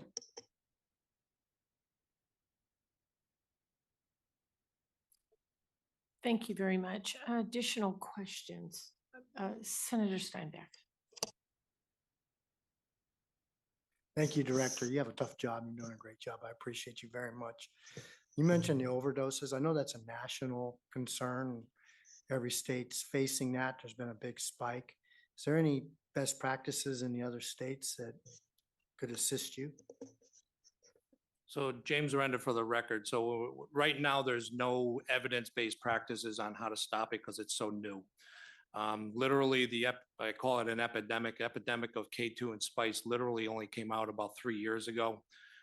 Somehow somebody created this K2 and spice out there, and somebody tried it and thought it was great, and now they know how to get it into the facilities through the US mail by printing it into letters and infusing it into ink that you can't detect. But anyway, there are states out there. Most states are all going towards electronic mail, putting the mail into the electronic system. 34 states just went on board and just recently. And I understand when that happens, it doesn't stop the overdoses right away. You're going to have a lot more potentials for violence once you stop it, and also other ways of getting it in. That's when you stop one way and it's like whack-a-mole, they'll find other ways. They'll use staff, they'll use drones, they'll use visitors, but you have to attack every single one of these areas in order to stop all this from coming in. But when you know what you already have in there, which are probably reams of paper at every facility, it's going to be like a supply and demand. When you start seeing the supply going down and the demand still there, the cost of these things go up. So these gangs are going to make a lot more money. The cartels in our organization have a multi-million-dollar business running these K2 and spices in the facilities. If we have less supply of that because we're stopping it from coming in, each piece of mail is going to be a lot more expensive for offenders to buy to do drugs. When you start having an increase in costs, you have an increase in debt. When you have an increase in debt and you have unpaid debt, you have an increase in violence and homicides. That's what we're facing, and that's how serious this is. And when you start talking about when you reduce things, we have to go at a systematic approach and reduce it in every area of the facility or ways of getting it into the facility that we can. It's the only way. There's not one answer. There's not one way. We just have to attack it in every way. But I don't see a light in the end of the tunnel as of this right now. We have multiple how do you put it? I have multiple ways of combating this that I'm hoping I get support from, especially from people in here. And I know that we have to do this because people's lives are on the line. And like I said, I can't get the right programming in and increase programming because our violence is too out of control at facilities because of all these drugs that are in there. I don't know if that helped with you. Thank you, Madam Chair. Thank you. Assemblymember Backus, did you have a question? Okay.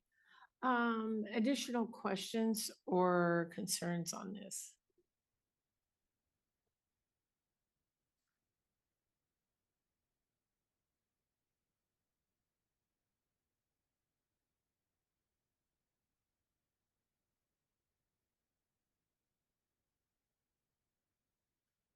All right, I am looking for a motion on G 73, 74, 75, and J 3. Thank you very much, Assemblymember Backus. Second from Senator Nguyen. Any discussion on that motion? All those in favor say aye. All those opposed say nay. Motion carries. Thank you very much. And thank you for being with us today. All right. We are now going on to item I. We're done with the work program lists. So we'll move on to agenda item I, the statement of the IFC contingency accounts balance. And fiscal staff will present this item. Mr. Thorley, please go ahead when you're ready. Thank you, Madam Chair. For the record, Wayne Thorley, LCB Fiscal Analysis Division. The IFC contingency account statement can be found in volume 3 of the meeting packet, beginning on page 117. On the agenda today before the committee, under agenda item J, one item was withdrawn, so there's 3 remaining unrestricted general fund contingency account requests. And then under items K and L, there's also 2 additional contingency account requests for restricted funding. There is one revision that was sent over late and did not get captured on the agenda. For agenda item K, this is the request for contingency account funds pursuant to section 1 and 2 of Assembly Bill 593 of the 2025 legislative session for the Core.NV project. The amounts have been reduced slightly from what's on the agenda, and this will be discussed by the agency when they come up to discuss this item. But for the committee's knowledge, the general fund amount has been reduced to $1,265,666, and the highway fund amount has been reduced to $296,885. If all the items on the agenda today for related to the contingency account are approved and including the revised amount that I just mentioned, there would be approximately $31.2 million remaining in the unrestricted general fund portion of the contingency account, 1.6 million in the unrestricted highway fund portion, and 13.7 million in the restricted general fund and highway fund portion of the contingency account. I'll end there, Madam Chair, but happy to answer any questions that the committee members might have.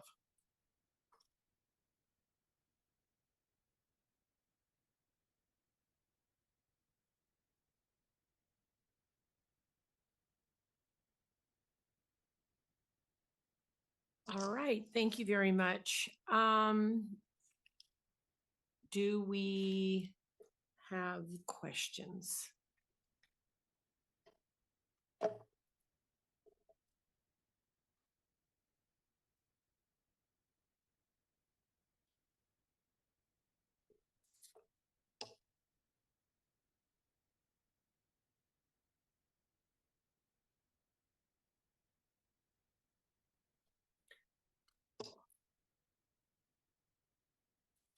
This is just informational only, so there is no vote taken. So if there are no questions, comments, we will move on. And the next item on our agenda is J, which will request for allocation from the IFC contingency account. Item J1 has been withdrawn, so we'll begin with item J2. We'll invite DPBH Administrator Andrea Rivers and team to the witness table, and you can go ahead when you are ready.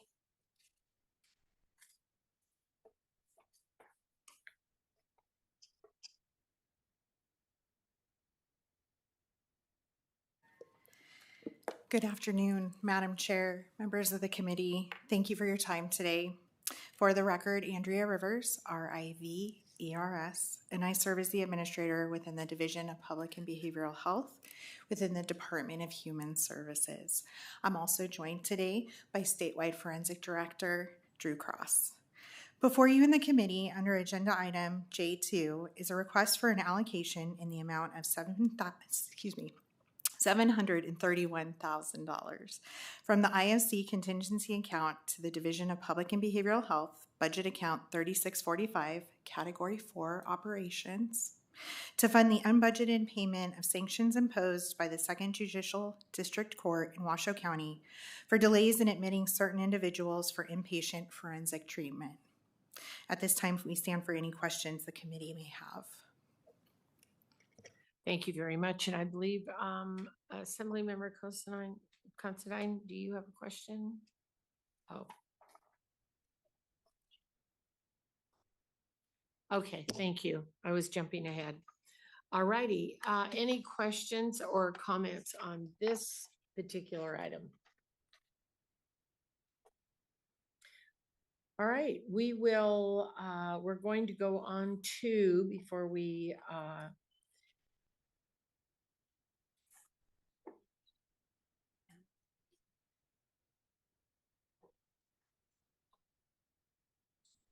all right, we're going to go ahead and take a motion on J2 before we do J3. That's where I jumped ahead.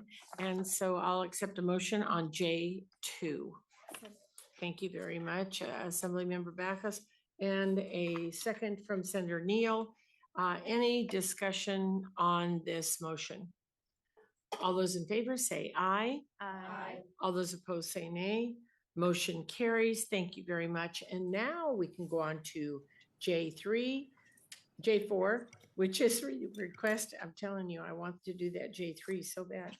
So up next is agenda item J4, which is also a request by the Department of Indigent Defense Services for an allocation of $4.3 million from the IFC contingency account.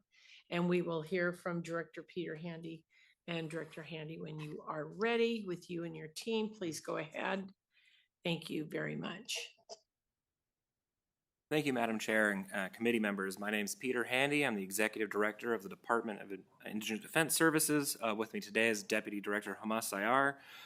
Today, we're here to ask for an allocation of $4,289,000 $553 to be able to reimburse Nevada's rural counties for their fiscal year 2026 expenses, which exceeded their maximum contribution amounts for providing indigent defense services pursuant to law.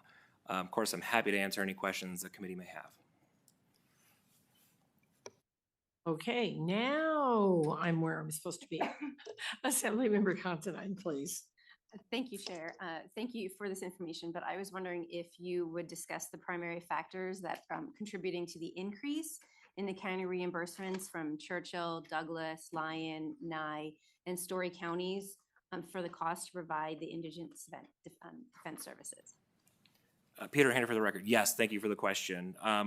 The principal reason has been an increase in attorneys, as many of you know, because you've seen at least me at the table several times already. There's an outstanding consent judgment requiring the state to meet minimum workload standards in Nevada's rural counties. In Churchill County, we've seen an increase between 2025 and 2026 from 3 attorneys to 6 full-time attorneys. Douglas County's increased the number of attorneys along with adding several contractors to handle conflict cases. They also had a capital case at some point during the year, which incurs a lot higher costs than your average kind of run-of-the-mill cases tend to. In Lyon County, there was a change in the way their contracts were structured during this last fiscal year. It resulted in higher payments to 2 of the contractors that were previously being paid. In Nye County's had a phenomenal growth from 7 attorneys at the end of 2025 to 12 attorneys working in that county right now, and that accounts for the major growth in that county. We're still expecting to see some higher numbers come in for the last quarter for Elko. Historically, the last quarter's reporting has been higher than prior quarters. But those are the principal reasons, is mostly having more attorneys doing more work for more clients in these places.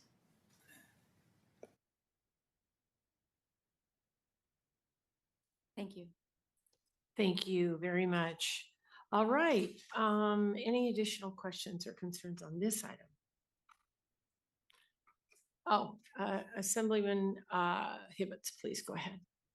Thank you, Madam Chair. Just a quick clarifying question. In the memo from the GFO to IFC, the request is for $4,289,553, but in the supporting documentation, which is the memo from you to the executive branch budget officer, the request is $4,289,554. What happened to that dollar? So when we account, we use cents in all of ours, and this one was rounded up to the next dollar by GFO, is my understanding, or by us to GFO. There are no more pennies, sir. Thank you. Thank you.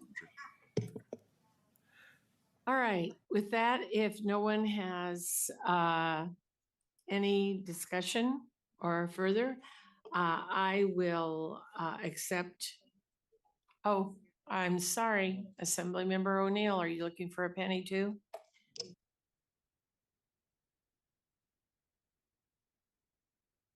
Thank you, Chair.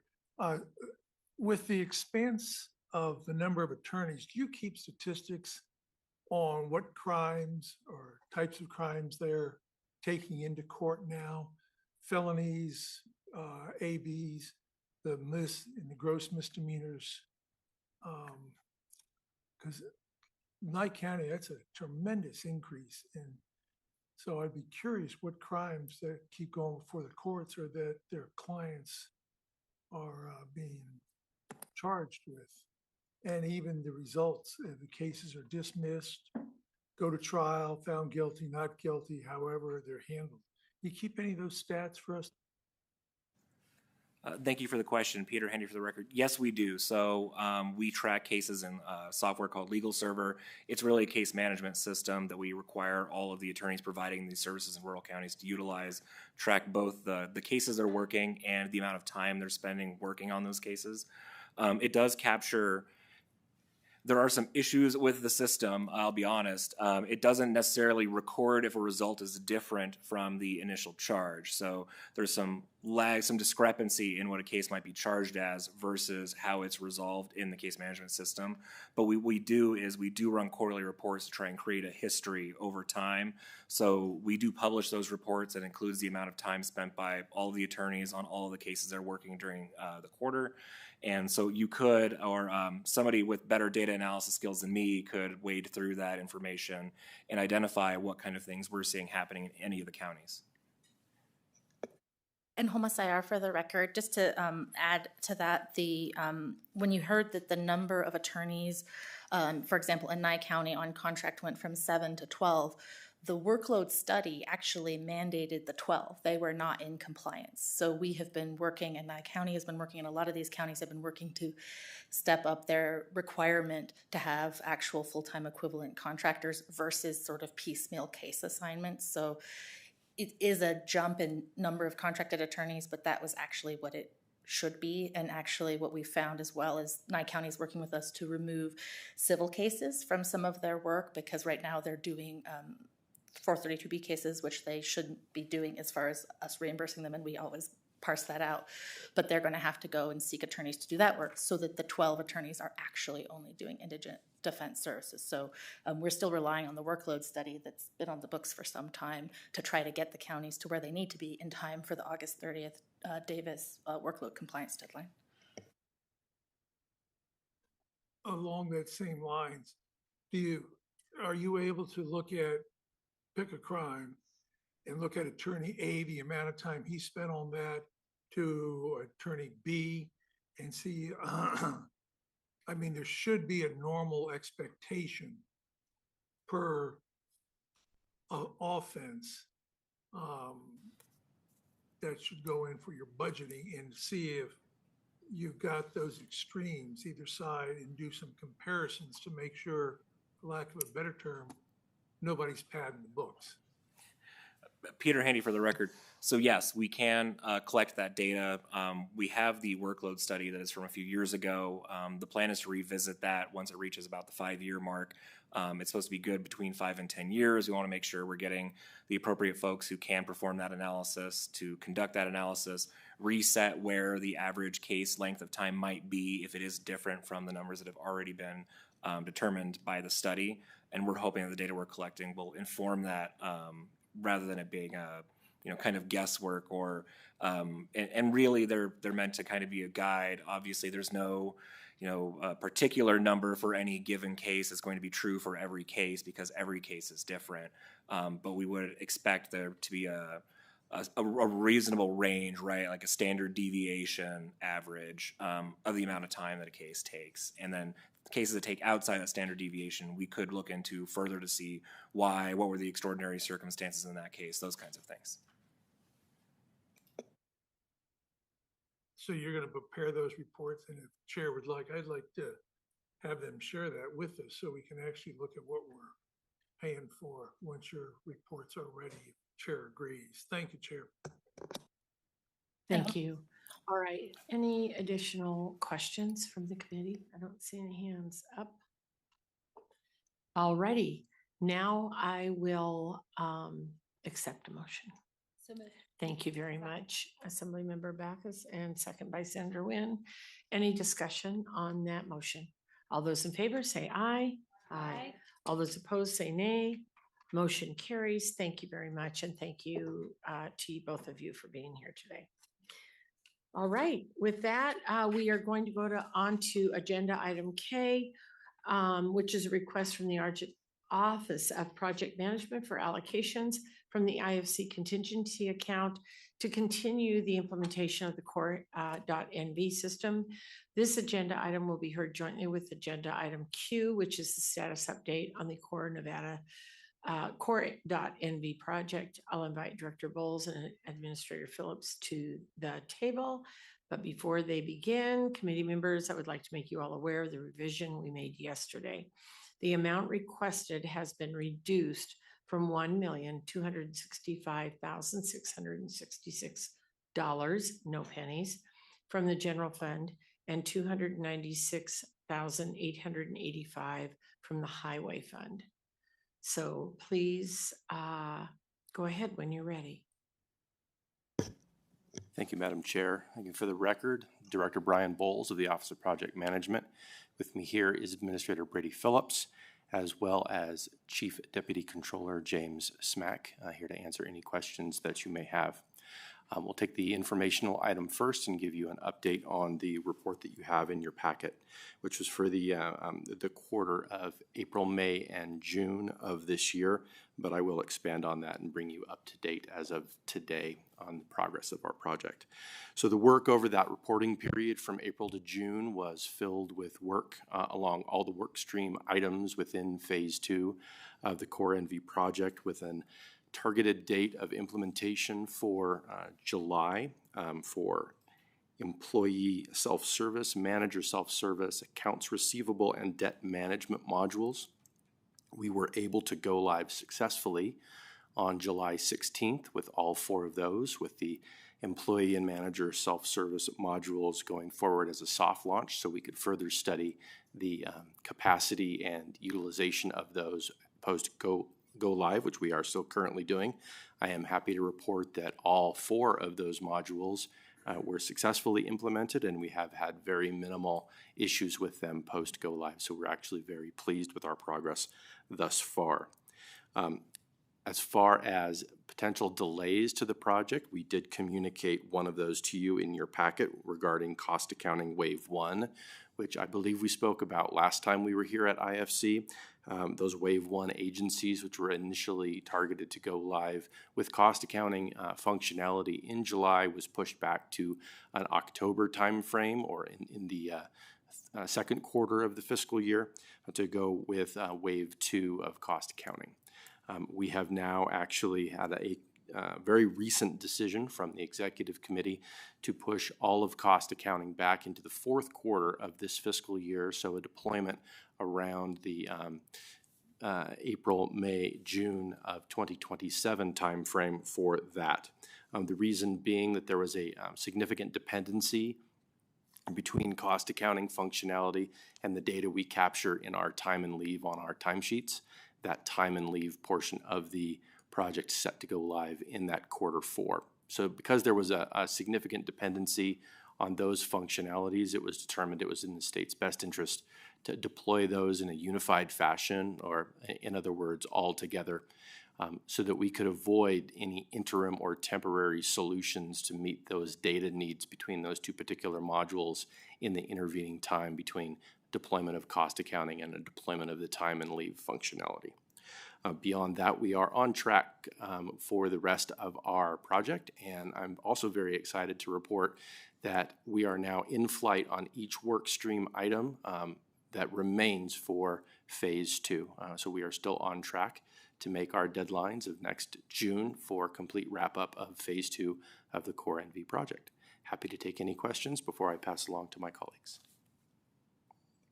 Thank you very much, and I do believe Assemblymember Hadagi has a question. Thank you, Director Bowles. And I do have a couple of questions for you just regarding the work program in front of us for the, I know it's a reduced amount now, but I still had the 1.3 from the general fund and the 315,000 from the highway fund. I don't have any questions on the power buy licenses because that was a small amount, but when it comes to the Advantage Advanced Procurement module, I have a question there, and then a question on the Workiva controller package, if that's okay, Madam Chair. 2 questions. Okay, perfect. On the Advantage Advanced Procurement module, Director, it's my understanding that if we don't approve this, then we're going to have to continue on with the current system that we have, which is the ePro system, right? Why do we need this? Why can't we continue with the ePro system? And if we need to approve it and go with the Advantage Advanced module, why wasn't this initially included in the scope of the core.nv procurement module? Thank you, Assemblymember Hadagi, for the question. Director Brian Bowles, for the record.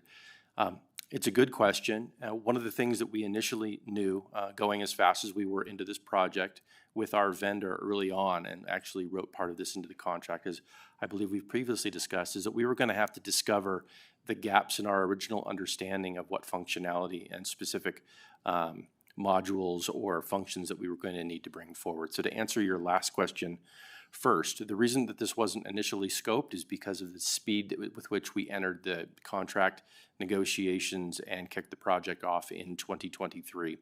As we approached the discovery period for the procurement module, which is what's being contemplated to have an additional add-on and functionality here with what is called advanced procurement. We also refer to it as punch-out.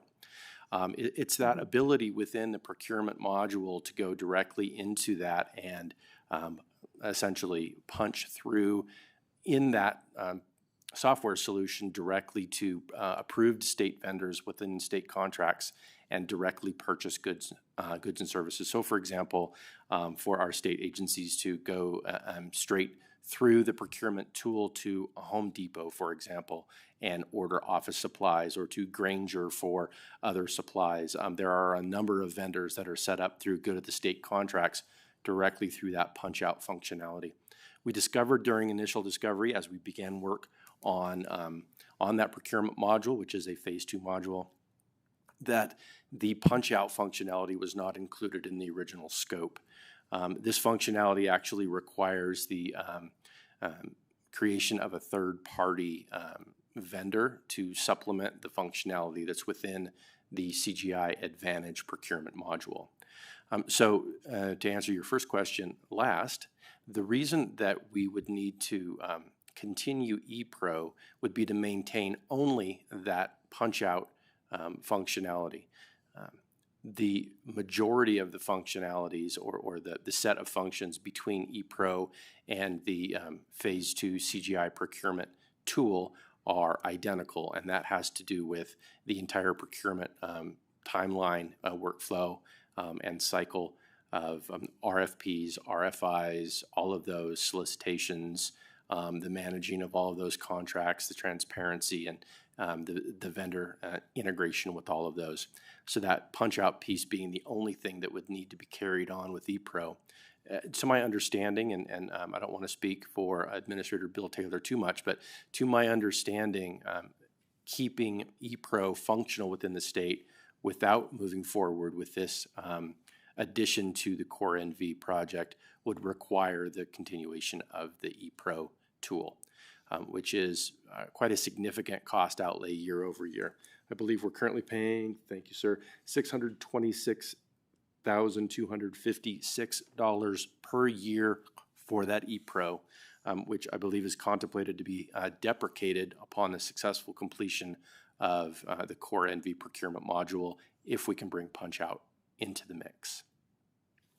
And if I could just follow up on that really quick. So you're saying the annual cost of ePro is $620,000, and it's my understanding that the annual cost, if we approve this, would come down to $90,000 to maintain the punch-out functionality. Is that correct? Director Brian Bowles, for the record, yes, ma'am, that is correct. Okay, thank you. And then just one more question, Madam Chair. I do have a question, and I'm assuming this discovery phase that you're talking about is probably the answer to my second question as well, but over the, I hope I'm pronouncing this correctly, the Workiva controller package.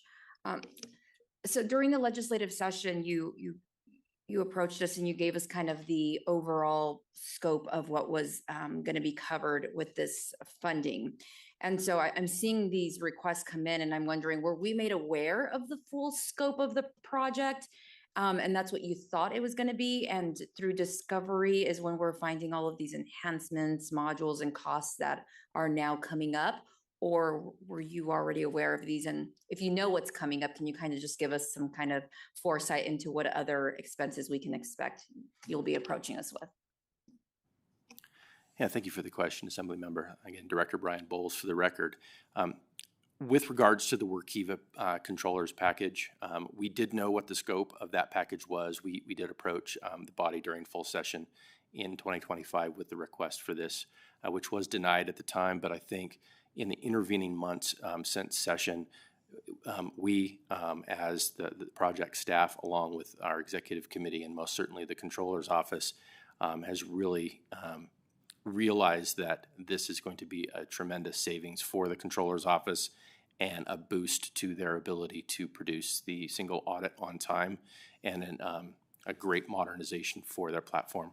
I'll allow Mr. Smack to my right here to chime in on that in particular, but writ large, before I turn the microphone over, James, yes, we do find things in discovery all the time that point to the need for increased expenditure, and I can tell you in the vein of that, we are contemplating approaching this body in October for costs that will be incurred as a result of us moving cost accounting into Q4. Those costs actually just came in while we were sitting here in the audience listening to you, also certainly not in time to get on the agenda for today, but we will be approaching with that in October as well.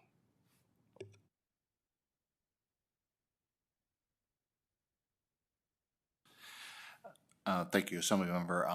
For the record, James Snack, Chief Deputy Controller. Talking a little bit on the technical details on Workiva versus what we're using presently. First of all, we looked at Workiva several years ago when we went with the product that we're using right now for completing our ACFR.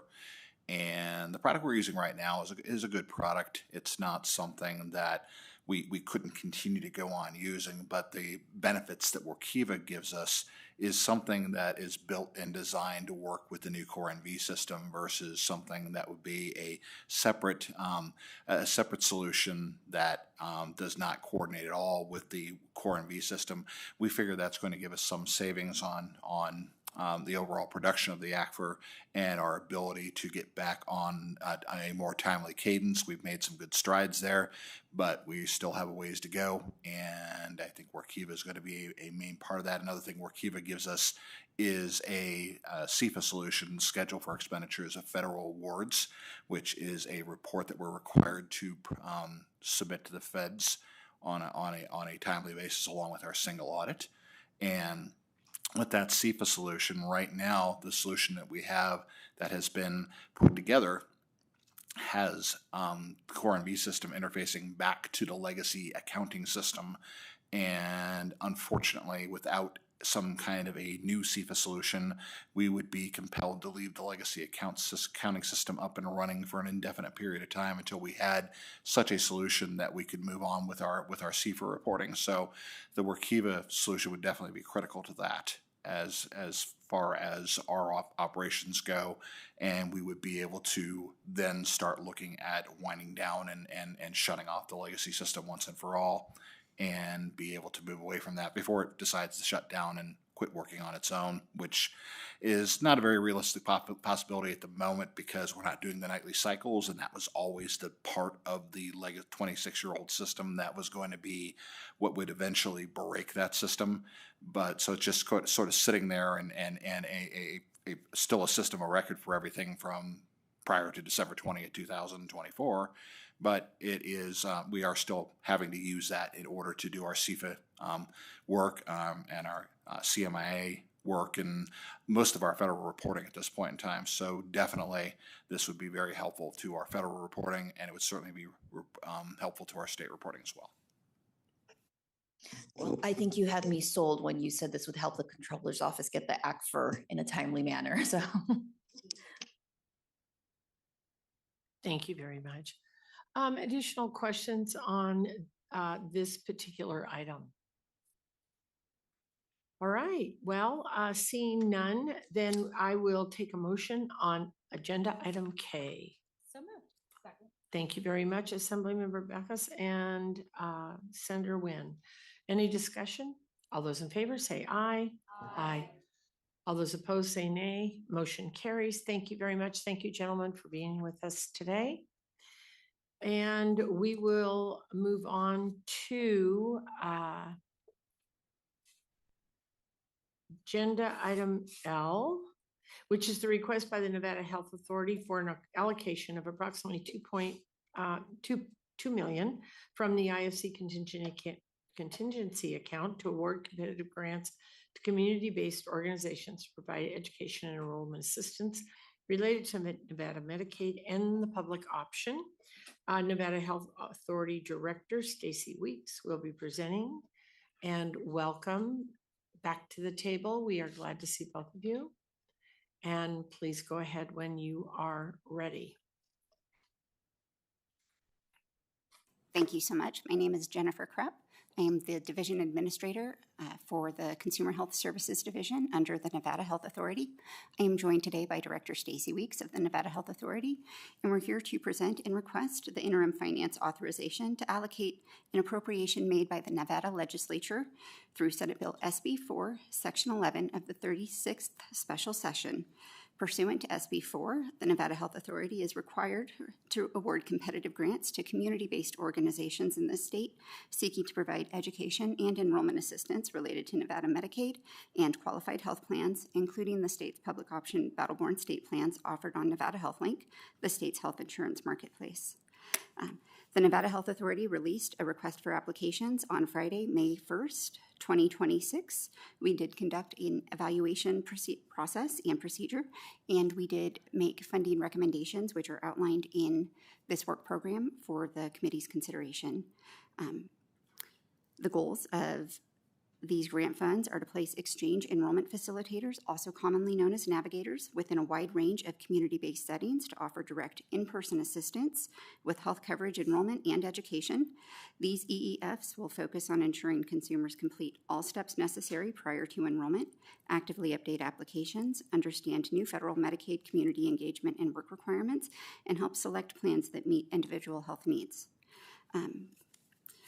The Nevada Health Authority recommends awarding funds to 16 different community-based organizations to provide for 30 new EEFs statewide.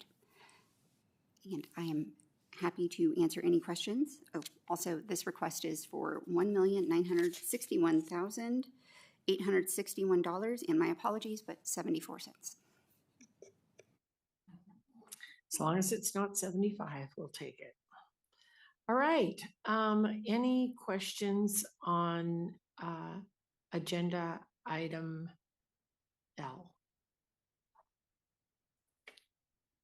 Seeing none, with that, I'll accept a motion. So moved, Madam Chair. Thank you very much, Assembly Member, and a second by Senator Nguyen.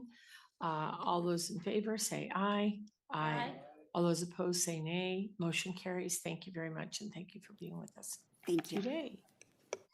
All right, we will go on to agenda item M, a request by the Nevada System of Higher Ed to transfer $225,307 from the Performance Funding Pool budget account to use for system-wide need-based student financial aid. And here to present this item is the former ARPA boy, now Vice Chancellor of Budget and Finance, Brody Leiser, and CFO for the Nevada System of Higher Ed. Mr. Leiser, I'm just having a really hard time. Go right ahead when you're ready. Thank you for the kind introduction, Chair Dondero Loop. And members of the Interim Finance Committee, my name is Brody Leiser. I serve as Vice Chancellor of Budget and Finance and Chief Financial Officer for the System of Higher Education. So today we have before you an item to request approval for the use of $225,307 in unearned performance funding pool money for system-wide need-based student financial aid. So the request is to carry forward that $225,307 from fiscal year 26 into fiscal year 27 for that purpose. Just as a little bit of background for the committee, this is the first time under the legacy budget policy that we have a request like this. So as background information, the performance funding pool was established during the 2013 legislative session and began operating in fiscal year 2015. Under that policy, a portion of each instructional institution's existing general fund support was set aside, and it had to be earned back through specific student outcome metrics. An institution that did not earn its full allocation in the first year had a second year to recover the money by exceeding applicable performance targets. This request relates to Senate Bill 511 from the 2023 legislative session, and Section 61 of that bill allowed funds remaining unearned after the second opportunity to support system-wide need-based financial aid subject to IFC approval upon the governor's recommendation.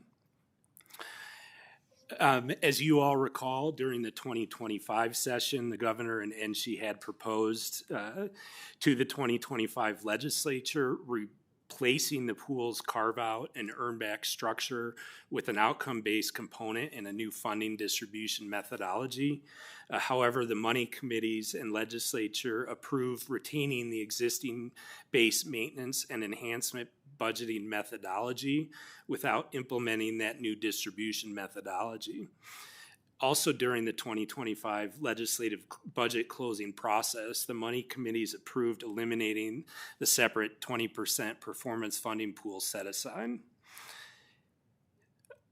I know that there was discussions specific to this approximate $225,000 amount during the budget closings that occurred in the budget hearings that occurred last session. I'll just give a high level understanding of this money again is associated with the College of Southern Nevada. CSN, while they had not met their performance metrics, CSN has experienced improvement in degree production, specifically in associate degrees awarded to minority students. But there have been offsets in declines in such areas as 1- and 2-year certificate completions, gateway course completions. CSN has implemented student re-engagement, advising, registration, tutoring, credential award, and data analysis initiatives intended to improve these outcomes. And you will see that you will see some of that growth reflective in our agency budget requests that will be submitted to the governor on September 1st through our caseload. So again, this request ties to Senate Bill 511 from the 2023 session. And again, this is the first proposed reallocation of unearned performance funding to financial aid under the former policy. So with that, Madam Chair, just to reiterate, this is a request to that would complete the disposition of the remaining balance from the former performance funding pool.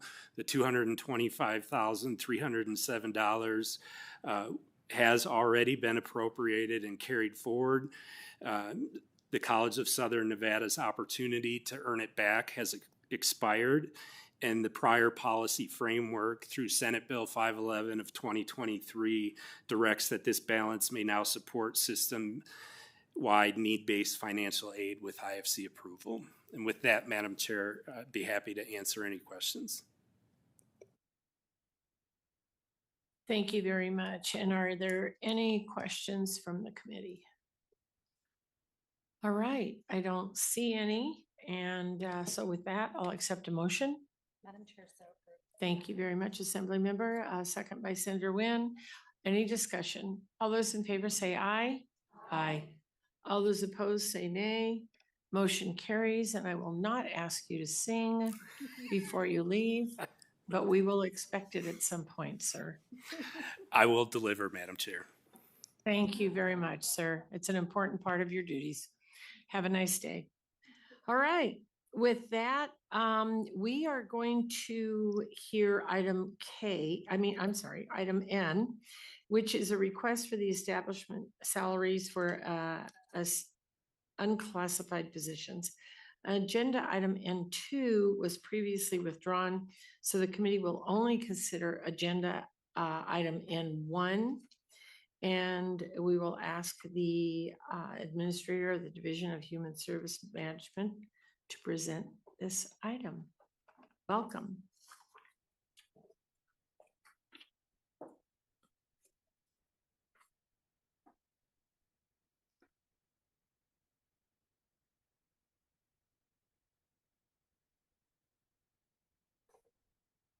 Good afternoon, Chair. Bashira Washington, excuse me, Administrator for the Division of Human Resource Management. I'm here to present item N, which is request the establishment of the unclassified position of the Executive Director, Education Service Center, pursuant to the Section 2 of the Assembly Bill 592 from the 2025 leg session. And I'm here to answer any questions you may have.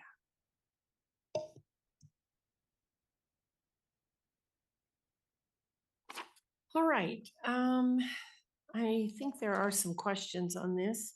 And I think that first I'll ask, are there any questions from the committee?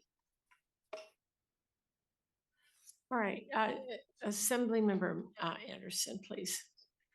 Thank you, and thank you for just getting straight to the point. Appreciate it. So looking at the salary, doing it just some quick observations. How was the number of employees supervised and financially responsible considered in developing the salary recommendations for the executive director position of the Education Service Center? I'll also have my supervisor HR for class comp come on up as well to assist in answering any questions. Bashira Washington for the record, I'm sorry. When we look at salary surveys, there are many factors that we take in consideration, scope of work, any type of budget responsibilities, and including any supervisory. When we did the review for this position, we determined the salary based on those multitude of factors. So thank you with that. It's looking at both the language of the bill that created this position, looking at the expectations. This salary appears to be similar to what the state superintendent of education would be paid. The state superintendent oversees 30 boards, supports 29 budgets, and has 222 employees. This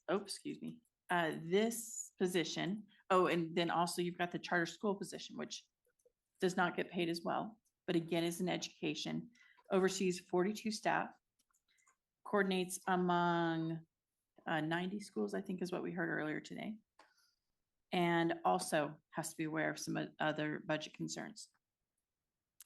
This position supervises one individual and appears to have one budget. Understanding that they're also supposed to work in conjunction with the superintendent of public instruction. But can you dig a little bit deeper then with the idea that the scope and responsibilities, as well as the supervisory role of one person that they will be supervising versus 222? Thank you for the question, Bashira Washington, Administrator for Durham for the record. When we look at conducting salary surveys, in addition to the other factors that I mentioned, what we try to do, our goal and philosophy for the state is to at least be within the 50th percentile of the average.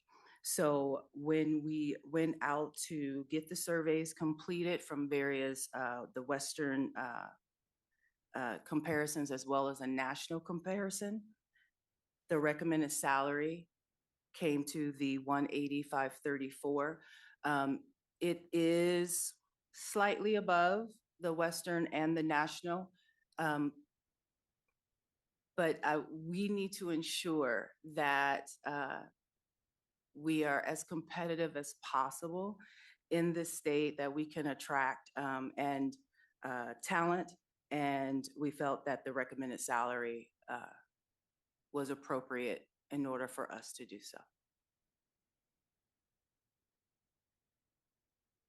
And I thank you for that answer of trying to be competitive.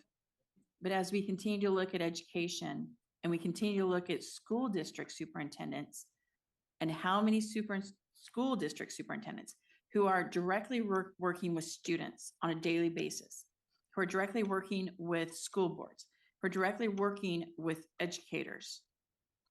That is going to, you know that we've got many openings in there as well. And so this idea of making it competitive does not feel that way as an educator right now. It feels like position has been created for other reasons. And so is this the appropriate internal comparison? Did you look at other agencies that are really doing more bureaucratic work that are not related to education? Because that's really what it feels like with this. The word education is part of it, but it's more overseeing that we're not double doing the work. When you take a look at that bill, it's much more about trying to take things off the plates. And this is actually creating yet one more level at a very high amount. So could you again explain, if you looked at other agencies that are looking at bureaucracies in our state, and if that was a consideration as well? Bashir Washington for the record. When we do our salary surveys, bureaucracy factors, things of that nature do not factor in. We look at the job duties, we look at the scope of work, the level of responsibility. And from there, what occurred is we sent out requests for comparable positions on a national level, as well as we looked on a Western level of comparable positions, which includes the scope of work, the duties, and the level of work that's the position's going to be performed. And this is what we do with all of our positions when we do a salary survey. Based on the information that we gathered from our survey in looking at the Western maximum, the national maximum, we determined that the recommended salary was to be the 180. And again, we want to make sure that moving forward, we're not behind as a state. We can attract and recruit the best of the best across this country. And this is just one of those positions where we are ensuring that we can do so. And may I ask another? Thank you. And I know I'm not the only one that is concerned about this. So I'm taking a look right now at the job description. And it says very clearly that the newly established ESC, ensuring it operates independently under its own governing board of directors while using the NDE as an administrative host. So this new individual will in fact not be overseeing the staff that is doing some of the work that you're speaking about. That is instead will continue to be the school the statewide superintendent, and then co-design and spearhead targeted interventions. So what exactly were the job duties that you were utilizing to make this comparison? Since it is a co-design of an already existing position, what elements did you utilize to come up with this number? For the record, Heather DePease, Supervisory Human Resource Analyst with the Division of Human Resource Management. When we did the job descriptions, we did the job comparators. When we send out our salary request to states, nationals, we include the core regulatory duties and the administrative and management responsibilities as given to us by the agency. Those states then look at what we provide and they give their closest comparable positions. Again, this is a niche position that a lot of states currently do not have or do not have a comparable to, so the data was limited. And when we did the recommendation for this, one of the defining characteristics was we do have, while small in stature, we do have the 5th largest school district in the nation. So that was utilized as one of the comparator factors. In addition to, while it does utilize and the Nevada Department of Education, it has a lot of functionality with regards to reviewing and overseeing that sort of like making sure that the functionality with regards to school improvement, instructional support, technical assistance, and resources are ensured to give good delivery of educational services to the students of the state. I appreciate bringing in the size of Clark County School District and how important it is to be aware of how large it is across the nation. But how does that make a difference? If we're making sure that every school is getting what it needs, which is one of the items that this has been brought forward about from last session, if we're ensuring that that is happening, how does the inclusion of Clark County being the 5th largest school district make a difference in this item? Because when you take a look at what you've got here, everything has to do, it appears, maybe, I believe, has to do with education itself. And yet some of these districts are not as large. Is that what you're speaking about? Or why does the fact that Clark County is so large make such a huge difference in this analysis when it is a statewide program that's being tried? Again, for the record, Heather DePease, Supervisor Human Resource Analyst. When we look at the size of the school district, a lot of things are enhanced. You have more students that require assistance, more educational directives, more English as a second language, just more issues, disciplinary things of that nature that come from a larger school district from a smaller school district. So the size and scope of those responsibilities was included with being the 5th largest school district. I have numerous other questions I think we might be able to take offline because I know that there's other people that have questions. Because I want to make sure that whoever this individual is coming in is working with all of it is not just specific to one school district. I understand what you're saying, and I think we all know that. But there are other issues also that happen in some of what's now being called our frontier school districts that might have a much smaller area that then also have a problem with getting special education teachers, et cetera. And I wanted to make sure that that was also brought forward.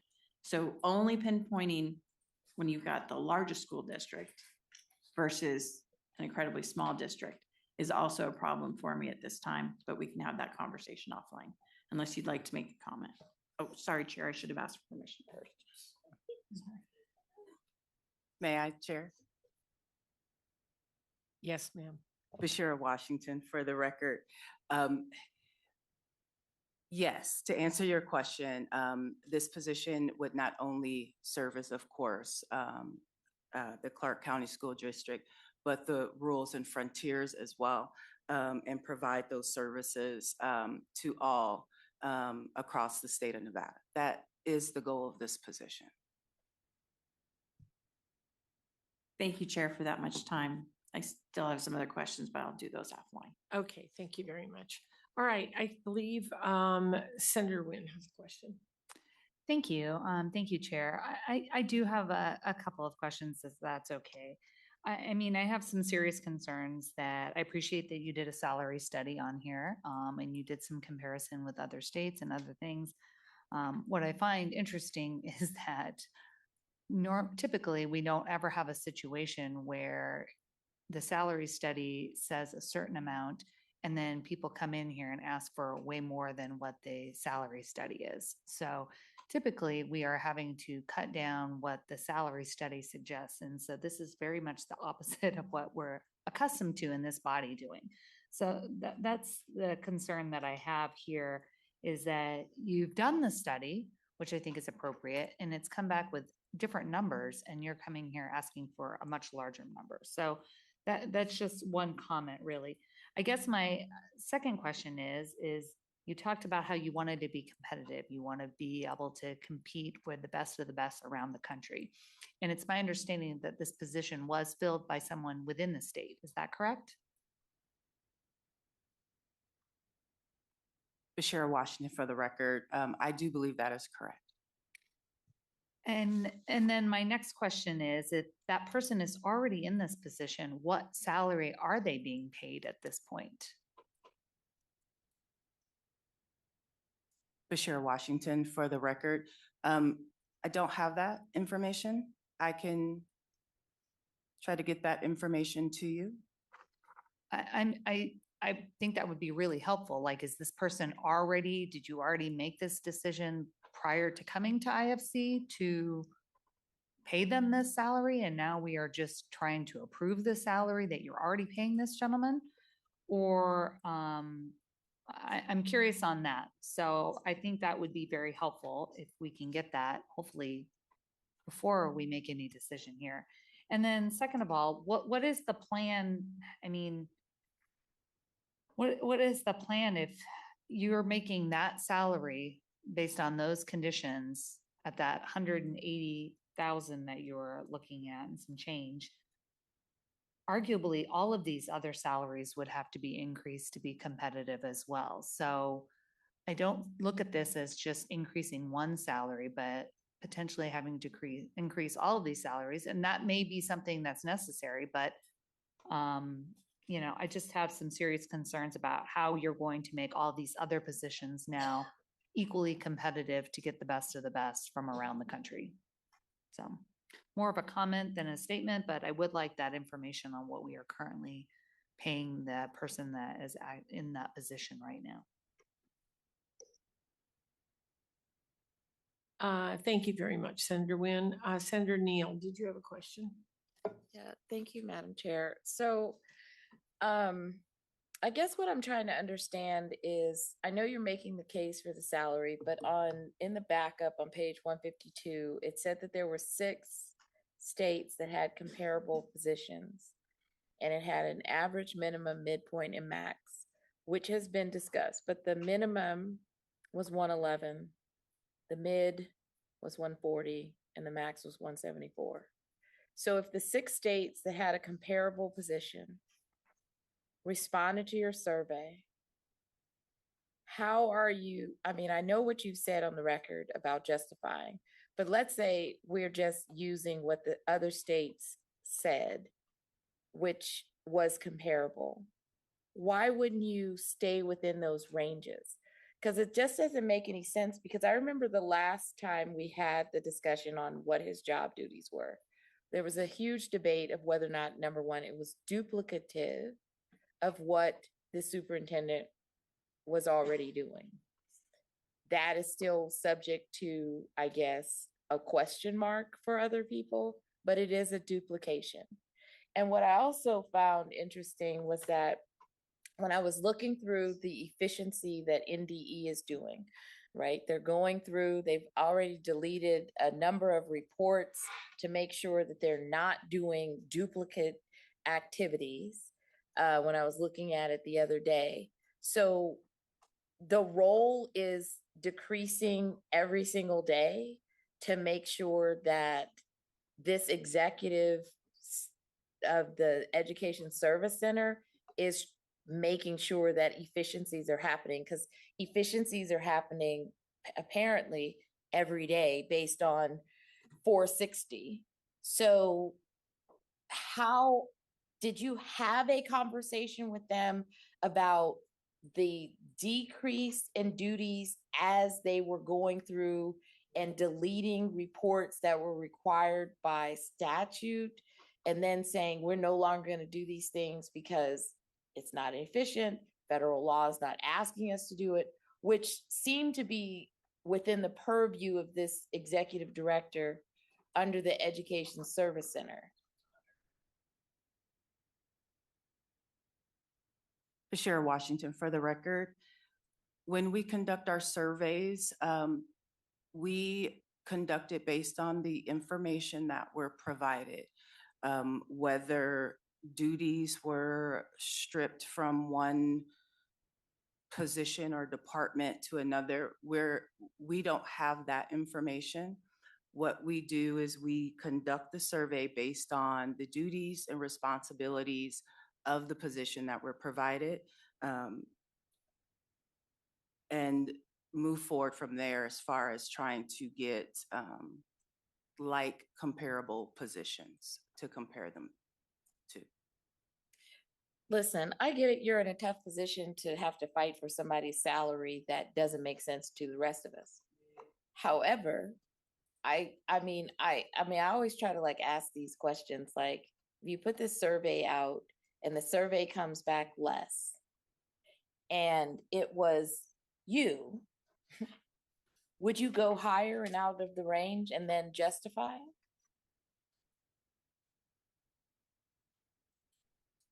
Bashir Washington for the record. Can you repeat the question, please? The I'm sorry. question is, you're sitting at the table as I guess you're part of the Division of Human Resource Management.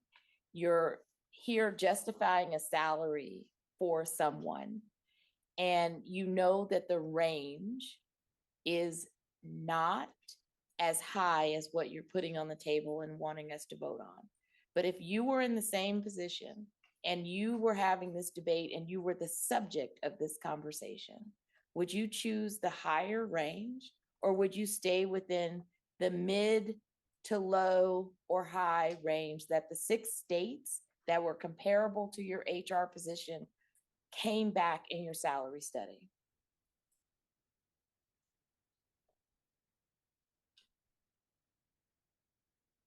Bashir Washington for the record. So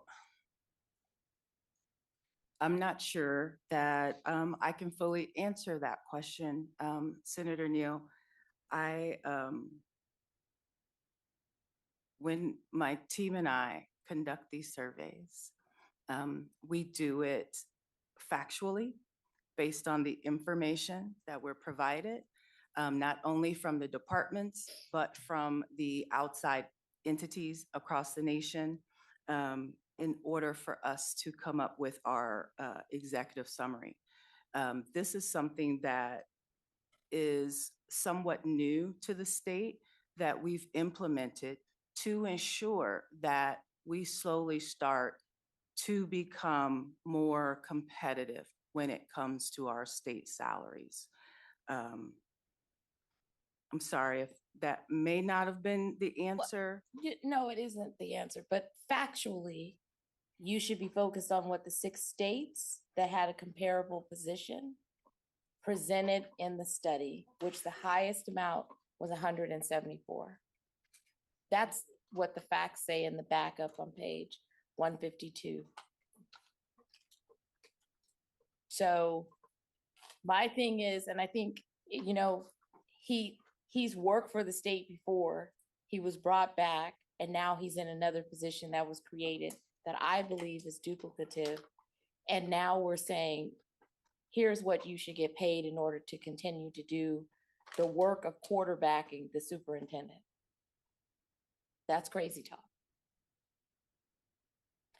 Thank you, Madam Chair. I don't have any more comments. Thank you very much. And I'm going to ask Mr. Thorley, our fiscal staff, to weigh in to give us some background on the salary and where this is going with the executive director position. Thank you, Madam Chair. Wayne Thorley for the record, LCB Fiscal Analysis Division. Based on information in the state system, the individual currently in this position is making a salary of $180,534. That's on the employee-employer, that's the employee-employer retirement plan number, which is the same amount that is being recommended by the Division of Human Resource Management. Thank you. So that clarifies some of the questions that some of you had about pay and how this particular amount may or may not have come full circle.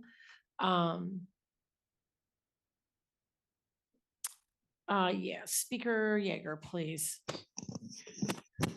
Thank you, Chair. And, you know, I guess I just want to remind folks, obviously there's someone in this position. We know who that somebody is. This was a position that was created in the last legislative session. But we're asking about this because these are taxpayer dollars. I mean, these are state salaries. So I think these are fair questions in terms of what the duties and responsibilities are. I guess the question that I have is based on the documentation I have, this individual was appointed on April 20th. So we're about 4 months in to that term. How is this brought to us as the IFC? Because I understand we have to set the salary, But I guess the question is, like, did somebody realize that there wasn't a salary set in statute? Because we've gone 4 months now and an individual is being paid a salary that hasn't been approved. And I'm not putting any blame on anybody for that. I'm just trying to figure out how we got to this point today after 4 months of the salary that was just stated on the record.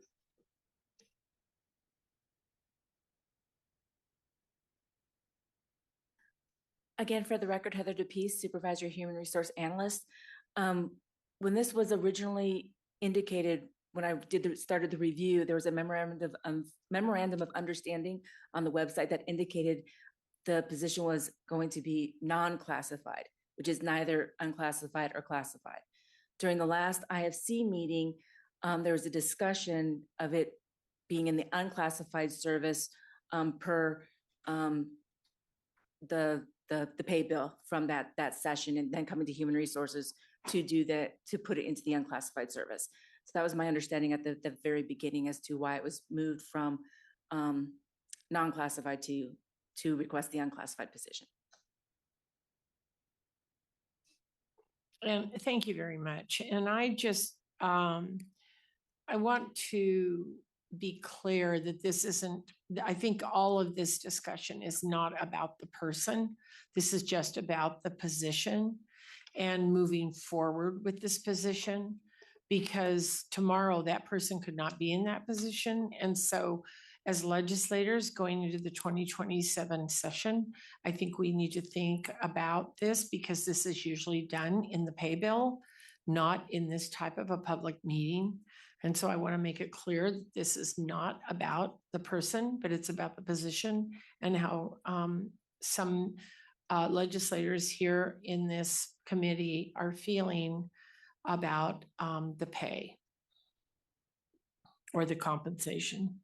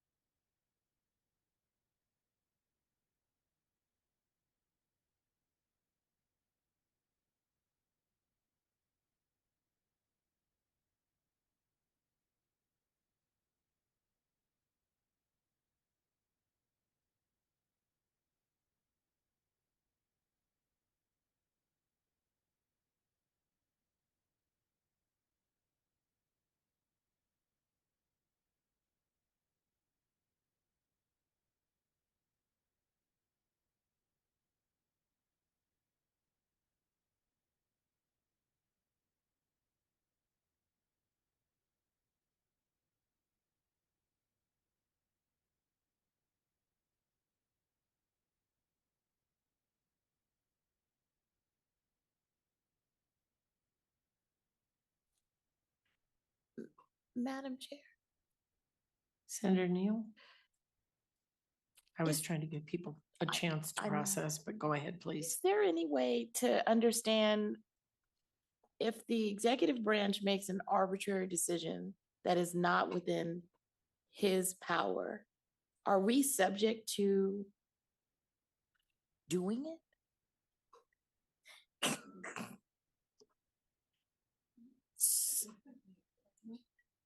I'm just, because I feel like if we make this decision today, then what happens later on if another arbitrary decision is made to establish pay outside of the pay bill, transfer any human to a position, keep that pay, and then tell us you must do this pay because I did it?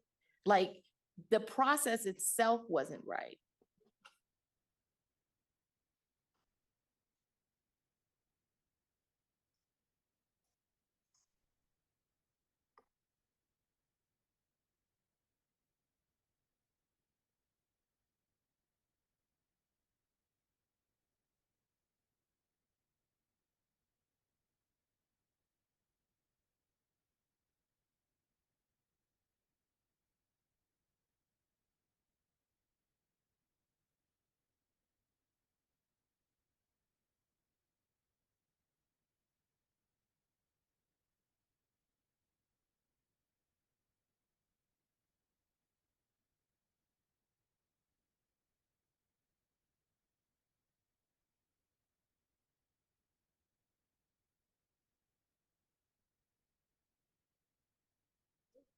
Madam Chair, may I make a comment while we're deliberating on what we might do here?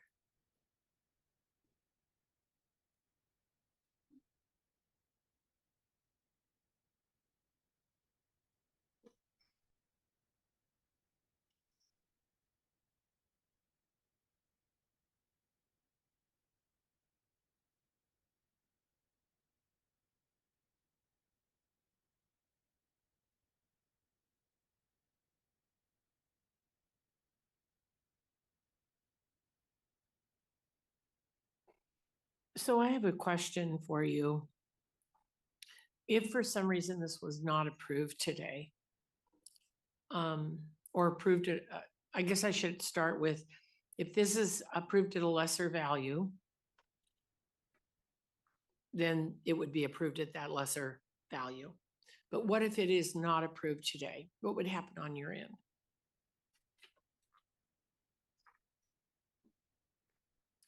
Chair Washington, for the record. Well, if it was requested of us to do a re-review or anything to that nature, we would do so, Madam Chair.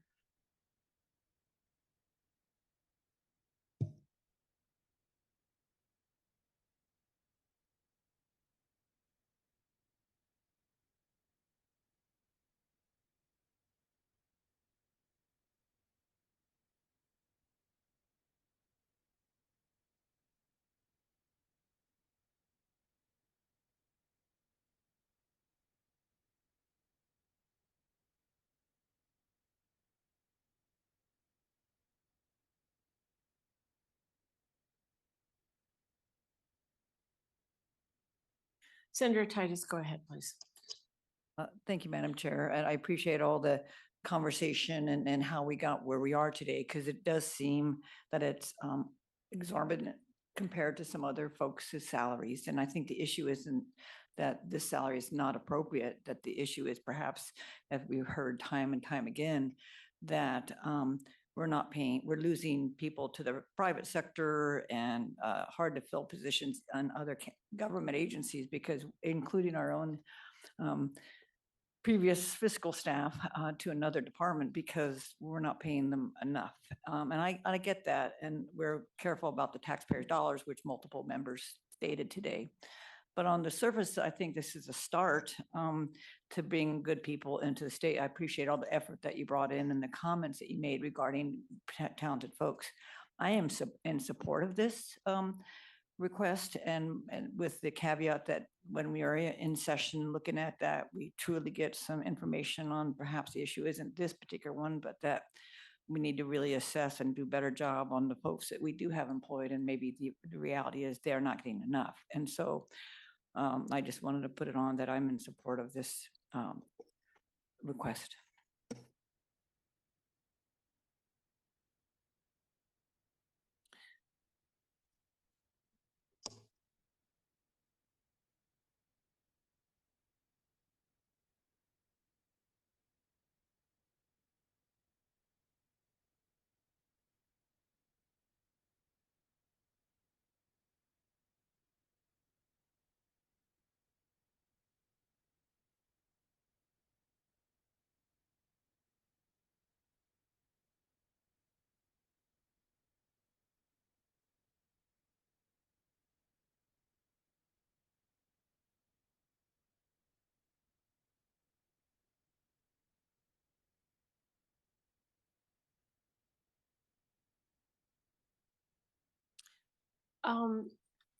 I was wondering if there is any way for us to delay this discussion, since there seems to be so much about it and the pay. And once again, I want to make sure that I am clear on the record. This is not about the person. I have worked with Dr. Canavero several times over the years, and I respect him immensely. But I think that it might be worthy for us to delay this decision today and come back in October for the next IFC with maybe a couple options as to how we can solve this problem. so that we don't have some disparity with people who are in the same types of director positions. Bashir watching for the record. Thank you, Madam Chair. Assemblymember Torres Fawcett. I have a process question. So in the meantime, then what happens with the Education Service Center, and will the work that the ESC has been prescribed to complete in SB 460 continue to get done? Well, I'll let the director answer, but right now, Dr. Canavero is being paid by the governor's office, so he would remain in the governor's office, and that wouldn't be necessarily a legislative problem right this minute, that we would reconvene in October and have that discussion.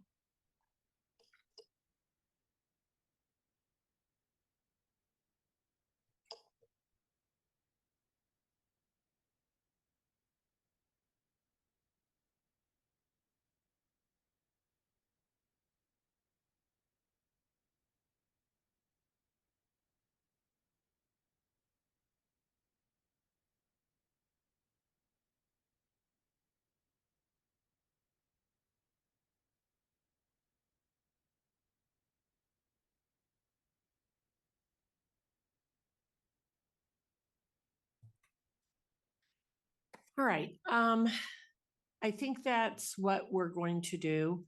We're not going to take any action on this today. And if you could have some further discussion and possibly come back in October, and we will have some time to process and get this taken care of. Thank you, Madam Chair. Thank you, and thank you for your time today. All right, with that, we are going to move on to item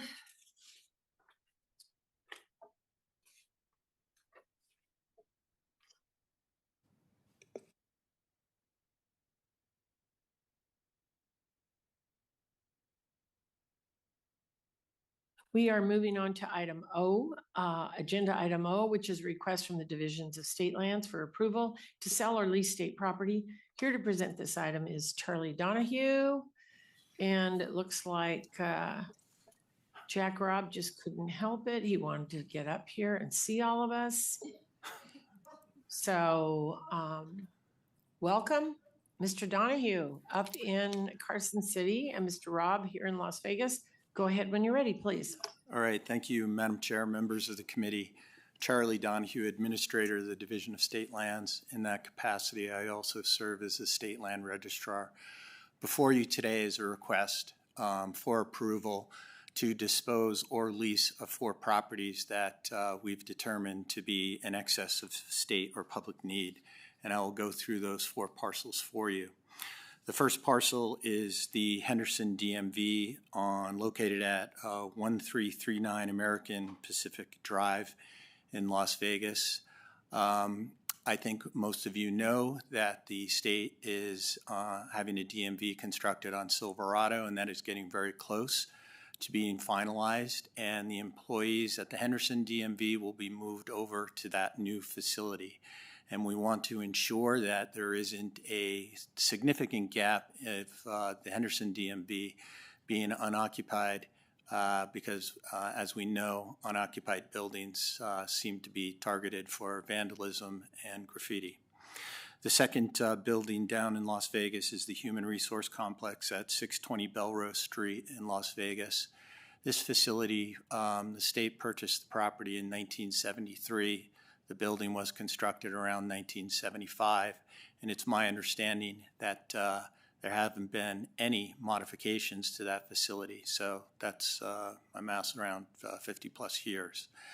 The facility is actually unoccupied. The staff is actually working at a leased facility immediately adjacent to that.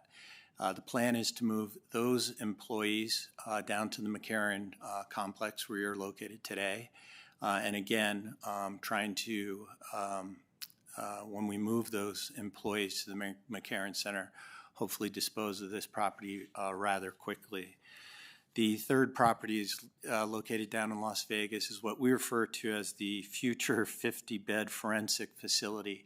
This property was secured in 2008 for the benefit of Department of Health and Human Services at the time.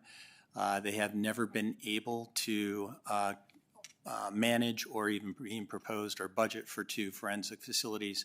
And as I'm sure many of you are aware, that we are in the process of constructing a new forensic facilities on the SNAM campus just off of Charleston. And Madam Chair, the last property that we were talking about disposing of or leasing is the undeveloped former National Guard property here on Carson Street, just south of the Bryan Building. And with that, Madam Chair, I'd be more than happy to take any questions.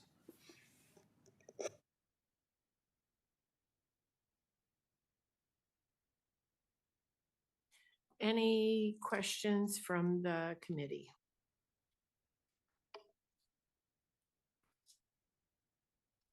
All right, seeing none, I'll accept a motion. Thank you very much. Seconded by Senator Nguyen. All those in favor say aye. Aye. All those opposed say nay. Motion carries. Thank you very much, and thank you for your time today, Mr. Donahue. Thank you, Madam Chair, All and right. members of the committee. You are welcome. Item P, next up, which is the status report from the Housing Division on the Home Meets Nevada Initiative for Affordable Housing. This will be presented by, looks like Christine Hess. You're all by yourself. Welcome to the committee, and please begin when you are ready. Yes, good afternoon, Madam Chair and members of the committee. It's wonderful to be here with you this afternoon. Administrator Acroth is taking some much-deserved time off, so we appreciate that for him. And so hopefully I can do this justice. So in your packets, of course, you have our Home Means Nevada Initiative Project Award Status Update from June 12th. Typically, our updates here, we keep them short and sweet and hit kind of some high-level updates for you, so I'll continue down that vein and, of course, welcome any questions. And I just want to shout out your committee, and excuse me, J. Marie, if I pronounce your last name incorrectly, but thank you for amazing questions, Ms. Mangoba, as we went through the process, and your LCB fiscal team was doing some review. They asked some great questions, and as I mentioned, I'm going to update you on some of the figures from this report and the spend status, but I am also going to work and present to the GFO and then to your LCB fiscal staff a slightly different format for our report going forward because Ms. Mangoba's questions just pointed out while this simple spreadsheet has served us well for a couple years now, as we get closer to the spend and the housing division, as Administrator Acroth and myself have gone on the record, as we are working within this $500 million bucket, deobligating, reobligating funds among various projects, this simple spreadsheet actually doesn't capture that well for you. And we just want to provide ultimate transparency for you all to see what's going on. The good news is we have no concerns about spending the funds. In fact, since the June 12th update, which had $428 million in expenditures, we've had $460 million in expenditures. So the Home Means Nevada initiative is 92% spent. And trust me when I say we are in very close contact with all of our projects, especially those that have not spent all the way, so that we can recapture some of those funds and reobligate them to projects that have submitted cost overrun applications. And that's what the next report will be able to show you. So I'll look forward to presenting that as well. But again, to hit on the high points, in the June 12th report, for example, the project Stewart Pines 3 on page 2 that showed a 0% reimbursement. Since this report, they've submitted and been approved for $1.125 million, so they're now actually at 80% spent. The same Janice Brooks Bay, which had an obligation of $4.5 million, as of this report had no expenditure, but actually they just submitted one reimbursement request for the full amount. These development projects, when they spend, it's expensive and they spend pretty quickly. So they're at 100% expenditure. Frost Yasmer, this is an example of what I'm not able to show you on our simple report, but this is a project that we've actually de-obligated the funds, and their sister project from the developer Accessible Space, Inc. with the William J. Raggio project had submitted cost overruns and requested if that Frost Yasmer award of $54,000 could come to their project. So we're currently working with the projects on that. And so again, these are happenings that are happening within the larger bucket of funds. So I'll look forward to be able to present that to you in a way that you can see that clearly. With that, I think I will pause, stop, and let you ask questions, of course. Thank you. Thank you very much.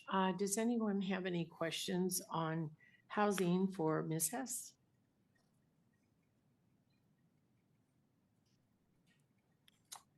I'm not hearing any, but I want to thank you for working on this project. It's so important in Nevada that we have housing for everyone. And so I appreciate you giving that update to us and tracking local ARPA and all other funding that is being used for this. So thank you. Thank you, Madam Chair. It's truly an honor and privilege, and we're grateful for your trust in us. Thank you. Thank you very much. All right, with that, our next item is our last public comment. So for those providing public comment, please remember to state and spell your name for the record and then begin your statement. To call in, once again, 888-475-4499.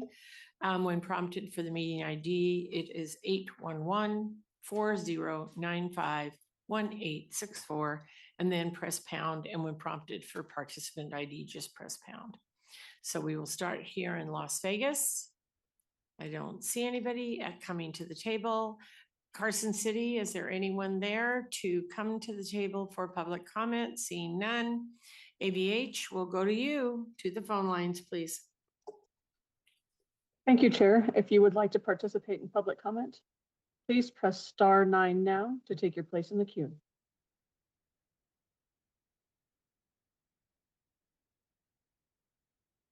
Chair, you have no callers wishing to participate at this time. Thank you so much. All right, that completes our agenda today. I'd like to thank everyone for spending the day with us. Next meeting will be in October, and I appreciate all of you and safe travels here or up to the north. And this meeting is adjourned.